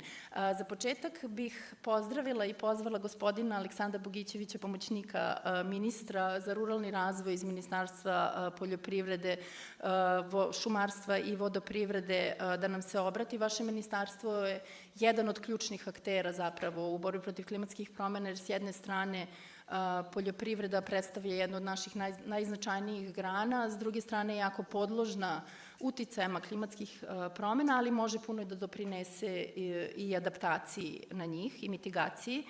Vi ste s druge strane isto jako uključeni u stvari opredeljeni ste za uključivanje rodne perspektive u vaše politike i mere i primer ste dobre prakse u uvođenju rodno odgovornog budžetiranja i imate značajne mere za unapređenje položaja poljoprivrednica kroz davanje subvencija namenjenih isključivo nositeljkama poljoprivrednih gazdinstva. Pa samo ako biste za početak mogli da nam kažete u susretu ove dve teme rodne ravnopravnosti i poljoprivrede, koje su vaše ključne aktivnosti i planovi. Hvala. Dobar dan svima. Evo, kao što je rekla Olja, tema koja je veoma bitna za funkcionisanje, pre svega pričam, poljoprivrede, jer znamo i svi da su žene stubovi poljoprivrednih gazdinstava, nebitno da li su mala ili velika, i mi već od pre jedno 5-6 godina kao sektor za ruralni razvoj smo napravili pravilnike striktno za žene na selu. Znači, ovde pričamo o ženama na selu, jer to je kategorija koja je u domenu Ministarstva poljoprivrede, i ono što smo uradili je da smo uz mlade poljoprivrednike i kategoriju žena na selu, odnosno nosioca gazdinstva, ubacili u sve mere nacionalnog programa, a i normalno to je i kod IPARD programa jedna od stavki, tako da se to ogleda u bodovanju. Znači, sve te mere na koje mogu da konkurišu žene ogledaju se u bodovanju, gde žena kao nosilac gazdinstva ima i nosi veći broj bodova, bilo koja mera da je u pitanju. Tako da smo kroz taj način favorizovali žene. To je, znači, jedna, da tako kažem, odskočna daska gde imaju mogućnost. Međutim, ja ću možda sada iz prakse možda malo biti kritičan, jer sam ja non stop na terenu. Mera koja je dobra i kriterijum koji je dobar, ali mislim da dosta naših poljoprivrednika to i iskoristi na neki drugi način, da postave ženu za nosioca gazdinstva ili nebitno šta, samo da bi dobili tu subvenciju, znači stavljaju ženu kao štit, i to je nešto što se meni lično ne sviđa, jer ako pravimo tu meru da dobije žena koja će da stvarno radi na tom gazdinstvu, možda bi trebali malo drugačije nešto da uradimo, ali na tome se i radi i mislim da kao i za sve, kao i za svakog poljoprivrednika koji treba da dobije tu subvenciju, tako i žena kao nosilac gazdinstva, kao neko ko se bavi stvarno tim poslom i poljoprivredom, treba da dobije tu subvenciju, a ne da bude samo jedan od instrumenta, nažalost, gde će preko nje muški nosilac gazdinstva ili već član dobiti subvenciju. To je nešto što bi možda trebali da ispravimo u narednom periodu i tako je isto bilo i za mlade, da se registruje veći broj gazdinstava da bi se ostvarila subvencija i to su neke stvari koje bi trebalo ispraviti. Ono što je bitno da smo imali i meru, šta žene najčešće rade na selu? Ima veoma mali broj ljudi koji rade, žena koje rade i ratarstvo i voze traktor i kombajn i tako dalje. Žene na selu više se bave poslom, znači proizvodnje male tekućne radinosti, a to su pravljanje hrane, zimnice, tu su zanati, stari zanati i mi smo to kroz neke mere u prošlosti do pre jedno 2-3 godine, do pre prošle godine kada je to prešlo u turizam, imali meru gde smo omogućavali da žene dobiju sredstva za te stare zanate. I ono što je bitno, a tu je i koleginica iz preduzetništva, žene treba da se udružuju, jer kao jedinka to je i mala količina i tu ima svega i svačega, ali mislim da i najčešće su žene u tim nekim udruženjima žena koje se bave najčešće pravljenjem zimnice, slatkoga i koje se bave starim zanatima i to je dobra stvar i tih udruženja ima dosta, ali ono što bi trebalo uraditi sem toga, jer to je kao neki hobi, odnosno na nekim nižim granama što se tiče prodaje. Veliko interesovanje za ta njihova umeća su izrazili brojni marketi, firme i tako dalje.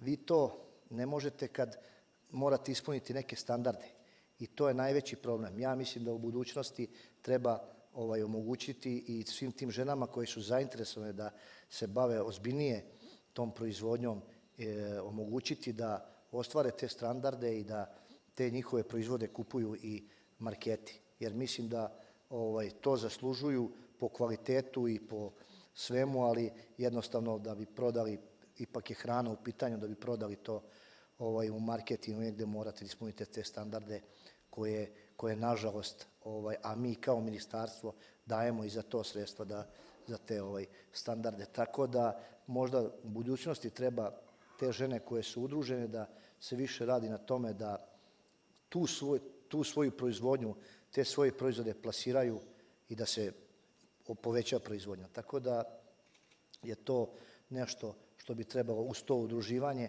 što bi trebalo u budućnosti raditi da se plasiraju njihovi proizvodi. Klimatske promene i žene. Znači, sve ovo što se dešava, tu smo svi mi učesnici. Jer vidite, najviše te vremenske nepogode koje su svake godine izraženije i izraženije i tu svi podnosimo isti teret.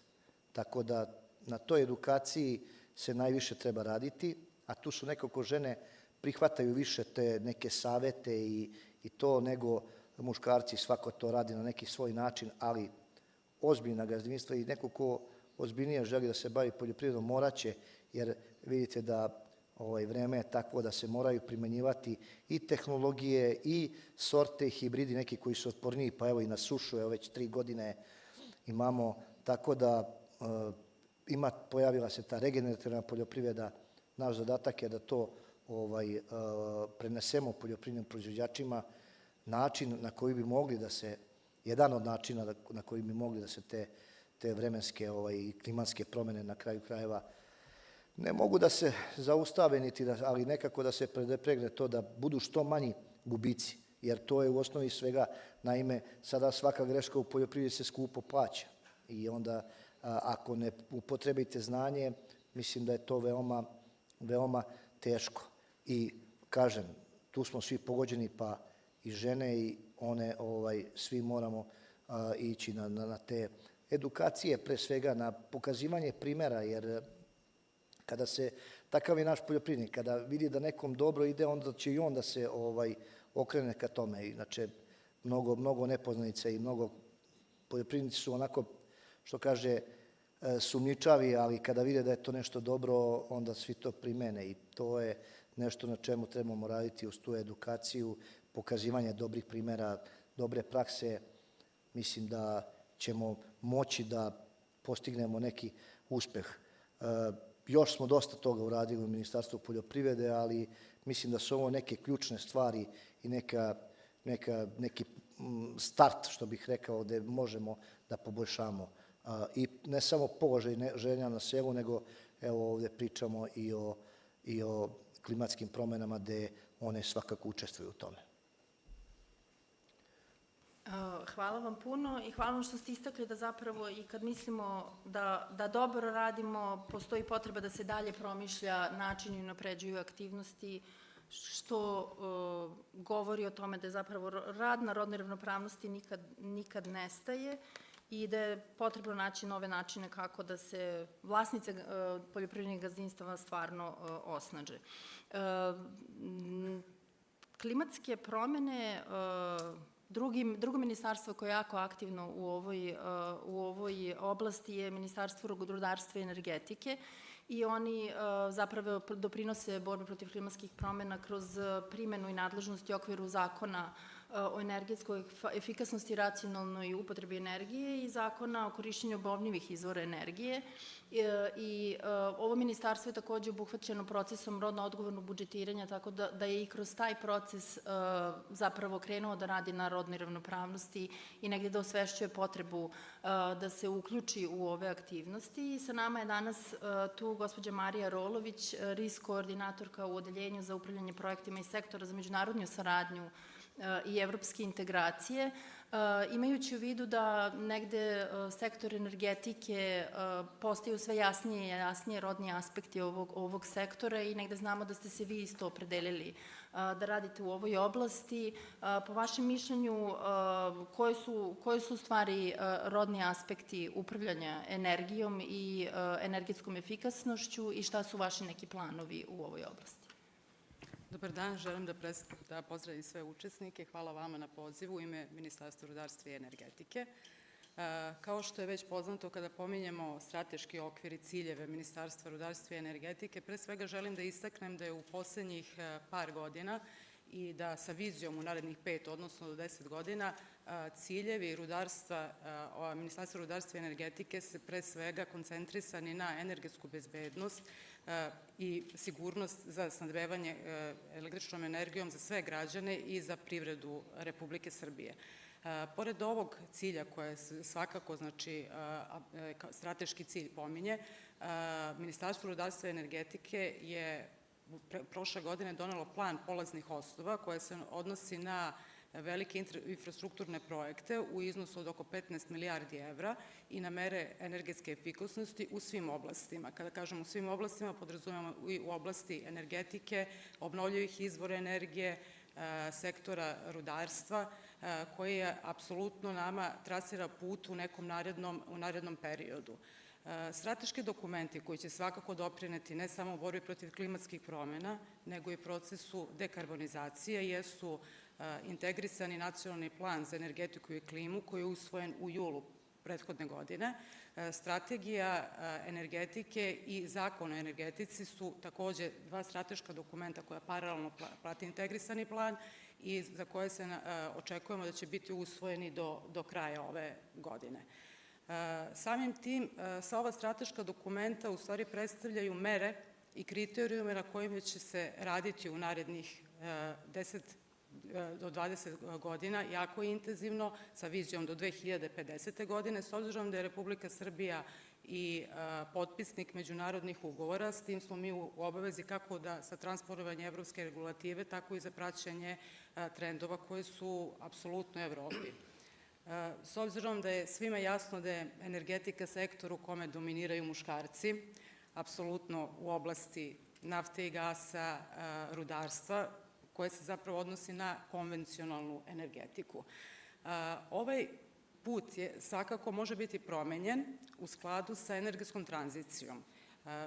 Pominjamo, u energetskoj tranziciji se očekuje veći deo bruto finalne potrošnje obnovljivih izvora energije, oko 33,6%, kao električna energija 45%. Mislimo da je sjajan put u smislu da se otvara jedan novi investicioni ambijent kada je u pitanju i uključenje privatnog sektora, jer samim tim mogućnost da se žene imaju kako u srednjem menadžmentu, tako i u top menadžmentu funkciju. Kada govorimo o strukturi trenutnoj energetskog sektora, odnosno energetskih preduzeća, struktura je nešto drugačija u ovom momentu. Dakle, u Elektroprivredi Srbije u ovom trenutku je zaposleno samo 20% žena, od toga samo 13 na visokim pozicijama, odnosno u upravljačkoj strukturi.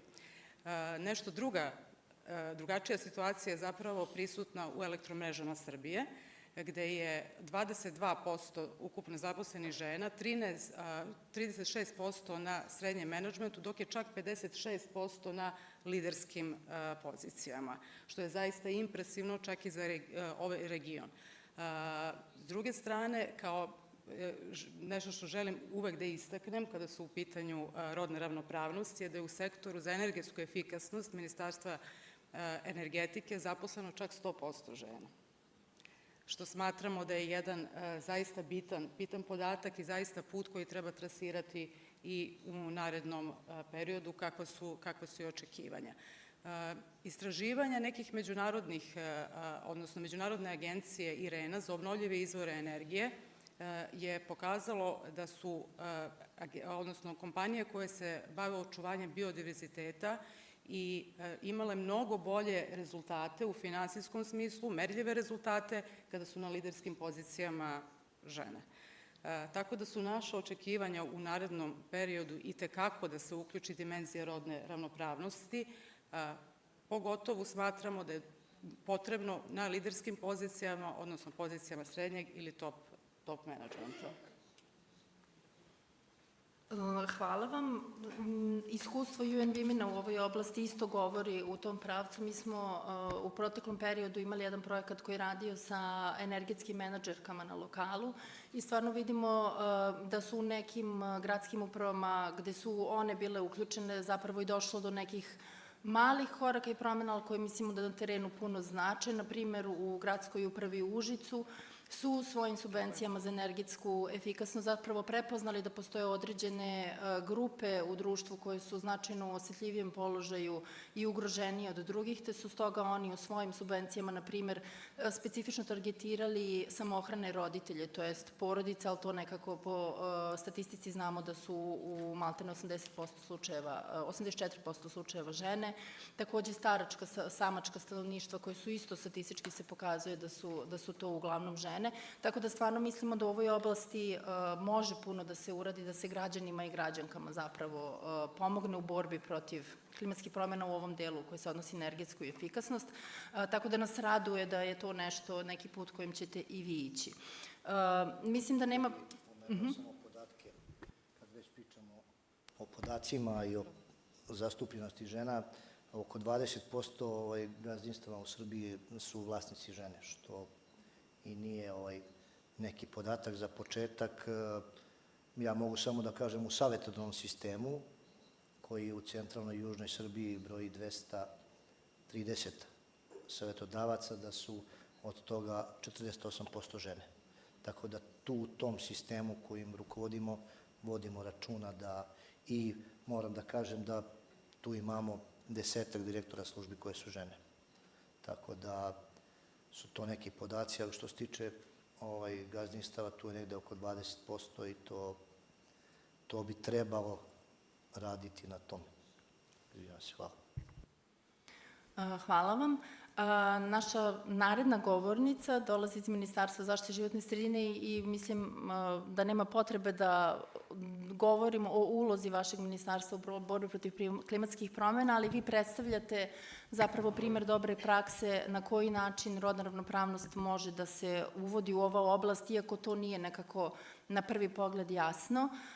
Ministarstvo za zaštitu životne sredine uvodi uspešno rodno odgovorno budžetiranje i negde se opredelilo da zapravo i investira u urodnjavanje strateških planova i politika i to predstavlja jedan od ciljeva vašeg budžeta i ta opredeljenost se vidi i u formiranju grupe za zapravo rodnu ravnopravnost u vašem ministarstvu. Tako sličnu grupu ima i Ministarstvo poljoprivrede koje zapravo broji pripadnike, predstavnike svih sektora u okviru vaših ministarstava.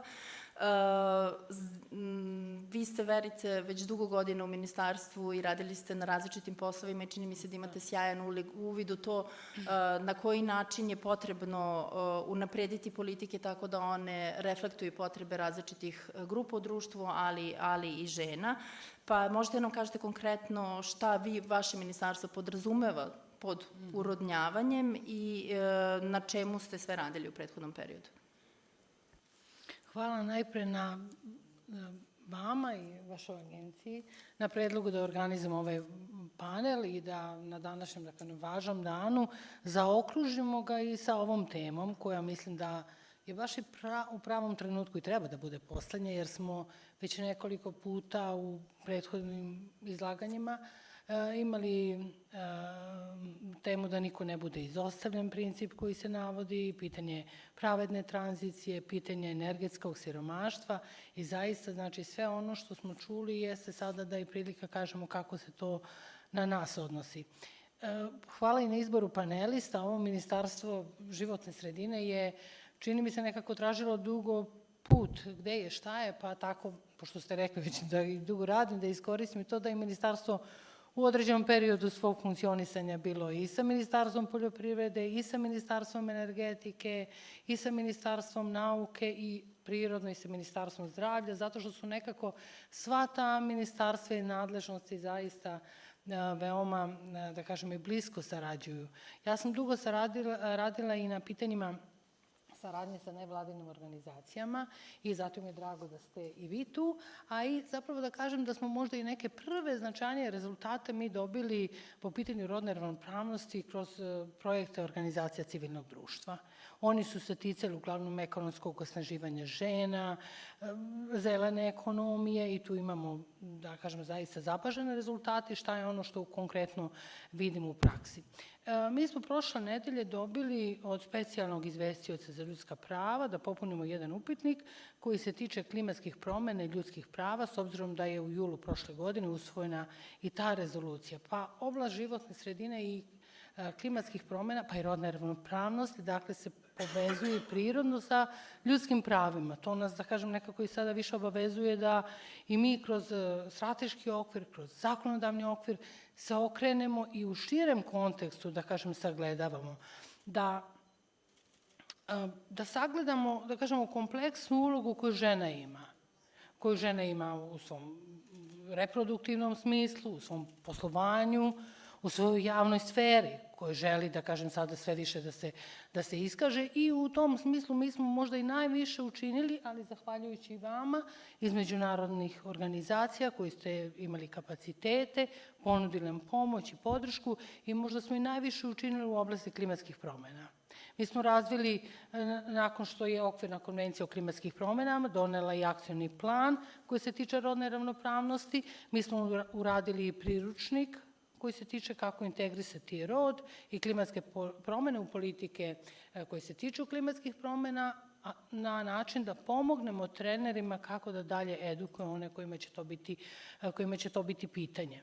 Uradili smo i socioekonomsku analizu uticaja klimatskih promena, uradili smo i okvir za praćenje monitoringa, okvir u kojim oblastima je potrebno da pratimo rodne aspekte kada su u pitanju klimatskih promena. Pa zapravo u svim onim oblastima gde su žene manje zastupljene, u pitanju donošenja odluka, u pristupu resursima. Kolega je rekao koliko imamo procenata žena koje su kojima su vlasnici, znači u pristupu tom vlasništvu, u pristupu obrazovanju, to su sve, dakle, sve tamo gde je potrebna, da kažem, jedna sistemska podrška, tu je potrebno da i mi delujemo i u pitanju životne sredine, a pogotovo u pitanju, kad su u pitanju klimatske promene, koje sada i profesor je govorio kako ovi crveni brojevi koje smo danas videli, koliko one pogađaju žene. Kolega, opet sad se vraćam na Ministarstvo poljoprivrede, pošto nam je to važan, da kažem, sektor, i na ono što ste vi rekli da je uloga žena koje uglavnom rade, pa jasno nam je da će nestašica vode, velika suša, dodatno pogoditi nju koja je zadužena za ekonomiju nege, brigu o domaćinstva i u tom smislu je i ove naše, da kažem, dokumenti na kojima smo mi radili, jesu da kažemo, osvestimo to. Sada i naša državna sekretarka je istakla da radimo, da završavamo, dakle u završnoj fazi smo na izradi strateškog dokumenta Zelena agenda za Republiku Srbiju, gde smo obuhvatili svih 5 stubova od dekarbonizacije, koja nam je najkompleksnija, najskuplja, pa preko biodiverziteta, zagađenje, zaštite životne sredine, poljoprivrede. Jednu od tih seta mera koje smo mi doneli tiče se i integrisanja rodne i antidiskriminacione perspektive u sve dokumente, sve nove dokumente javnih politika. Mi smo dakle do sada već, da kažemo, u mnogim oblastima zaokružili naš strateški okvir. Doneli smo program upravljanja otpadom, otpadnim muljem, cirkularna ekonomija, ona se završava ove godine, radimo novi ciklus za narednu godinu. To je recimo oblast koju strategija za rodnu ravnopravnost posebno poentira kao priliku da se unapredi položaj žena, kao priliku i da se tu vidi, da kažem, sav potencijal organizacija civilnog društva i sve rezultate koji su do sada ostvareni. Radimo na programu zaštite prirode, on je takođe istekao sada. Mi smo dakle u nekom drugom ciklusu za neke druge dokumente, a mnogi od njih nemaju rodnu perspektivu, ali drago mi je da kažem da smo u oblasti klimatskih promena, mi imamo u okviru programa prilagođavanja neizmenjene klimatske uslove. Mi smo se baš posvetili, da kažem, osetljivim kategorijama stanovništva i napravili smo jedan screening ko je to sve pogođen klimatskim promenama. Pa, pored osetljivih društvenih grupa o kojima smo pričali, bio je ovde predstavnik i UNICEF-a i mi smo zajedno sa njima uradili, to jest oni zajedno sa nama uradili i uticaj klimatskih promena na zdravlje dece. Deci smo posvetili kroz aktivnosti koje ćemo imati, prvenstvo u oblasti zdravlja i u oblasti obrazovanja, značajan aspekt. Ali, pored osetljivih društvenih grupa, hronični bolesnici, trudnice, žene, mi smo se bavili i radnicima na otvorenom, poljoprivrednim proizvođačima, ko su sve, da kažem, osetljivi, tako da, evo, upravo u okviru programa prilagođavanja koji je proistekao, kao da kažem, zakonska obaveza Zakona o klimatskim promenama, koje smo doneli 2021. godine. Ove dokumente, program prilagođavanja na izmenjene klimatske uslove smo doneli 23. na kraju godine, ali to je bilo dovoljno da mi u toj godini štikliramo da imamo jedan dokument koji ima sve, da kažem, te potrebne elemente. I ja bih rekla da smo mi nekako sada možda osvestili ovaj problem i potrebu da sve da nijedna politika nije rodno neutralna, da nijedan budžet nije rodno neutralan i nekako se, mislim, sada zapravo otvorilo polje gde mi to sve možemo, gde mi sve to možemo, ne gde imamo obavezu, nego gde imamo i potencijal, gde imamo, mi radimo u radnoj verziji je plan prevencije nastajanja otpada, kao jedan planski dokument, gde smo prepoznali mnoge prilike za osetljive društvene grupe u sektoru popravki ili u sektoru viškova hrane, u tekstilnoj industriji. Dakle, ovo jeste šansa za mnoge osetljive društvene grupe i prosto, eto, nekako mislimo da želimo da iskoristimo tu šansu. Hvala vam. Hvala vam puno, Verice. Apsolutno se slažemo da je ovo, da borba protiv klimatskih promena zapravo predstavlja veliku šansu, naročito i u oblasti pravedne tranzicije, zelene ekonomije i u drugim oblastima. I Pitanje rodne ravnopravnosti kao i borbe protiv klimatskih promena je nemoguće rešavati bez saradnje više aktera u našem društvu. Pored državnih institucija, tu jako bitan akter jesu i organizacije civilnog društva. I meni je veliko zadovoljstvo što je danas tu sa nama i jedna od osnivačica Žene mreže za prirodu. To je organizacija koja je osnovana je pre 4 godine i okuplja više od 100 aktivistkinja koje su aktivne u različitim sferama borbe za ekološku pravdu. Vi ste jako puno, Žaklina Živković je danas tu sa nama, vi ste jako puno radili sa aktivistkinjama na terenu, na njihovom podizanju kapaciteta, na izradu različitih analiza, na prosto davanju njima znanja kako da uključuju dalje aktivistkinje i nekako je ono što država može da dobije od civilnog sektora je zapravo taj direktni kontakt sa građankama i građanima i šta su žene sa kojima vi radite zapravo istakle kao glavne prioritete u borbi protiv klimatskih promena i borbi zapravo za zaštitu životne sredine.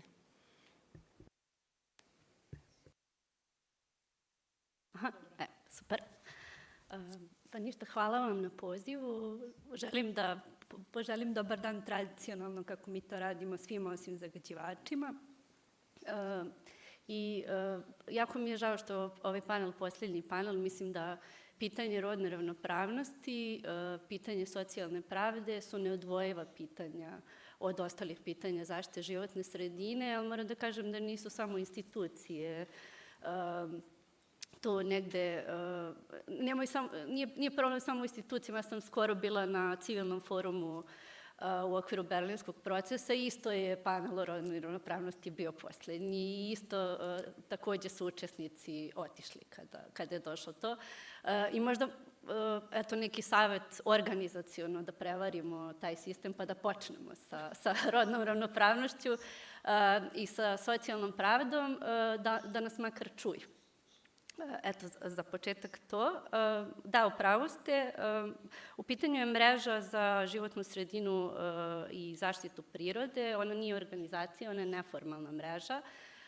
Članice su uglavnom aktivistkinje iz cijele Srbije koje su članice organizacija civilnog društva ili neformalnih inicijativa koje se bave zaštitom životne sredine i, kako ste rekli, ekološkom pravdom, zato što smatramo da čak i ta zelena tranzicija za koju smo se dugo borili, ja se bavim politikama zaštite životne sredine već 15 godina i uvek su mi bila puna usta zelene tranzicije, čini nam se da zbog kašnjenja, zbog ovog, kako ste vi rekli, kasnog shvatanja potrebe za zelenom tranzicijom i zaista na prošlom panelu sam čula pesimistični scenariju profesora Vladimira Đurđevića. Nije u pitanju pesimistični scenariju, nego je zaista realnost koju živimo. Po UN podacima 1,5 miliona ljudi u Srbiji povremeno i stalno nema pristup čistoj pijećoj vodi. Mi već nekoliko godina pratimo stanje i recimo ovog leta je oko 60 lokacija u Srbiji imalo restrikcije vode. I to je konkretna stvar koju živimo, to nije scenariju. Čini nam se da situacija ide u takvom smjeru i tu ne mislim opet samo na Srbiju i samo na region Zapadnog Balkana, već nažalost i na cijelu Evropu.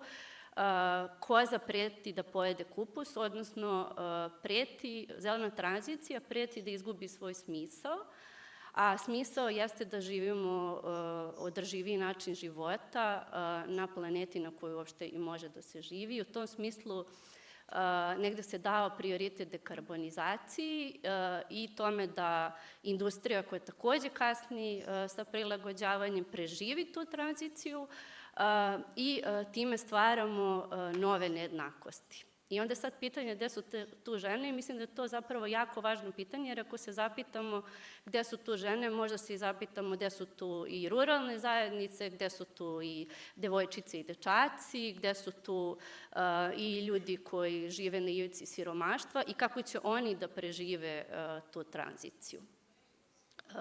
I sad konkretno mislimo da to pitanje mora da se postavi kada pravimo svaku meru u okviru zelene tranzicije. Znači, rodna ravnopravnost, i mislim da to već svi znate, samo čini nam se da negde prosto ne funkcioniše to u praksi.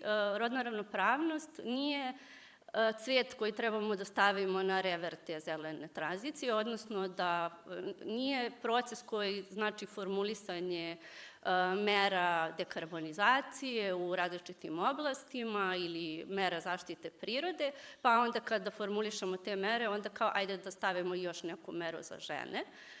To definitivno nije taj proces, nego je to proces gde u svaku meru koju planiramo, u sve što želimo da uradimo, se zapitamo kako to utiče i na žene. A naravno, mislim da je to pitanje neodvojivo od toga i kako to utiče i na ruralne zajednice, kako to utiče na druge grupe. I onda kada imamo odgovor na to pitanje, onda možemo da formulišemo neku meru i da je zastupamo. A pre svega toga zaista svaki put moramo, zaista moramo da se podsjetimo zašto to radimo, zato što u merama javne politike, kada ih spuštamo sve više prema građanima, često se dešava, postoje različiti interesi i to je naravno normalno, često se dešava da zaboravimo zašto to radimo, a to radimo da bismo živeli na održiviji način na planeti na kojoj se može živeti. Pa tako recimo, evo sad daću vam konkretne primere da ne bih bila apstraktna, mi smo imali radionicu vezanu za rodno budžetiranje u okviru naše mreže na Zlataru pre par meseci i takođe članicama mreže nije baš bilo jasno u svim sektorima šta bi to značilo rodno budžetiranje, onda smo imali jednu potpuno slobodnu brainstorming sesiju, moram da vam prenesem da ni to nije bilo lako, jer žene, ono što je odlika žena jeste da se često preispituju, da često misle da nemaju dovoljno znanja, nemaju dovoljno samopouzdanja, pa nije bilo lako ni slobodno razmišljati, jer su one mislile da moraju da znaju sve o tome. I moram prenesem lepo iskustvo da zapravo ključna stvar je da pitate žene. Znači, ako ne znate šta je potrebno uraditi, samo ih pitajte i dajte im poverenje i dovoljno slobode da razmišljaju. Pa su one tako recimo rekle da u ruralnim sredinama lepo je imati subvencije za pokretanje gazdinstava, za pokretanje različitih poslova, da budu podržane u tom smislu i da se finansijski i ekonomski osamostale, ali to takođe može i da ih stavi u loš položaj. A kako? Tako što su naša ruralna područja vrlo ispražnjena, imamo ogromnu depopulaciju. Ja sam sinoć došla iz Homolja sa mesta koje se nalazi između 3 zaštićena područja prirode, koje je između 2 popisa izgubilo 19% stanovništva i to su uglavnom ruralne sredine. Žene su u tim selima ostale bez škola, ostale su bez osnovnih institucija, vrtića, osnovnih institucija koje su im pomagale u svakodnevnom radu, a znate da briga o starima, briga o deci je zapravo posao nege, a nega uvek spada na žene i one sada imaju dodatni posao, imaju manje slobodnog vremena, imaju manje vremena generalno recimo da se bave tim poljoprivrednim poslom ili drugim zanatskim aktivnostima ili šta god. I onda su one prosto rekle da ako im se ne obezbedi pomoć u osnovnim domaćinskim poslovima, kućnim poslovima, ako im se ne smanji teret tog posla, postičući ih da, pored svega toga, se bave i održivom poljoprivredom, koja je naravno teža i u smislu intenziteta rada, možemo samo da ih stavimo u lošiji položaj. Tako da, eto, to je recimo jedna stvar koju stvarno moramo da se zapitamo kada donosimo mere koje čak nam se čine afirmativnim. Takođe, ono što smo primetili jeste da, recimo, jedna od važnih mera Ministarstva zaštite životne sredine za smanjenje zagađenja vazduha jesu subvencije za električne automobile. To nikako ne pomaže ženama da se izbore sa zagađenim vazduhom ili da smanje svoj karbonski otisak, zato što u Srbiji samo 30% žena ima vozačku dozvolu, a manje od 30% je vlasnica automobila. Tako da, eto, recimo, kod te mere bi bilo važno zapitati se za koga ta mera služi, ko u Srbiji može da kupi električni automobil, sa subvencijom ili bez subvencije, ko njega, čak i ako uspe da ga kupi, može da ga vozi, i da li zaista ta mera pomaže dekarbonizaciju i osamostaljivanje žena. Recimo, dobra mera za žene u tom slučaju bi bilo ulaganje u javni masovni prevoz ili u železnicu, zato što žene ne voze. Takođe, ono što smo primetili jeste da ima jako mali broj žena koje rade u zaštićenim područjima. I sad onda nekom dubljom analizom shvatili smo recimo da našim zaštićenim područjima, izvinite da sam potrošila vreme, ali evo, brzo ću, shvatili smo da najvećim brojem zaštićenih područja u Srbiji gazduju recimo Srbija šume, čija je osnovna delatnost proizvodna funkcija šume, odnosno seča i prodaja drvne građe, te poslove ne rade žene. I takođe moramo da priznamo da je recimo ta funkcija nije u skladu i nije u cilju zaštite prirode. Tako da recimo mera poboljšanja i rodne ravnopravnosti i zaštite prirode u tom smislu bi bila da se razviju i neke druge funkcije unutar preduzeća koje se bave zaštitom prirode i onda da one mogu da zaposle i biološkinje, da mogu da zaposle i rendžerke koje bi čuvale tu prirodu. Mogli bi da razvijemo održivi turizam u okviru zaštićenih područja, pa bi onda mogli da zaposlimo i neke žene koje bi bili turistički vodiči i prosto stvorimo neke prilike za žene u okviru zaštite prirode, a takođe i poboljšamo kvalitet zaštite prirode u Srbiji. Tako eto, to su neke 3 mere. Imala sam još, ali nisam znala da će ovako traje. Hvala vam. Hvala vam puno, Žaklina, i hvala vam što ste istakli da je zapravo jako bitno da kada definišemo mere, pitamo krajnje korisnike i korisnice tih mera na koji način bi one trebalo da se formulišu i rodna ravnopravnost jeste toliko kompleksna zato što ukoliko vi ne pružite usluge u jednoj oblasti poput obrazovanja, socijalnih usluga, brige o starima i brige o deci, zapravo ne možete očekujete da se druga neka oblast poput zapošljavanja popravi, bez obzira što imate dobru nameru. I mislim da je to, pitajte žene, zapravo ključno što treba poneti sa ovog skupa. UN Women kao agencija Ujedinjenih nacija za rodnu ravnopravnost i osnaživanje žena radi, zapravo pruža podršku partnerima što iz Vlade Republike Srbije, što iz civilnog sektora da ispunjavaju svoje obaveze koji su preuzeli i međunarodne i nacionalne oblasti unapređenja rodne ravnopravnosti i zapravo to obuhvata i borbu protiv klimatskih promena i imajući u vidu da postoji sve više dokaza da zapravo rodna ravnopravnost može da se iskoristi kao katalizator u borbi protiv klimatskih promena, ali i da borba protiv klimatskih promena predstavlja mogućnosti za više uključivanje žena, a o tome su govornici prethodno govorili. Milana, da li možete nam kažete kako se te aktivnosti negde reflektuju na globalnom nivou i prethodni panel je takođe istakao značaj finansiranja, nije bilo reči uopšte o rodno odgovornom pristupu finansiranju, što Republika Srbija u skladu sa zakonom o budžetskom sistemu ima obavezu da primenjuje. Tako da, koje bi bile vaše ključne poruke u ovo? Globalni nivo plus negde mogućnost za spajanje rodno odgovornog i klimatskog finansiranja. Hvala, Olja. Dobar dan svima. Dobar dan panelistima. Velika mi je čast da sam danas sa vama i da možemo da razgovaramo o rodnoj ravnopravnosti u kontekstu klimatskih promena. Da odgovorim na prvo pitanje kako se na svetskom nivou uzima u obzir rodna ravnopravnost u klimatskim promenama, ona postaje sve značajnija. Imamo brojne dokumente koje usvajaju međunarodne konvencije, kao što je Akcioni plan za rodnu ravnopravnost UN okvirne konvencije, ali i Koalicija za feminističku akciju za klimatsku pravdu. One nam govore više manje iste stvari. Bore se za unapređenje znanja i veština o rodnoj ravnopravnosti u ovoj oblasti. I iako kada govorimo o tome da niko ne treba da bude izostavljen, da trebamo da obratimo pažnju na različite ranjive grupe, mi u stvari često se susrećemo kada govorimo sa profesionalcima da oni u stvari ne znaju šta to znači, da ne znaju kako bi to promenili i šta je to u stvari. Već je bilo reči takođe da nemamo dovoljno žena koje učestvuju u donošenju odluka u oblasti klimatskih promena. Iako imamo važna ministarstva kojima rukovode žene, koje su ključna za oblasti rodne ravnopravnosti, kada govorimo o ekspertskoj zajednici, kada govorimo o uvažavanju znanja i ekspertize ženskih nevladinih organizacija, ali i različitih eksperata, vidimo da tu postoji određeni disbalans.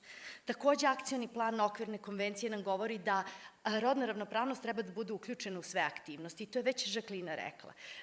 Najčešće ono što mi vidimo to je da kada je gotov neki akcioni plan, kada je gotov neki projekat, program, mi posmatramo to i gledamo gde možemo da ubacimo rodnu perspektivu. Nekada je to samo jezik, pa govorimo muškarci i žene, nekad prebrojavamo učesnike i učesnice ili korisnike različitih beneficija, ali zaopravo se ne bavimo time šta je to što treba da uradimo da poboljšamo položaj ne samo žena, nego i muškaraca i svih različitih grupa u trenutku kada planiramo, a ne u trenutku kada trebamo da potpišemo neki ugovor, da potpišemo neki projekat.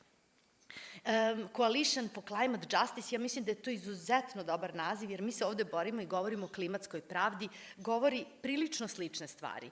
On još poziva takođe na direktni pristup finansiranju za rodna, pravedna klimatska rešenja.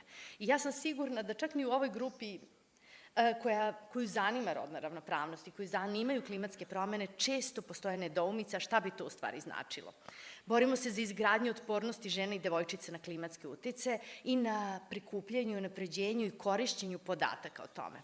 A u stvari sve te, možda bi ih neko nazvao i floskule, ali sve te naše obaveze imaju stvarno utemeljenje u našim životima, u životima žena i muškaraca, građana i građanki naše zemlje, jer one pokazuju određene rodne ravnopravnosti i veliki rodni jaz. Pa kada kažemo da klimatske promene nisu rodno neutralne, sigurno ste to čuli već sada, mi se zapitamo šta to stvarno znači. Pa to znači da, na primjer, u situacijama katastrofa koje su izazvane klimatskim promenama imamo smanjenu mobilnost žena. One su inače smanjeno mobilne, evo čuli smo da imaju samo 30% žena u Srbiji ima vozačku dozvolu, u situacijama kada imate porušene puteve, kada imate limitiran broj automobila, žene gotovo da postaju nemobilne, to je zakucane za mesto. Povećava se njihov neplaćeni rad. Evo, prošle nedelje bio je Međunarodni dan nege i podrške koji je pozvao na pravednu raspodelu neplaćenog rada. To je ono što mi radimo svaki dan u kući. 4 sata dnevno u Srbiji svaki dan žene provode u neplaćenim kućnim poslovima i ne kažem da ni muškarci ne rade, ali oni rade 2 sata manje.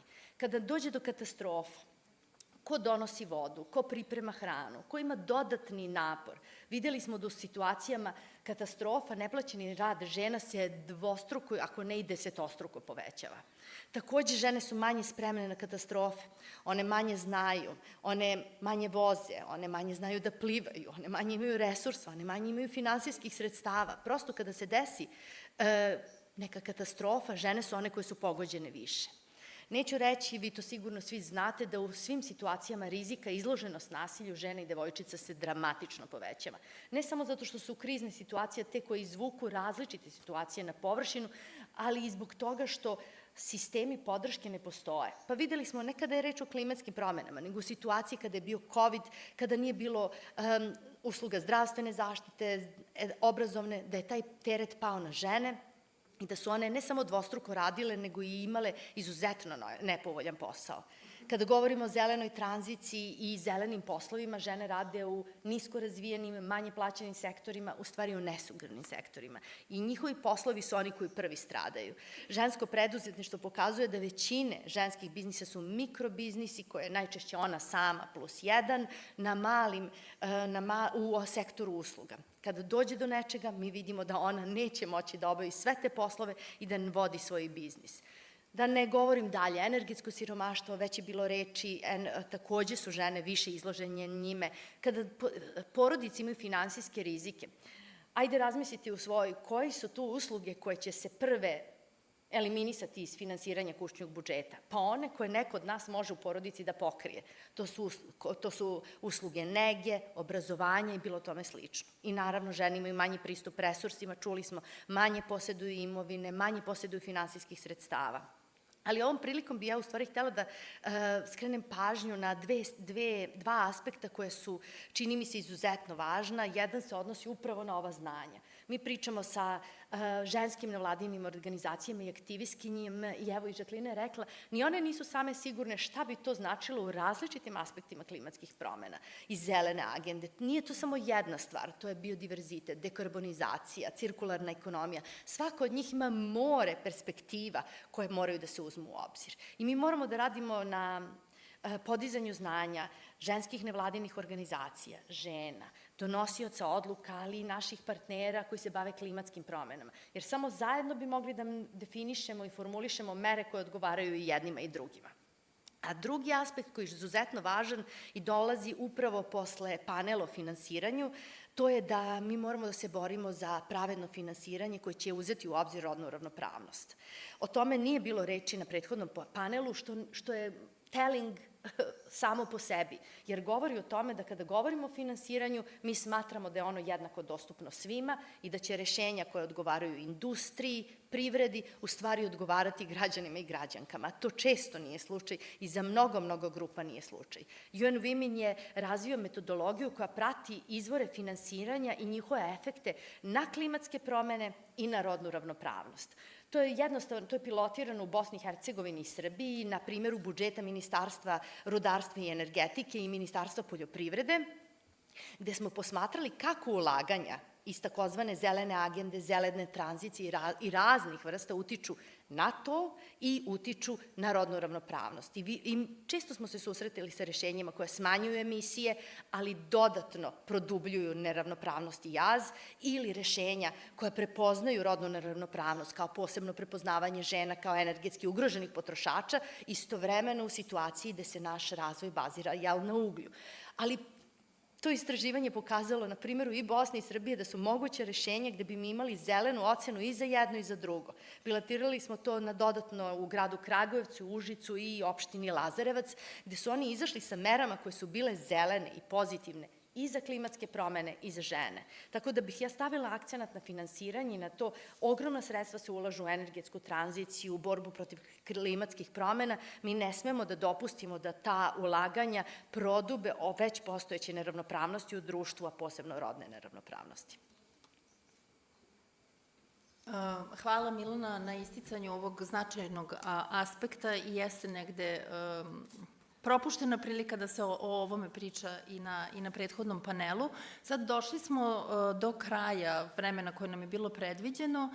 Ja bih vam postavila samo još jedno kratko pitanje, mada ste vi, recimo, gospodine Bogićeviću, već govorili o tome šta vam se čini kao ključni prioritet u ovoj oblasti, na čemu bi trebalo da se radi u narednom periodu. Samo ako možete kratko, da kako bismo imali prilike da publika postavi pitanja, ako ih bude bilo. Pa mi kao ministarstvo pripremamo strategiju 10-godišnju gde ćemo ubaciti sve ovo i to nije sporno, ali ja mislim da je možda ovde trebalo danas da bude i poverenica za rodnu ravnopravnost. Mislim da pričajući o poljoprivredi, žene na selu, uz sve ovo što sam čuo, treba da budu prepoznate kao kategorija, jer ćemo tada i mi moći ne samo u Ministarstvu poljoprivrede, nego u drugim institucijama da pravimo možda neke mere i direktno za te žene koje i jesu sada ugrožene. Koleginica kaže nema radne snage nema nigde, ne samo u tim ruralnim područjima gde je i veća i izraženija ta potreba, ali u principu mislim da su to neki putevi. Jer vidite, mi ćemo ubaciti u te strategije, u naše, ne znam, ali ako to nije možda zakonski regulisano i prepoznate te neke grupe gde ćemo moći da im direktno pomognemo, mislim da možemo da se sastavimo ovako i da panelišemo 100 godina, a da ne radimo ništa konkretno. Tako da je, eto, to je možda neka moja sugestija, neko razmišljanje. Hvala. Hvala vam puno. Gospođo Rolović, u energetskom sektoru.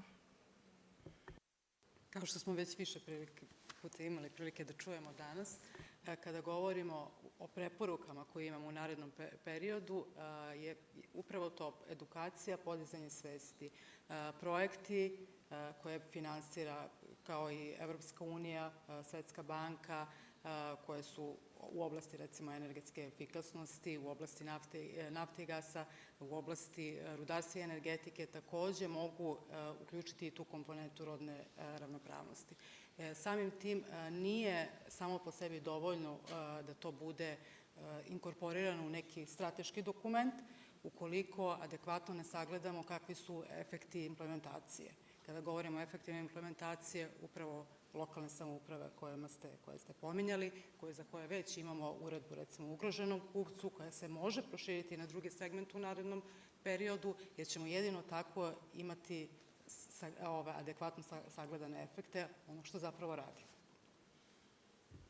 Hvala vam. Verice? Pa koleginica je rekla da nije nužno za sve imati strategije i zakonske dokumente i ja se slažem, nekada su dovoljni i smernice koje napravimo ili jedan zaključak vlade, da kažem, koji je dovoljno da mobiliše državne organe da se uključe.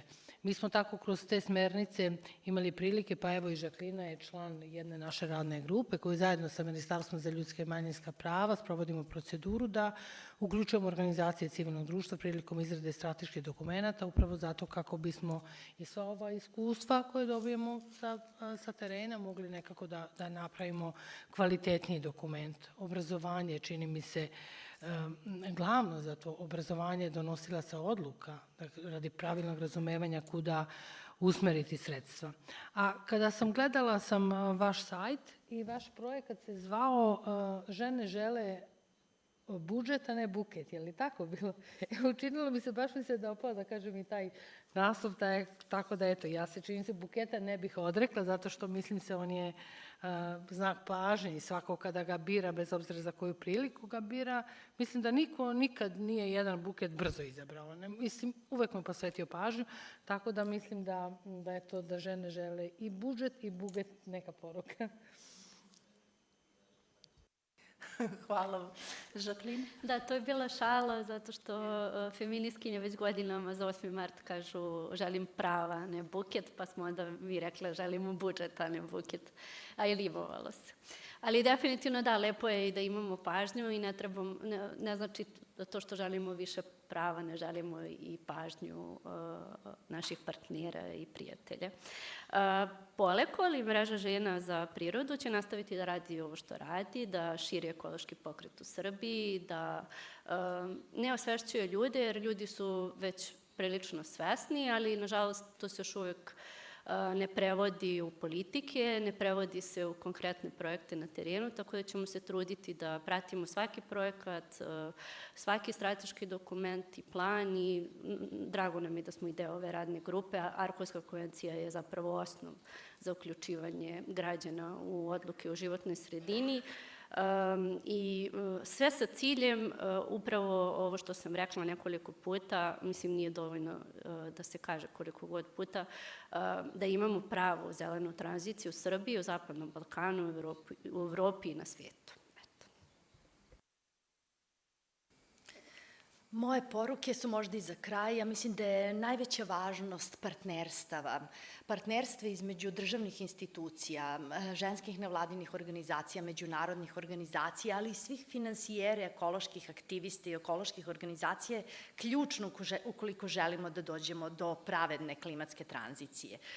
Mi moramo da se borimo protiv toga da naše strateške i normativne okvire razvijamo paralelno i da se razvijaju u posebnim sajlosima. Oni moraju da budu integrisani i zajednički, samo tako će biti moguće lobirati za budžete i za njihovu implementaciju. Hvala vam puno. Da li možda ima neko pitanje?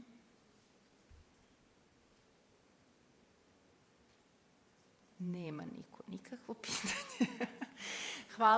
Hvala vam puno što ste ostali, bio je dug dan i na učesnicima koji su, na mojim panelistima, koji su stvarno, čini mi se, doprineli osvešćivanju na koji način i u različitim sektorima može da se radi na ovoj značajnoj temi, ali i ono što je Milana na kraju istakla, da je stvarno potrebna sinhronizacija ovih aktivnosti kako bi one stvarno imale svoj pun efekat na kraju i dovele do poboljšanja svih naših života. Ovo je samo, ja mislim, početak. Svakako planiramo da nastavimo, da radimo i dalje na ovoj oblasti, tako da, eto, toliko od nas. Hvala vam puno.